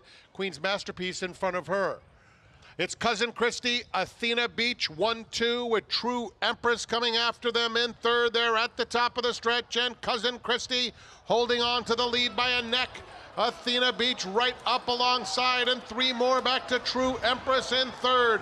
Inside the 8th pole, Cousin Christy a length. On the outside, Athena Beach just keeps trying to get by. Athena Beach, Cousin Christy, Athena Beach, Cousin Christy. Here is the line. Cousin Christy, Luis Saez is on fire. Somehow fending off Athena Beach, True Empress 3rd. What a finish. Luis Saez, Jose Gomez exchanging pleasantries after the wire. Cousin Christy, Athena Beach hitting the wire together. And these 2 put on quite a show. They staged their own match race. They were 1-2 around the racetrack. It looked like Athena Beach actually got her nose in front at one point, and Cousin Christy battled back. Looked like she might have drifted out into her touch. Be nice to see a head on eventually, but this was a tremendous horse race, a 1-2 speed number around the racetrack, guys. I feel for Paul a little bit here with the 6 horse who got that wide premature move and just, I mean, was trying, but just didn't have enough horse to catch the two front runners. It was a tricky trip. What's with the pleasantries after the race? I don't like that. Here's what I don't get. Jose Gomez just got beat. Jose Gomez has 2 wins at the meet. I mean, why are you giving a guy dap when you got 2 wins at the meet? You should be on fire and pissed off. I don't get what's going on here. Everybody knew in the room, if you beat me a close one, I'll congratulate you tomorrow. Don't talk to me right now. Don't talk to me right after the race. I won the Pacific Classic. I beat David Flores in the neck, and he fist bumped me. I wouldn't have been gracious enough to fist bump him if it was the other way around. I just wouldn't. I'm not going to lie. Maybe I'm just I'm different. you know, the Gen X is coming I hear at you. me. I'm sorry. I hear you. I hear you. It's a get off my lawn moment. I get it. I get it. Luis Saez, 3 wins on the afternoon, as you mentioned, for Gomez. Just a couple of wins at the meet, and yeah, right after the wire, and it you don't know what they're saying to each other. What might be the conversation like right after a race like that, Richie, between 2 riders? Well, I did think there was a bit of contact, and we're going to get a better idea now as we watch him come towards us. Watch Louis going to correct, though, and I think he corrects before any damage is done. And Jose's leaning into him. Look, he's leaning half off his horse. I mean, maybe that's what they were talking about. Yeah, I don't like the lean. I don't like elbows. I think you ride forward. The bag of money's in front of you. It's not to the left of you. It's not to the right of you. You want to get to that bag of money before the other guy. Luis Saez doing just that and finishing the meet strong. JK, again, 3rd winner on the afternoon. Yeah, I mean, he just had a cold start to the meet. But I also think that, like, you know, when other guys have really hot starts, only one person can win a race. Yeah, that's true. And so I think that the success that Tyler had and Dylan had and Irad had and Flavian had, it kind of just trickles down to Louis to make Louis' job just a little bit more difficult. And I think that, you know, it's kind of normalized towards the end of the meet. Yeah, you're kind of right. Like, everybody's like, oh, Louis having a down meet. Well, this is his 20th win of the meet. He's still having an okay meet. It's not up to Louis standards, but we still got 5 more days left after this and a couple more races. 2020 riding champ here at Saratoga, Luis Saez, 4.562 in the 7th at the Spa. When we come back, she is a throwback, the Queen's MG. Looking for the Saratoga 2-year-old filly stakes sweep, the Schuylerville at a huge price, the Adirondack up next. Grade 1 Spinaway closing weekend.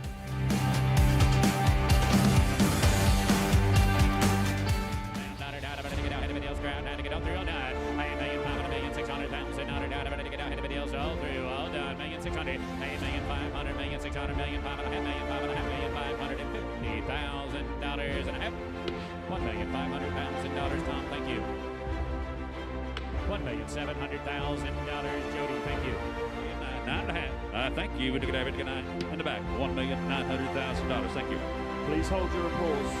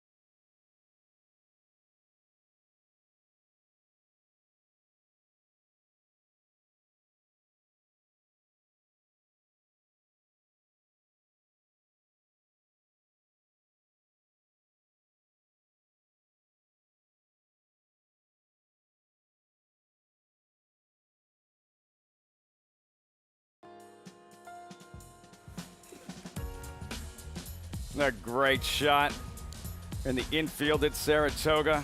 Closing week of the summer. Just saw an exciting stretch battle moments ago, and Louis Saez racking up a third winner on the afternoon. Just moments ago, Saez on the inside, Richie, going to work and just able to get to the wire first. Yeah, listen, these two engaged from the start. Louis held his position inside. Two very game horses fighting it out to the wire. A good horse race, a 1-2 number around the racetrack. I think young riders sometimes get caught up in trying to get on top of horses. You're almost better trying to get away from them. You know, think those old fight films, right? You got a guy beat in the last round, and the guy in the corner is yelling, "Stay away from him!" You know, just float away from him. Don't get on top of them. Sound like Burgess Meredith. You did a little bit. What are we waiting for? Cousin Christie in the 7th. We turn the page. Always exciting Spendthrift 2-year-old race of the day. Brought to you by Spendthrift Farm, home of North America's 5-time reigning champion, General Sire, Into Mischief. P.G. Johnson. There's the field. 2-year-old fillies, mile and a 16th on grass. Even money. Wow. Virgin Colada with about 25 minutes to post. The P.G. Johnson JK. You have the race itself. It's a stakes race at Saratoga, but big picture, why is this race so important?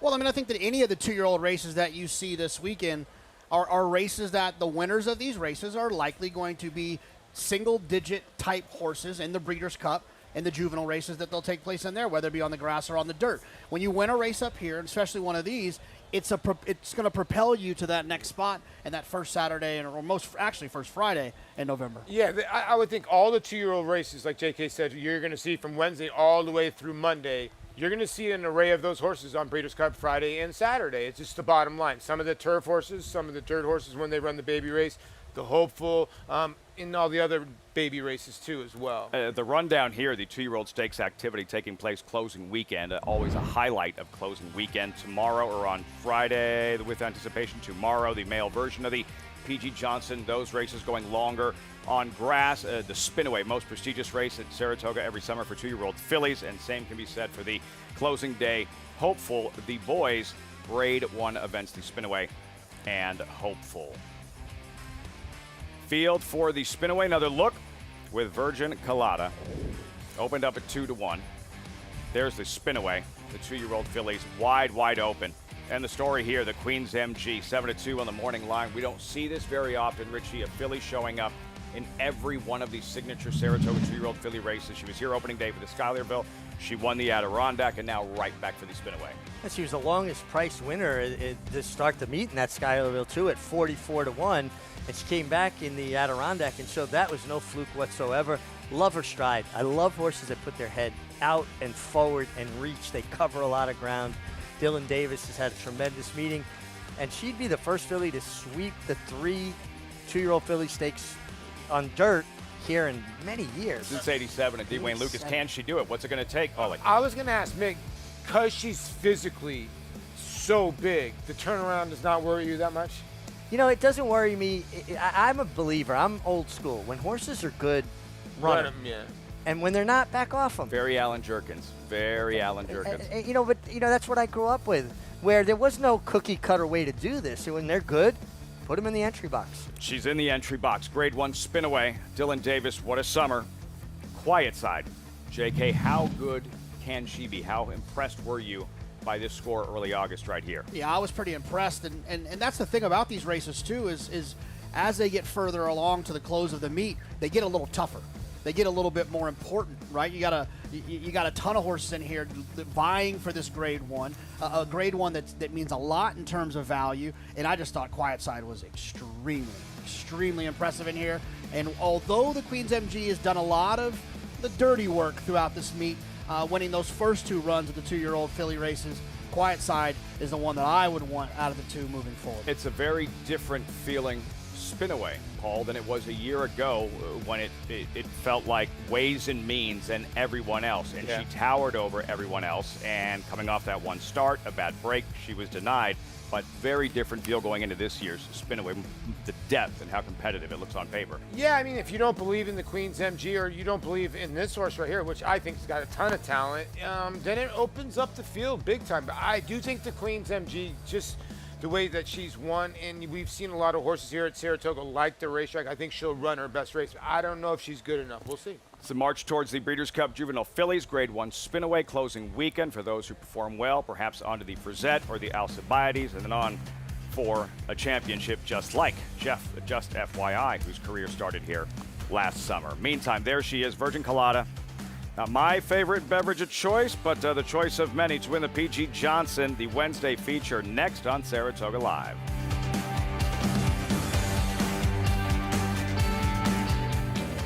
The classic looks of a two-turn type, yet the precocious brilliance of an undefeated G1 two-year-old. Maxfield, a breathtaking run at the top of the stretch. Maxfield. He took it to the max in his chosen field. Now you need a mini Maxfield in your chosen field. His first yearlings are selling now. Maxfield. Classic looks and precocious brilliance. Darley. Why do the most successful owners, breeders, and horsemen select the Green Group as their tax advisor? We simply save them money. Over the past 40 years, founder Leonard Green has owned and bred some of the best racehorses in the history of the sport. His hands-on industry knowledge, combined with cutting-edge tax-saving strategies, has produced positive results for his clientele and has made the Green Group the top-rated accounting and tax firm in the business. For a confidential and complimentary consultation, contact us at 732-634-5100 or visit our website at www.greenco.com. The Green Group, proven strategies to save you taxes.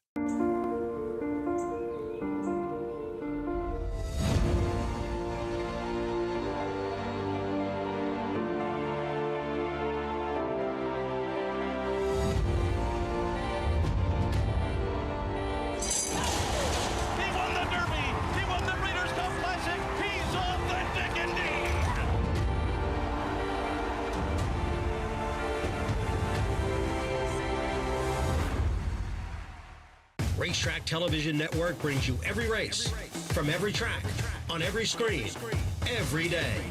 With monthly packages starting as low as $5, RTN gives you great value and access to more live HD streaming and race replays than anyone. Visit RTN.tv today to sign up and watch on almost any device, including Roku and Amazon Fire.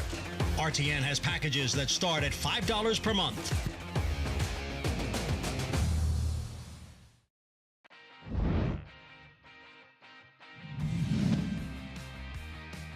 And Volpone comes charging on through as the field turns for home.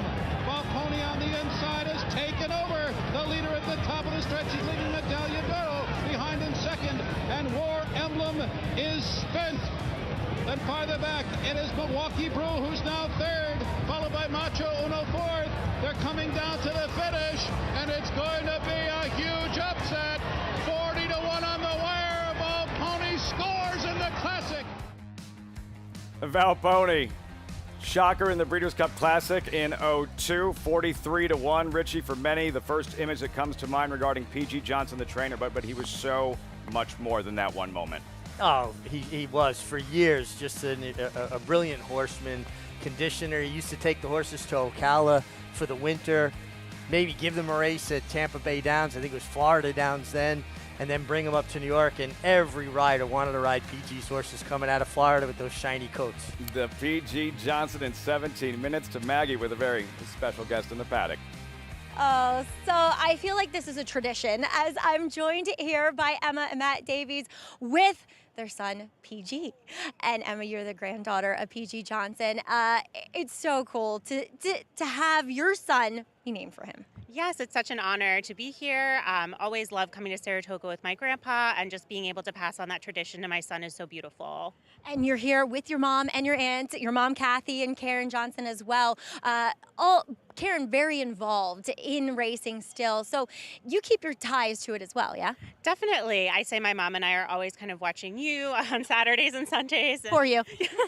We like to kind of stay active, but coming to Saratoga is just the best. We love coming here every summer, and this is like my 36th year of coming here. Yeah.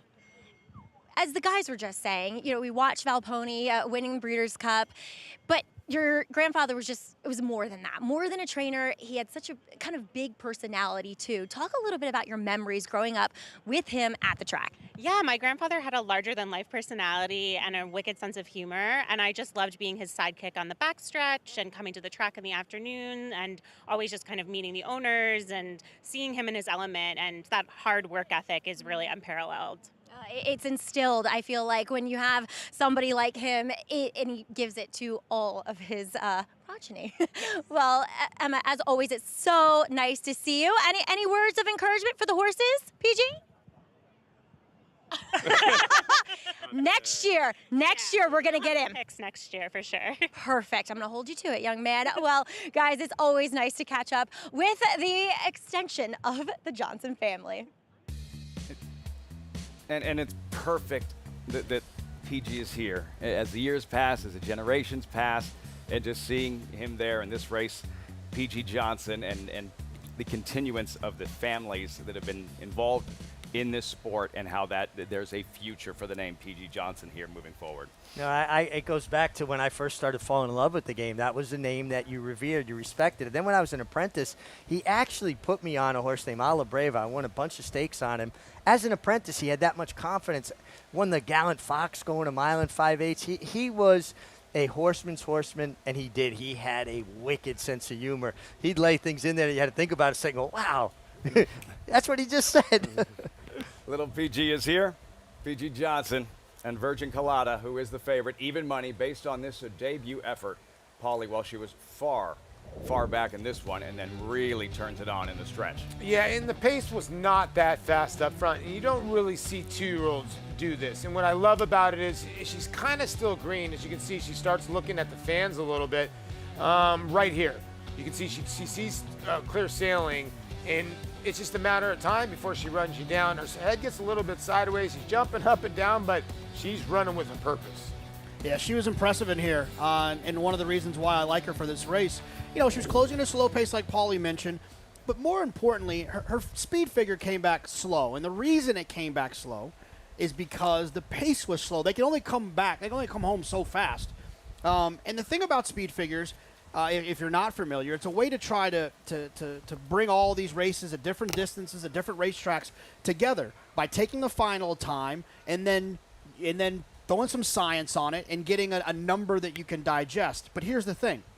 A lot of times when you're doing that, part of the science is you use horses' previous performances to have a gauge for how fast or slow the racetrack was. But the problem with these types of horses is they don't have a lot, so you don't know how good they are. It's very hard to make speed figures in long turf races. You're talking Virgin Colada. Chad Brown looking for a 5th win in the PG Johnson. That filly reigning Flowers. Louis Saez to ride, looking for a 4th on the afternoon here, Richie, and she has the edge in experience already. 2-turn turf routes. Yeah, and you got to respect and appreciate that. You want horses that have foundation, to get these distances, right? And she's already had these races. Look at her turn it on late. She's kind of like a little rocket, right? Wait, she knifed through that field there? She's a small little filly. But listen, that was the first time second time going long. And we've seen a couple of these horses from Indiana Grand come in here and run well. Said this from the beginning. With the mess of the Churchill Downs turf course, the Indiana Grand racing on the turf course is very good. So this horse ran well last time out. These freshman fillies, Maggie, what are they showing you? Virgin Colada is showing me that she's probably the real deal. She's beautifully, really well balanced. Acacia Clement in the paddock for her debut, but luckily we share notes. Luckily we share an office, so it makes it quite easy too. But she just said physically mature and definitely looks like the distance with the addition of being a absolutely beautiful mover, and you can tell it's evident here in the paddock. Now she came in, she was very much on the muscle, but she has settled down beautifully and just seems a lot more focused since she's gotten saddled, and we spent some time here in the paddock, so I think rightfully so she is the heavy favorite. Moving on to her inside, now we'll see how these New York breds stack up, but number 1, she's Artiz. I question the field she comes out of. But I'll say this. She was one that I actually thought would prefer going longer, and that's what I said about her before she went out and won that race. But the pace did come apart that day, and I feel like she was doing her best running late. And I remember Michelle saying that she thought a little bit more ground would be beneficial to her because she's built that way. She has a long, even, more tubular type of frame to her, and if anything, she is way fitter and way stronger having that debut under her belt. Now, a horse that comes in here who is still a maiden, but getting to the turf for the first time is number 7, Totally Justified, coming in for Rusty Arnold. I'm sure we've talked about the pedigree, being a daughter of Justify, and she's half to Master of Foxhounds, multiple graded stakes winning turf horse. If this isn't a turf horse, then I don't know what is. She is tall, leggy, angular, massive turf hoof. She is textbook, I want to run on the turf. She's very laid back here in the paddock. So I always wonder, horses shipping in, have they had enough time to acclimate? Have they had enough time to get over the ship? For these young horses, sometimes it takes a little bit out of them. So while I think this is the right spot for her, just by observing her energy levels and the conditioning she's carrying, I wonder if shipping in from Kentucky, puts her at a disadvantage as opposed to these horses who train and live here in Saratoga, Lafitte. The ship, has that taken anything out of her? Totally Justified, Richie, and yeah, the pedigree, as Maggie alluded to. Her dam, outstanding, a full sister to Magician, a Breeders' Cup turf winner. It all lines up for her from a bloodline standpoint. Absolutely, and she's also a half to Master of Foxhounds, a graded stakes winner on turf. Listen, George Arnold, Rusty Arnold, as he's known by his friends, and I consider him a friend, has trained over 1,900 winners in his career. Kentucky Downs has maiden races for big purses. Could have stayed home, ran her in a maiden race for a big purse. He didn't send her here thinking that she didn't have a chance, right? Get some black type, some graded stakes placing. I think Maggie makes a valid point, and it's a concern. You never know how horses are going to react to shipping.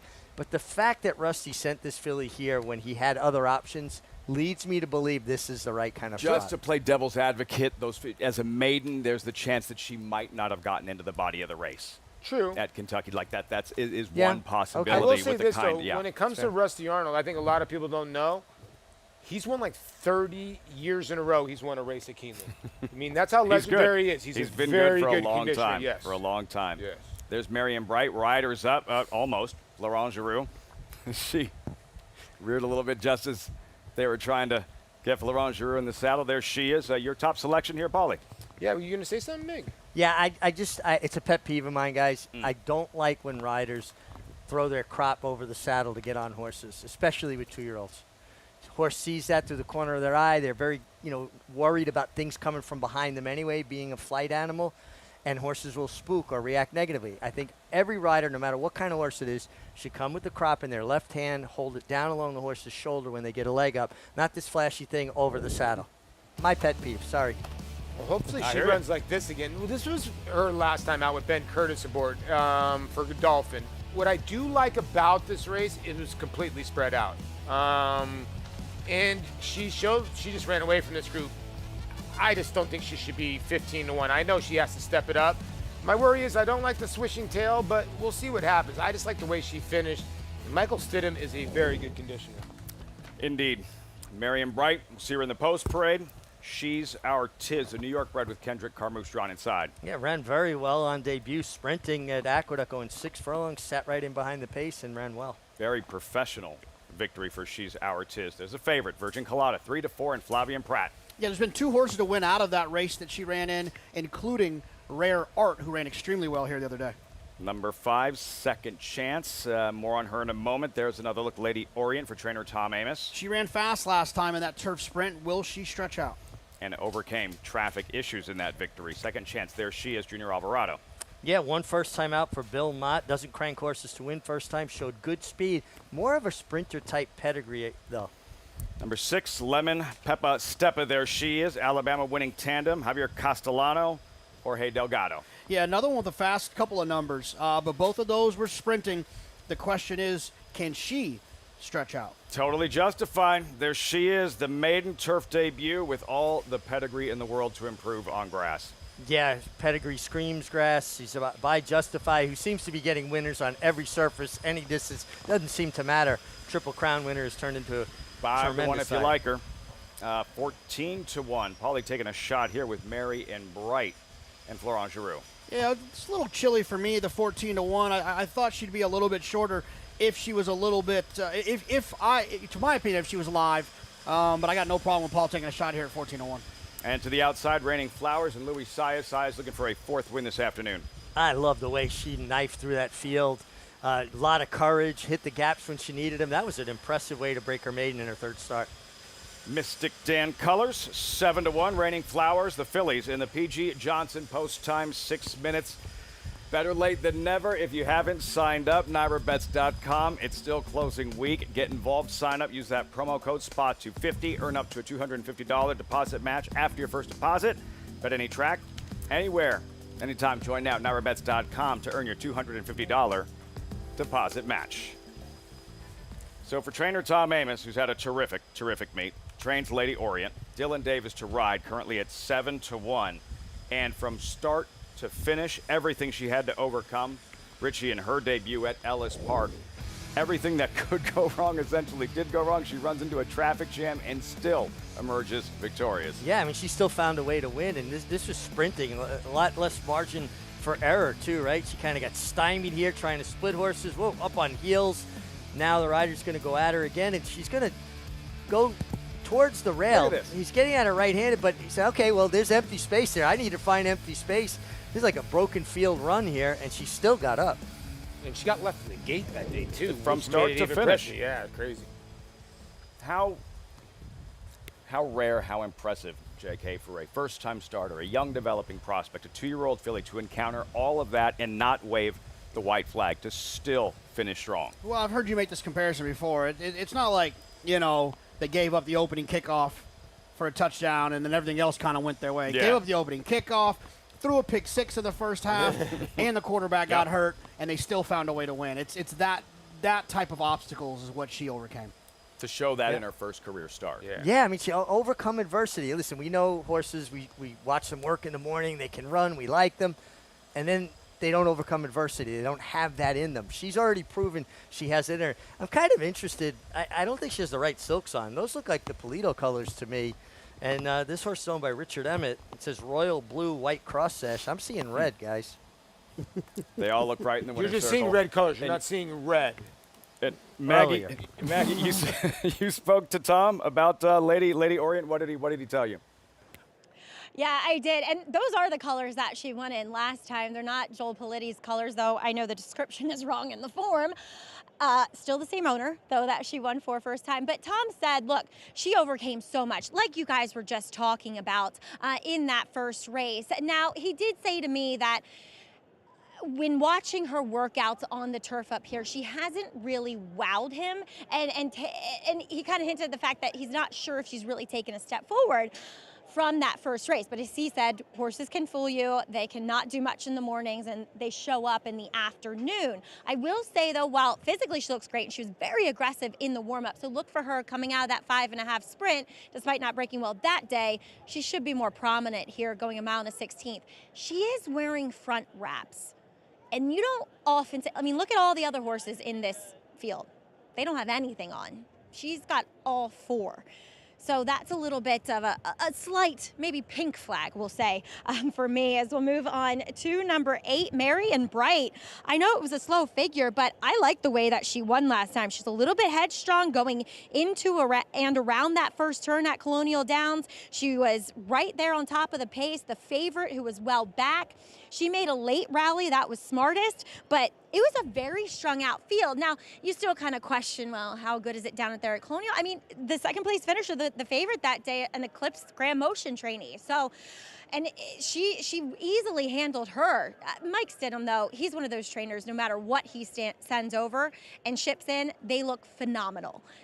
And she already has proven the fact that she can win at this type of distance. So I think she's better than that 13-1 suggests. Number 9, Raining Flowers. She's making her 4th start of her 2-year-old campaign. Now, she is way more edgy than what she was when breaking her maiden last time here at the Spa with John Velasquez aboard, who delivered a picture-perfect ride. I wish she was just a bit more settled. Obviously, it's a feather in her cap that she's proven at today's trip. But again, just as you see those earplugs in, that green cord, those are earplugs in her ears. Now, Johnny Ortiz, a lot of times his horses run with those. But again, I don't know if it's giving the desired effect here today, Lafitte. See how she behaves, see how she breaks and performs. Raining Flowers, what you can't argue with is John Ortiz, and not a huge stable and not a lot of runners, but wow, making the most of his opportunities. No, absolutely. And to come up here and to win at that rate, whether you have, 500 horses or you got 26, it's impressive. 5 for 8. And it must be really heady for him as well, because he grew up in the shadow of Belmont Park, right? Dreaming about being a part of this game. He's being a part of it in a big way. Saddled the winner of the Grade 1 Spinaway last year. Did Ortiz. Luis Saez looking for a 4th win. Totally justified. So what might be some of the methodology for a filly with this much turf pedigree for Rusty Arnold to run her twice on dirt first? Putting that foundation in him. Yeah. You were saying it, JK. That's an old school move. Trainers would give a horse a race sprinting that they knew wanted to go long, maybe give him one going long that they knew wanted on turf on the dirt as well. And now she has the fitness, the foundation to step up, getting on the proper surface, which I believe is the proper surface. Yeah, no, I mean, her pedigree screams that she wants to be on the grass, but she's got a heck of a foundation. Well, a lot of these horses have only run once. Some of them have only sprinted once. This horse will definitely be fit enough. The only problem that we're going to have here with the 7 is that Alex Bregman is at bat right now. So I don't know if he can really watch this race unless he has he could be listening. He could have the Fox app in his back. I don't know if he's going to be flying in a second. But yeah, part owner, obviously the Bregman family racing. We've been talking about Jason Worth involved in this game. Alex Bregman, the third baseman of the Astros, big time involved with autism too. Just into a lot of great causes, and the Astros making that push like they always do. They're up 6-0 today, and he's trying to get totally justified home. Automatic in August, aren't they? Spendthrift 2-year-old race of the day, this P.G. Johnson. And what's on the line, Richie, for that star jockey, Flavien Prat, and the summer he's had to this point? Incredible that he's on the verge of tying the record for most stakes win at this meet, and he's got 10 stakes to not only tie it, but to break it. I think he's in a very good position. It could happen.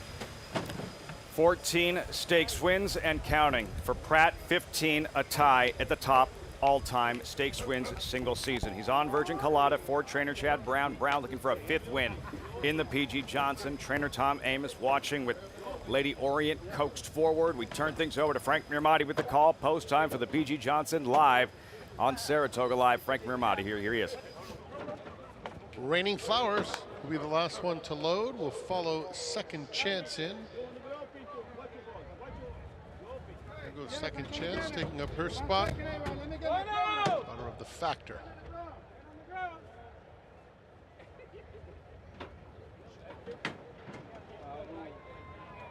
They're in the gate.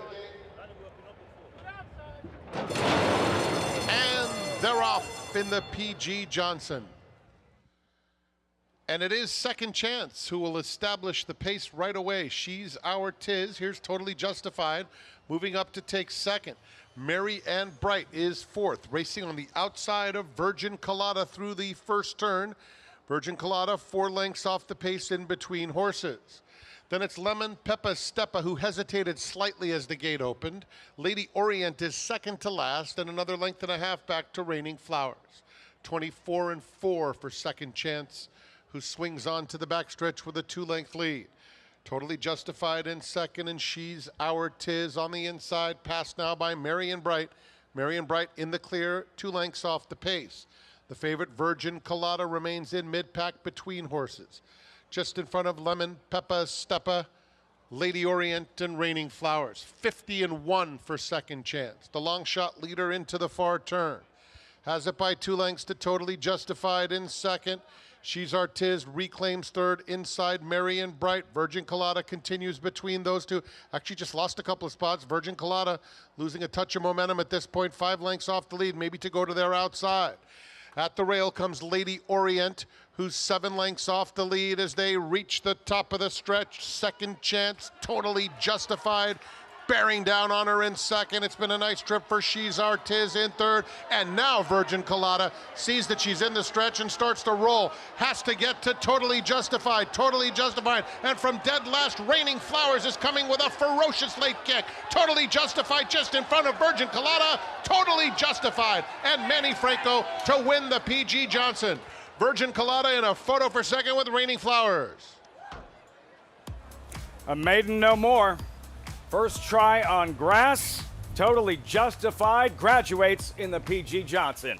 Always had a good trip. There was a lot of traffic in behind her going to the first turn. Manny Franco did the right thing on this very tall, leggy daughter of Justified. Got her a forward position, stalking Second Chance, who more of a sprint pedigree. And she just kept finding in the stretch. She just kind of won a little bit, almost one pace, but kept finding. And Rusty Arnold shipping her here as a maiden to run in the PG Johnson. To me, that was a big tell. I guess it must be a hunch play. The Astros were up 6-0 in the 7 win, so now they're up 7-0. Congratulations to Alex Bregman. And you were talking about this horse, JK. The pedigree was just too much. Yeah, no, the pedigree was outstanding, and to be able to run as well as she did on the dirt, you had to know that she was going to take another step forward when she got onto the grass, the surface in which she was bred to be on.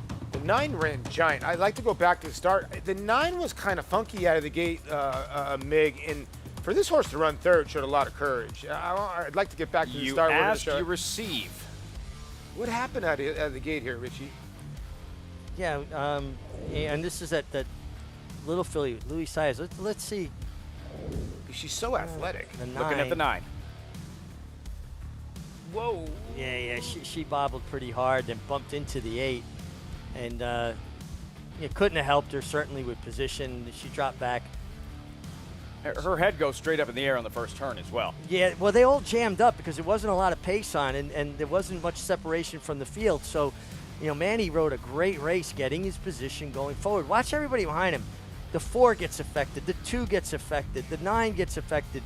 I mean, there's just a huge gap in behind them. My goodness, that horse ran giant.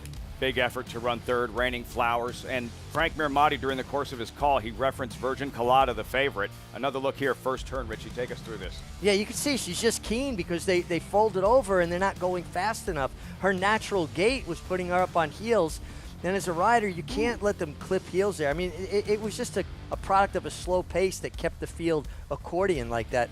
Lady Orient as well for Tom Amos, taking the worst of it. And, wow, incredible effort here from Raining Flowers to finish third. But the favorite, Virgin Colada. Did you see anything, Richie, when Frank Mirmati alluded to the fact that it looked like her momentum was stopped just when the real running was starting? Yeah, I mean, I'd have to watch it a few more times, and that's what you do at turf racing. But I think really everybody's trip that had a tough trip was caused by the fact that there was absolutely no pace on whatsoever, and Manny Franco getting his position going forward made the difference. We'll take another look. Totally Justified in the PG Johnson. Results, reaction when we come back, plus the Grade 1 activity this weekend. Arthur's ride on to the Jockey Club Gold Cup in his stakes debut, his graded stakes debut. No catching him earlier this month in the Whitney. See him again, closing weekend here in the Jockey Club Gold Cup for Bill Mott. We'll be right back. You're watching Saratoga Live.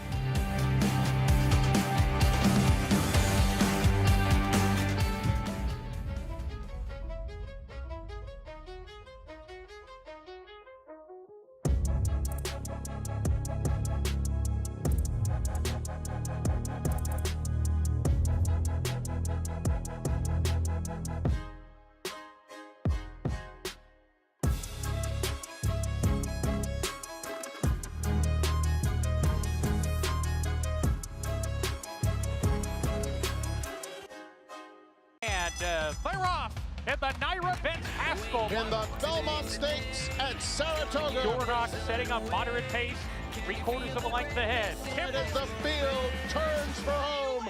Mind frame on the outside. It's coming after Dornock. They're at it again. The 2 Belmont first and second place finishers will be Dornock to win the Belmont Stakes. Dornock wins the Haskell.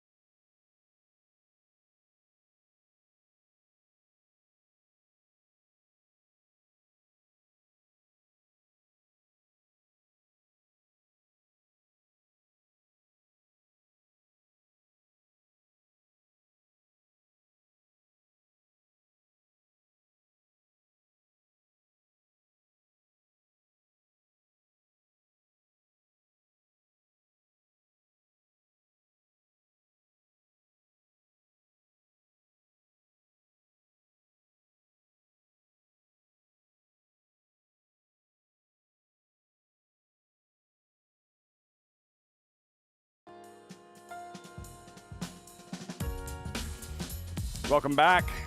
You're watching Saratoga Live. Just watched a stirring edition of the P.G. Johnson Spendthrift 2-year-old race of the day. And a filly to watch on the ascend. Totally Justified. J.K. in her first start on grass, bred to handle it just fine and tenacious in stretch, turning back all challengers. Yeah, no, she was, and if you smoked her out with the pedigree that she had and the running she had already done on the dirt, that was a nice little hit. What I think she went off at 6-1 in the end. Richie knows exactly what price she went off at. But I think moving forward, and looking past this race, I think the horses that were behind her ran pretty darn good as well. Horses you want to keep an eye on moving forward. Spendthrift 2-year-old race of the day. P.G. Johnson, Totally Justified, 1460 over the favorite. Virgin Colada, reigning Flower 729 in the P.G. Johnson. To Maggie in the winner's circle with winning pilot Manny Franco. I think she emphatically answered the turf question, as she's bred to be that way, but Totally Justified really was, Manny, as we were just talking about. Manny said, I'm going to have to watch a replay because there was a lot of stuff going on behind you, but you got her in such a good position. Yeah, I think she helped me a lot because she jumped out of there well. She took me right there, and they told me that she's one pace, so don't let her do too much because she don't have good turn of foot neither, so say, okay, so I think I'm good here because she put me there, so we was galloping along, we was going slow, and I was pleased where I was, and she responded for me at the end, too. She did. She was quite game. I mean, to hold off the favorite who charged at her late. Yeah, definitely. I feel like they was coming, but I feel that I think the April, I feel they was getting close to me, and she gave me another gear, so she gave me another response, and I think it was the key. It was huge. For a horse that's never been on the turf, did she give you that feeling right away that she was loving it? Yeah, definitely. As soon we break and she took me in that position, she started. She was a little green, turning the head, but she handled the ground really well. So I was happy and comfortable where I was. Excellent ride, Manny. Well done and congratulations. Thank you, Maggie. All right, Totally Justified she was, and she justified her connections, getting her on the turf and breaking her maiden in style in this P.G. Johnson, guys. Yeah, she did. So we just saw the race, but you have to ask, is this a caliber of filly and those who ran well that we could be looking at in the Miss Grillo at Aqueduct, the Jessamine at Keeneland, and perhaps eventually the Breeders' Cup Juvenile Fillies Turf? Oh, you have to think so. I think this race has been a good barometer of horses that go forward to that. Probably more likely you see her in the Jessamine because of Rusty Arnold's stable right there. And for the only one filly has done it, Tabit's Fly, who captured this race and went on to win the Breeders' Cup Juvenile Fillies Turf. Late pick 5, and what we've seen thus far, the 9th race in 19 minutes. What's the story with the pick 6, JK? I mean, I've looked like 6 times because it's kind of hard to believe, but I've looked and it seems to be the truth that the only ticket alive is to the 7. War Terminatrix, who's 21-1 right now. Can you lend perspective how rare that is? It's so rare that I'm scared to say because it doesn't seem like it's right. It sounds almost impossible. It is, yeah. You know what it could be? Honestly, it could be someone who likes the horse and being silly made a ticket and singled. It's tricky. Whatever the method of the madness is, they're there, right? So here's the other part: is if they don't get home, they do get the 5 out of 6, I guess. But I mean, still good handicapping to get there, whether you played house numbers or not. 18 minutes out till the 9th race. So many reasons to come out and join us this weekend. On Friday, you have the windbreaker, the giveaway, right? On Saturday, the Stanley Cup is going to be here at Saratoga. Florida Panthers. Our thanks to Vinny Viola. Stanley Cup here, Richie, on Saturday. Yeah, it's so cool, and I'm so happy for Vinny Viola. Now, I wasn't happy that the Florida Panthers knocked the New York Rangers out, but I hung my hat on the fact that I'm a big fan of Vinny Viola, and I was very happy to see him get that done. And the last time I think the Stanley Cup might have been at the racetrack was when Ed Olczyk brought the 94 Cup for the Rangers winning. He brought it to Nick Zito's barn, and Gopher Gin drank out of it, I believe. And then he also had it in the jockey's room, and all of us got to take pictures with it. And my son Joseph, who's 6'2", was shorter than the Stanley Cup at that point in his life. Who's better than Edzo? No one. I wonder who he likes in the Jockey Club Gold Cup, Breeders' Cup Challenge event. Winning you're in for the Breeders' Cup Classic. Arthur's Ride, that emphatic breakout performance in the Whitney. He had never been tested. Suffice it to say, he passed the acid test with flying colors, JK, and right from the start, he meant business. Well, I think the thing with Arthur's Ride is you know, at Belmont Stakes weekend, the inside and speed is where you wanted to be. So I think a lot of folks, including myself, didn't really trust Arthur's Ride's previous performance, but then he comes back here and he duplicates it. The problem now is he did it on a racetrack that wasn't fast. So did that move him up? I'm believing this horse now. I think he'll be tough to beat on Sunday. Yeah, I'm with you. When you back up back-to-back races, and Junior Alvarado told everybody, listen, I'm sending here, and you can see the horse back there in fourth that's filling. That's Skippy Longstocking, who just won the Charlestown Classic for $1 million. So he got a little tired chasing him. What'd you see in this workout here, Mig? That's just a maintenance move. All the heavy lifting's been done. They're just basically in a high gallop. See, he was outside there. Smooth enough lead change. He's not being asked to do anything. He's just galloping alongside his workmate. I think that's Neil Pazansky aboard him. Neil is just one of the assistants to Bill Mott, and one of, I think, only 3 riders that ever won the Eclipse Award and the Sovereign Award in the same year as Champion Apprentice. Make a lot of money at a bar with that, at a bar bet. Thanks to our friends at XBTV.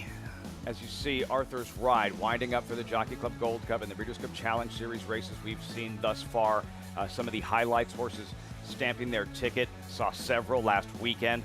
Far Bridge and the Sword Dancer Society showing she's not one-dimensional in the ballerina. And coming up, the Flower Bowl and the Jockey Club Gold Cup this weekend to close things out. Horses in the paddock for the 9th. The only one covered in the pick 6. How does that happen? War Terminatrix at 21-1. Anyone else strikes? We're talking Thursday pick 6 carryover at the Spa. Stay tuned. The nightcap in 15 minutes. The sun shines bright on Caraconte.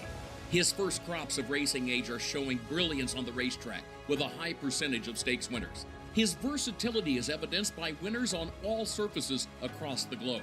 Spandarella could not have been more impressive. The sun shines bright on this value sire. Fair down 25, fair down 25, fair down. Thank you. Right here, 525,000. Caraconte, standing at Gainesway. Horse racing? Check. Weekly promotions? Got 'em. Huge payouts? You bet. With Naira Bets. Download the app today and bet on any track, anywhere, anytime with live HD horse races, betting tips and tutorials, expert picks, and more. You bet with Naira Bets. Join now for a new member bonus at nairabets.com. You just have to get in the seat of a John Deere Gator XUV 835M. Not because of the spacious cargo box. We're always picking up rocks out in the field, and the hydraulic bed has been really nice. Or because it can tackle any terrain. It can handle anything. Not even because it tows up to 4,000 pounds. We can pull things around easily. You just have to get in the seat, because something about being this productive just makes you smile. It's made life a lot easier. Learn more at johndeere.com/getintheseat. Good afternoon, ladies and gentlemen. On behalf of the management and staff of Keeneland, I would like to welcome you to the September yearling sale. Good to have you back with us. It is the marketplace. It's electric. Quality in quantity. Some of the absolute best horses. These are the horses we're going to be cheering on in the next 4 or 5 years to come. A shareholder to win the Norfolk. Dornick win the Belmont Stakes at Saratoga. Randomized in a dramatic photo finish in the Ogden 5th.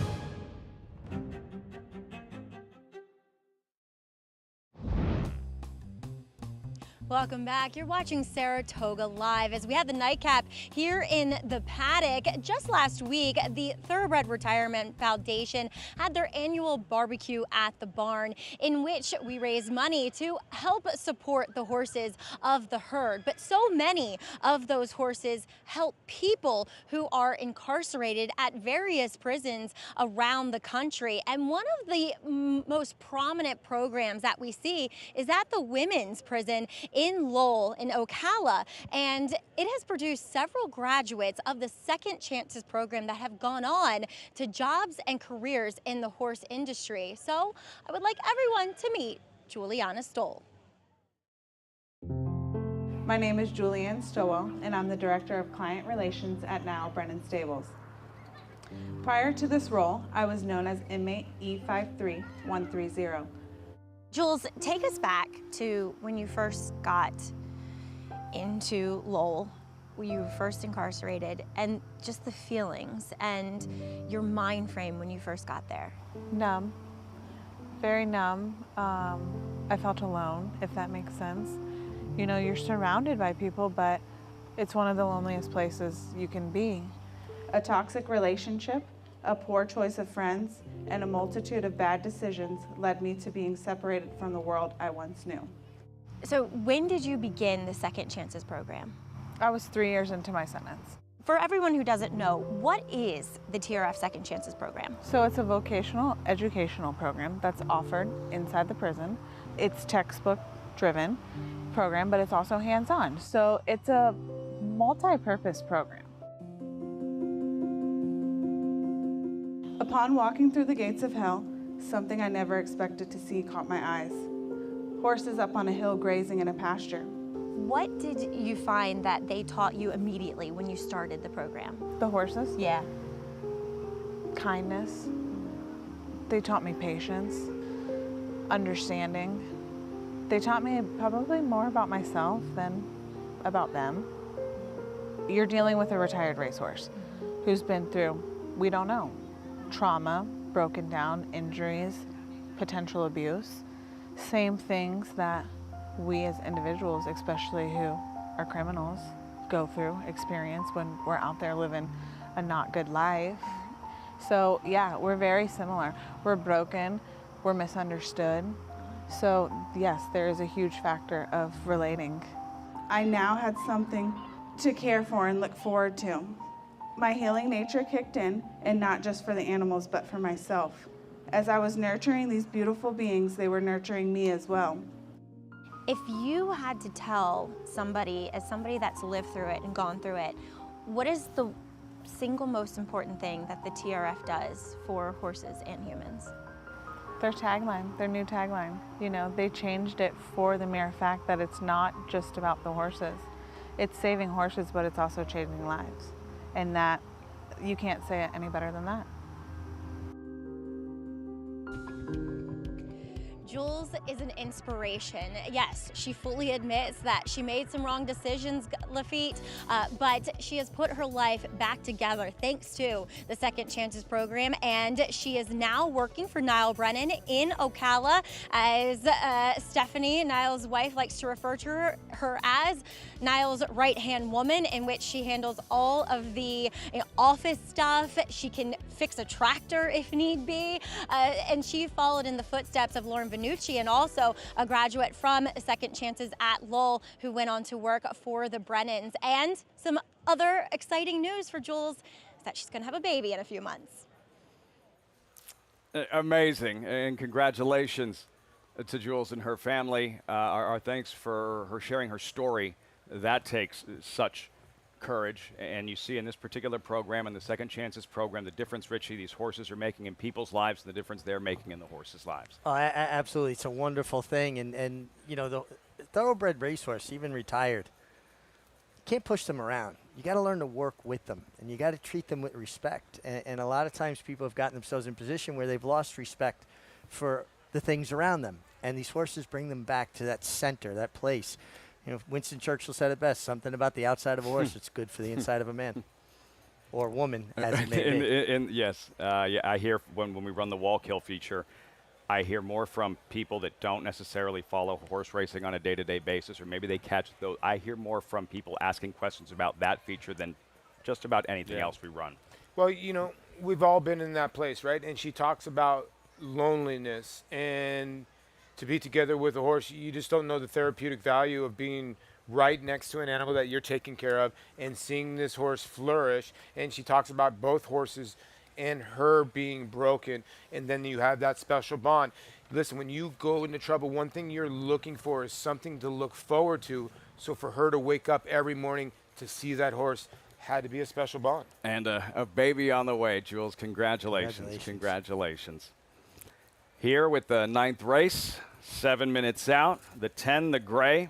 There she is, Majulu and her debut, JK, late July, right here, does everything but win. No, she didn't. And look, she's going to be in a similar spot right here, drawn towards the outside. So she should be able to get a similar trip that she got last time. She liked this trip. She 5-2. I thought she was interesting, but at that price, I feel like she's probably a little bit too short. Tap it into the bankroll, Paulie. Yeah, she got beat by Play Freebird for Gary Contessa, and Gary Contessa's horse will pay it out. But I like the 6. You see my bankroll is dying. Lorana. Now, this horse's first time out sprinting, if you go back and watch that replay, it was a disastrous trip. And I honestly think she kind of could have won that race. Now, that was way back in September of 2023. She's gone long since. Now they're dropping her for 40. She has to get out of the gate. I can't believe she's 9-1, but I'll take that price right now because I need that right now for That'll my inflate the bankroll. Yeah, and I think she's got a big chance. She needs to stay out of trouble, and hopefully that happens for Giroux.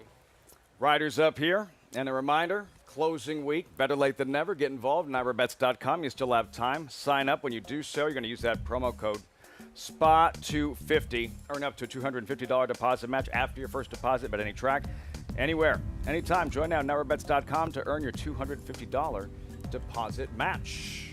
You're going to want that NYRABets account tomorrow should anyone but this 7-horse win this 9th race at Saratoga. Anyone else, and we're talking about a Thursday pick 6 carryover, included Boston Strong Mama, drawn inside at 8-1, second start on grass. Check that last turf sprint. You have to go all the way back, Richie, to July of last year. It's been a while since she's done this, and the one time she did turf sprint, she ran awfully well. Yeah, this was the best race of her career. Maybe it's that Goldilocks effect, right? She's tried dirt, she's tried longer, she's tried turf, but longer. Now she gets back to sprinting on the turf. So maybe everything is just right. And George Weaver owns this horse too. So, you know, when you're an owner and trainer, you can kind of place the horse where you want. And here she is. These New York breds, $40,000 maiden claimers.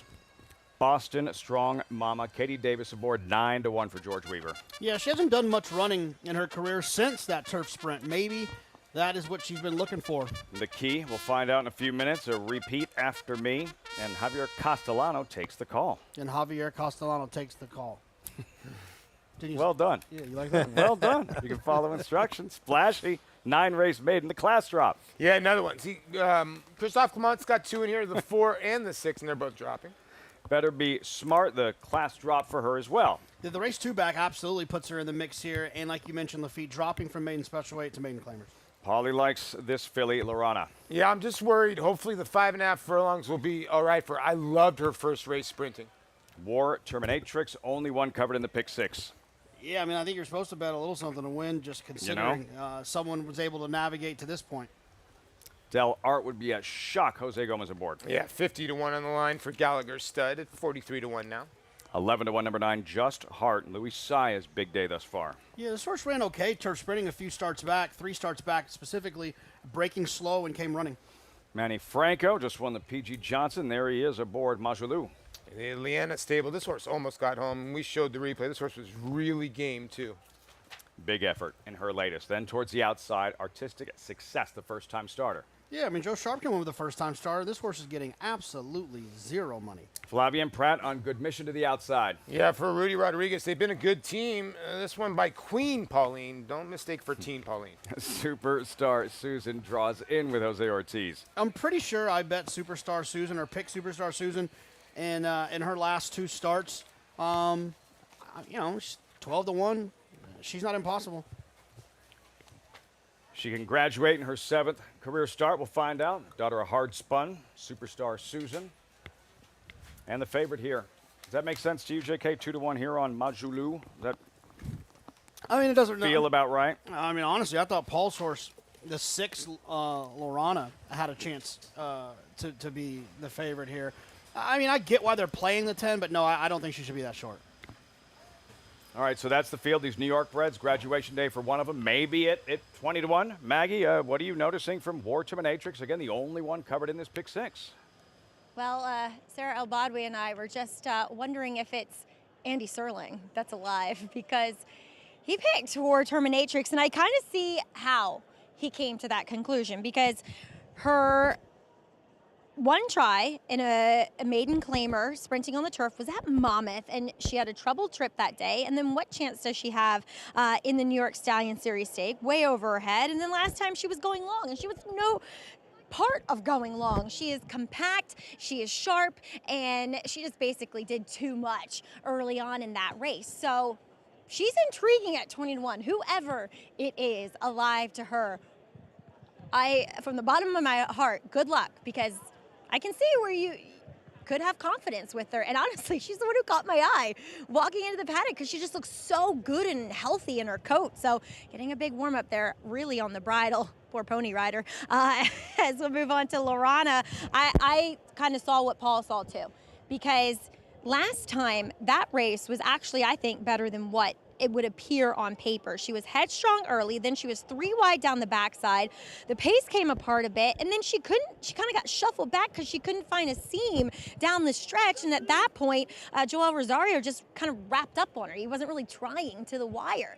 She's very headstrong. She's a high-strung filly. So a lot of times with those ones, the best answer is to cut back in distance. Now, physically, I can't say she looks overwhelmingly convincing. Yeah, would I feel better about this being 6 or 7 if we were at the old Belmont Park? Yeah, 100%.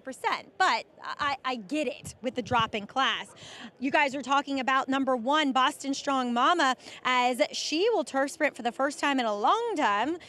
She looks better. She warmed up beautifully. I didn't like her until I actually watched her warm up with Katie Davis, because she just is moving beautifully out there, really extending her stride, and comes back looking pretty fit and is not washed out, which I've observed from her in the past. And then let's check in with a first-time starter who is a massive price. Maybe I'm way off base here, but number 11, Artistic Success. Sometimes in these spots, a first-time starter makes a little bit of sense. I'll say this, there's actually a lot of pedigree in the second generations. The dam is half to a multiple Group 1 or Group Stakes winner in Europe and the Middle East named Campanologist. So this one really has a turf hoof. She really looks meant for this surface and is built more like a sprinter. We'll see. Joe Sharp, he came in with a first-time starter on the grass, guys. Few angles working for Artistic Success, absolutely. Cold on the board, 35-1. And JK, you're looking to smoke out a long shot here as well with the superstar Susan. One more time, give her one more chance. Yeah, I mean, she's had some excuses, right? I mean, 3 back, which is where I started to like her. I didn't play her that day. She middle moved a little bit early, got lost a little bit. Then she came back, tried to go long. I thought maybe, she would be able to do that. She didn't handle the long last time. Then she cuts back. Last time, goes slow, and was wide. So she's had some unfortunate trips. So, I just, the 13-1, 14-1 now, I couldn't pass up Superstar Susan again. You see our handicapper selections, right? Andy Serling, his bankroll play is alive. It was the double from Totally Justified in the P.G. Johnson, who took care of business. He has 2 in this 9th race. Number 1, Boston Strong Mama at 11-1. And yes, number 7, War Terminatrix at 19-1. That's why the double is sneaky low. Got a lot of followers for Andy. And good job by Andy there picking the 7 and being alive here. So I don't see it, but he's seeing the ball a lot better than I am. He's got to be alive for a ton. It was a $20 play, wasn't it? Yeah, $20 play, I think. $30 double. Play. $30 double. Let me do a little math here for those at home. I got to find it first. Obviously, the Wi-Fi is not working. JK's going to do math. He's going to figure out the Wi-Fi. And Richie, another look at War Terminatrix. You wound up with, I didn't write it down. $97. I'm sorry. $97 to the 7. So that would be $2,700 right there. I think that's for $1 if I'm not mistaken. Best of luck, Andy. Anyone who followed his double advice? Boston Strong Mama. Are you surprised that she's up there at 11-1? And I know you have to sift through the rubble a little bit here, but going back to that one turf sprint that was easily the best race of her career thus far. Yeah, she is that one really good turf sprint, and then she was in 2 rained-off races. One she was eased, one she was well beaten. Came back in a dirt sprint from maiden 40, then ran a mile and a 16th in a maiden allowance. Just didn't run, and then she went to the bench. And we know she'll fire fresh. Yeah, I mean, if she gets back to that first try turf sprinting, that's going to make her tough here at a very generous price. Now, yes, there are a lot of ifs, But I like when a horse has dirtied up form and getting back to what they did well. Katie Davis rides for the first time, Boston Strong Mama. Again, anybody other than the 7, anybody else, and we're looking at a Thursday pick 6 carryover. War Terminatrix, only one covered. Fillies and mares here. Turf Sprint, $40,000 maiden claimers, New York Breds to close out this Wednesday program. Closing week from Saratoga. Frank Mirmati with the load and call. It's post time. Thank you very much, Lafitte. Moving into line. I haven't heard the whole show, but I hope someone has congratulated you for the Jim McKay Award. If not, our audience is now aware. Lafitte Pink Eye, winner. Better Be Smart coming up. Artistic Success. 3 more. Lorana. Good Mission.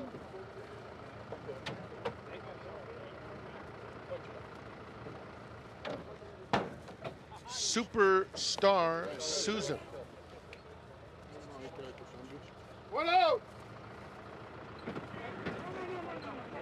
Goes up.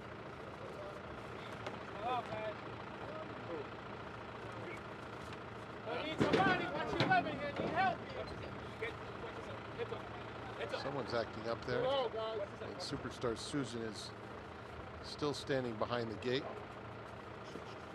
Now she's walking up.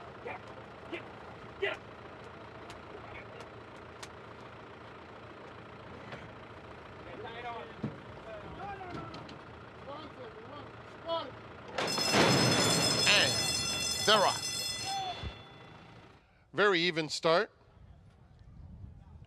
And a very quick one indeed for Majulu, the gray on the outside, and another gray, Better Be Smart, is matching strides with her. Those two stride for stride to the half-mile pole, and they're joined 3 deep. It's a gray party. Good Mission moves up to claim that second spot as they move into the far turn.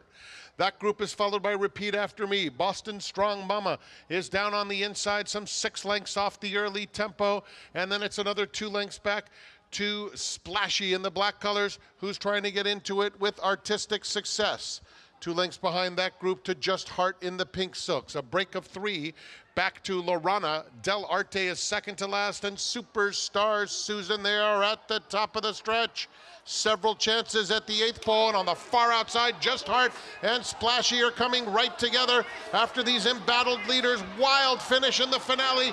Just Heart, Luis Saez looking for number 4. He's going to have to work hard to get it. He's in ahead in that battle with Splashy. Here's the line. Photo finish, too close to call. Either Splashy or Just Heart, they hit the wire together. Good Mission was third. It is tight.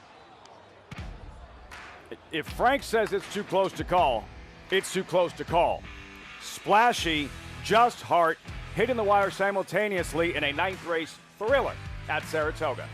This was a tremendous race coming down to the wire. It looked like Just Heart got ahead in front. Splashy battled back. It looked like she put her nose back in front. And then the last 2 strides, I believe, the 9, Just Heart, might have just gotten her nose back in front. 3, 4, 9, 4, 9. Ouch. Ouch. 9, maybe 4. 9. And the 6th horse, I bet. I got to just say this. Florent Giroux is in another area code. That's all I need to say. You know, you could see they were doing the head bob, and then they linked up, and that's when it looked like the 9, Just Heart, Yes. who was all heart, seemed to get the best of it very late. Watch, you see they're bobbing right now. Watch when they link up, they sync up here. Right in here, now they're on the same stride. 9. And the reveal, 9, 4, 12, 5 by a flared nostril. Just Heart, Luis Saez, 4 wins on the afternoon, turning away Splashy at the wire. You want to know how bad I'm going?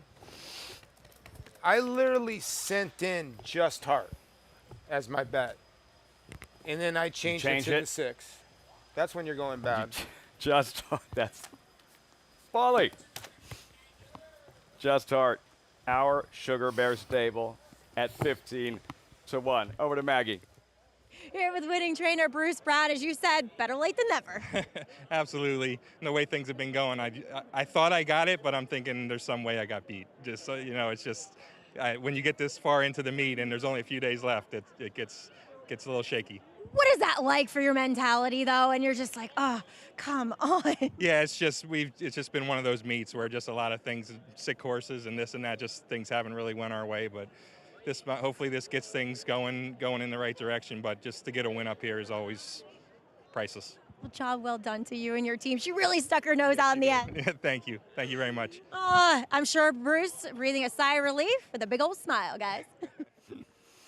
He'll enjoy this one. It's just the one win, Richie, but how different this must feel.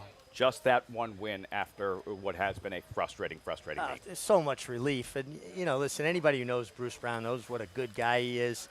I've got a win picture with him when he was grooming horses for John Forbes, won a stake at Gulfstream. He worked for Michael Hushin. He's just a tremendous guy, and he's got a son starting Chaminade in a few weeks. These purses are important. We've had 4 winners today that were first-time winners. 2 owners, and Bruce Brown got his first win in the meet. Yeah, so some great stories guys here getting today. off the duck and some owners having a lot of fun. So good day. And for Saez, 4 trips to the winner's circle this afternoon. The handshake with Bruce Brown getting that first win of the meet. Our Sugar Bear stable, Just Heart, displaying just that in deep stretch over Splashy. Just Heart at 15-1 by millimeters in the 9th and final. We'll wrap it all up when Saratoga Live returns.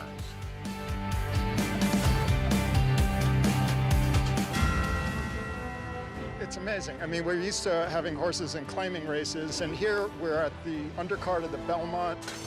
And they're off in the Woody Stevens, and here's Bookham Dano, who has blown by them all. Bookham Dano, Prince of Monaco in between. It's going to get very close. Bookham Dano! Winning on New York's most important day of racing. I can't. That was awesome. He's the best.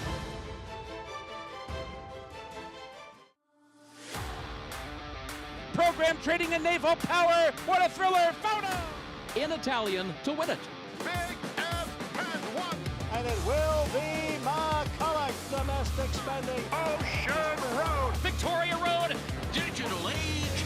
And Pearl. State of Rest. Newspaper of record.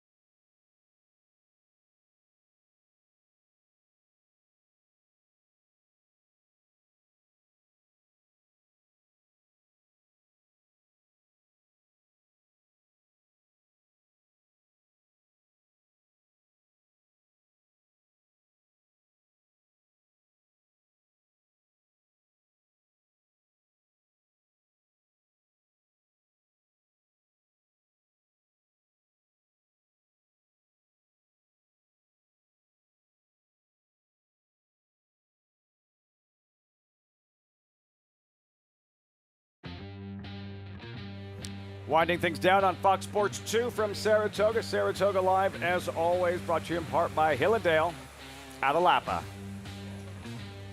9th race in the books. Just Heart, what a finish, and a Thursday pick 6 carryover. Yeah, Thursday pick 6 carryover. The 5 of 6 paid $28,000, which is insane. Yeah, so you don't get that often. No, usually like $280. You try to see how many times you have it. 28,000 for the final set. So if you were live for the 7, you still got paid. I mean, 28,000 is still a nice little score. I get it. 7 was nowhere near close, so you got a good result. When you're looking at a pick 6, the 9 just got you about 28,000 because the 4 wins that bob, you probably only get about 6,000 or 7,000. Let's be honest. It took Saez weeks to win that 4th win at Saratoga. 4 wins today.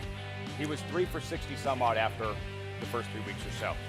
Yeah, I think confidence is key. Once you kind of get things righted, right? He was maybe struggling. You start to press. It's human nature.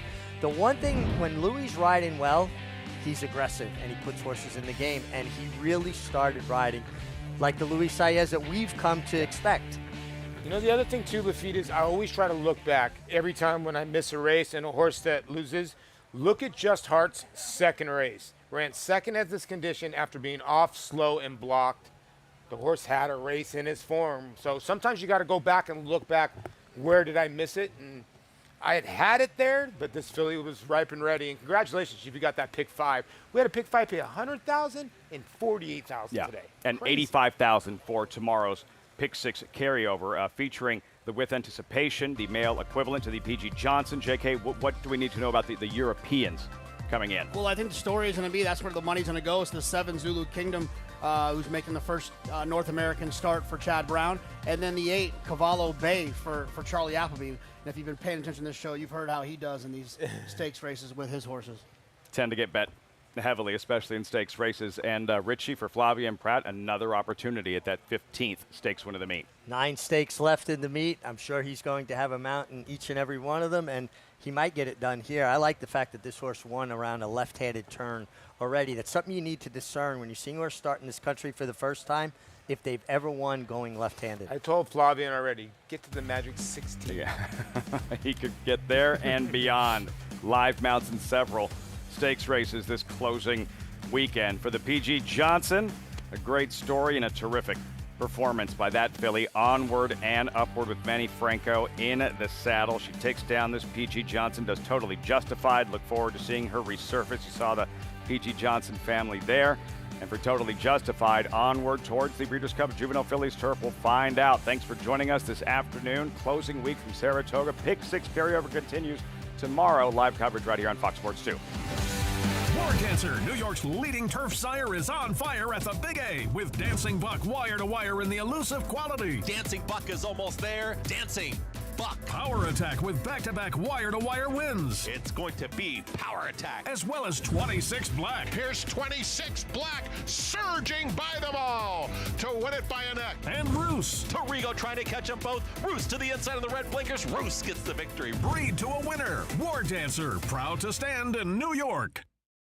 New York breds. Race them. Respect them. Bet them. Respect them. Breed them. Respect them. Buy them. Respect them. Train them for a second career. Respect them. Join us in respecting thoroughbreds at every stage of life. Learn more at nybreds.com.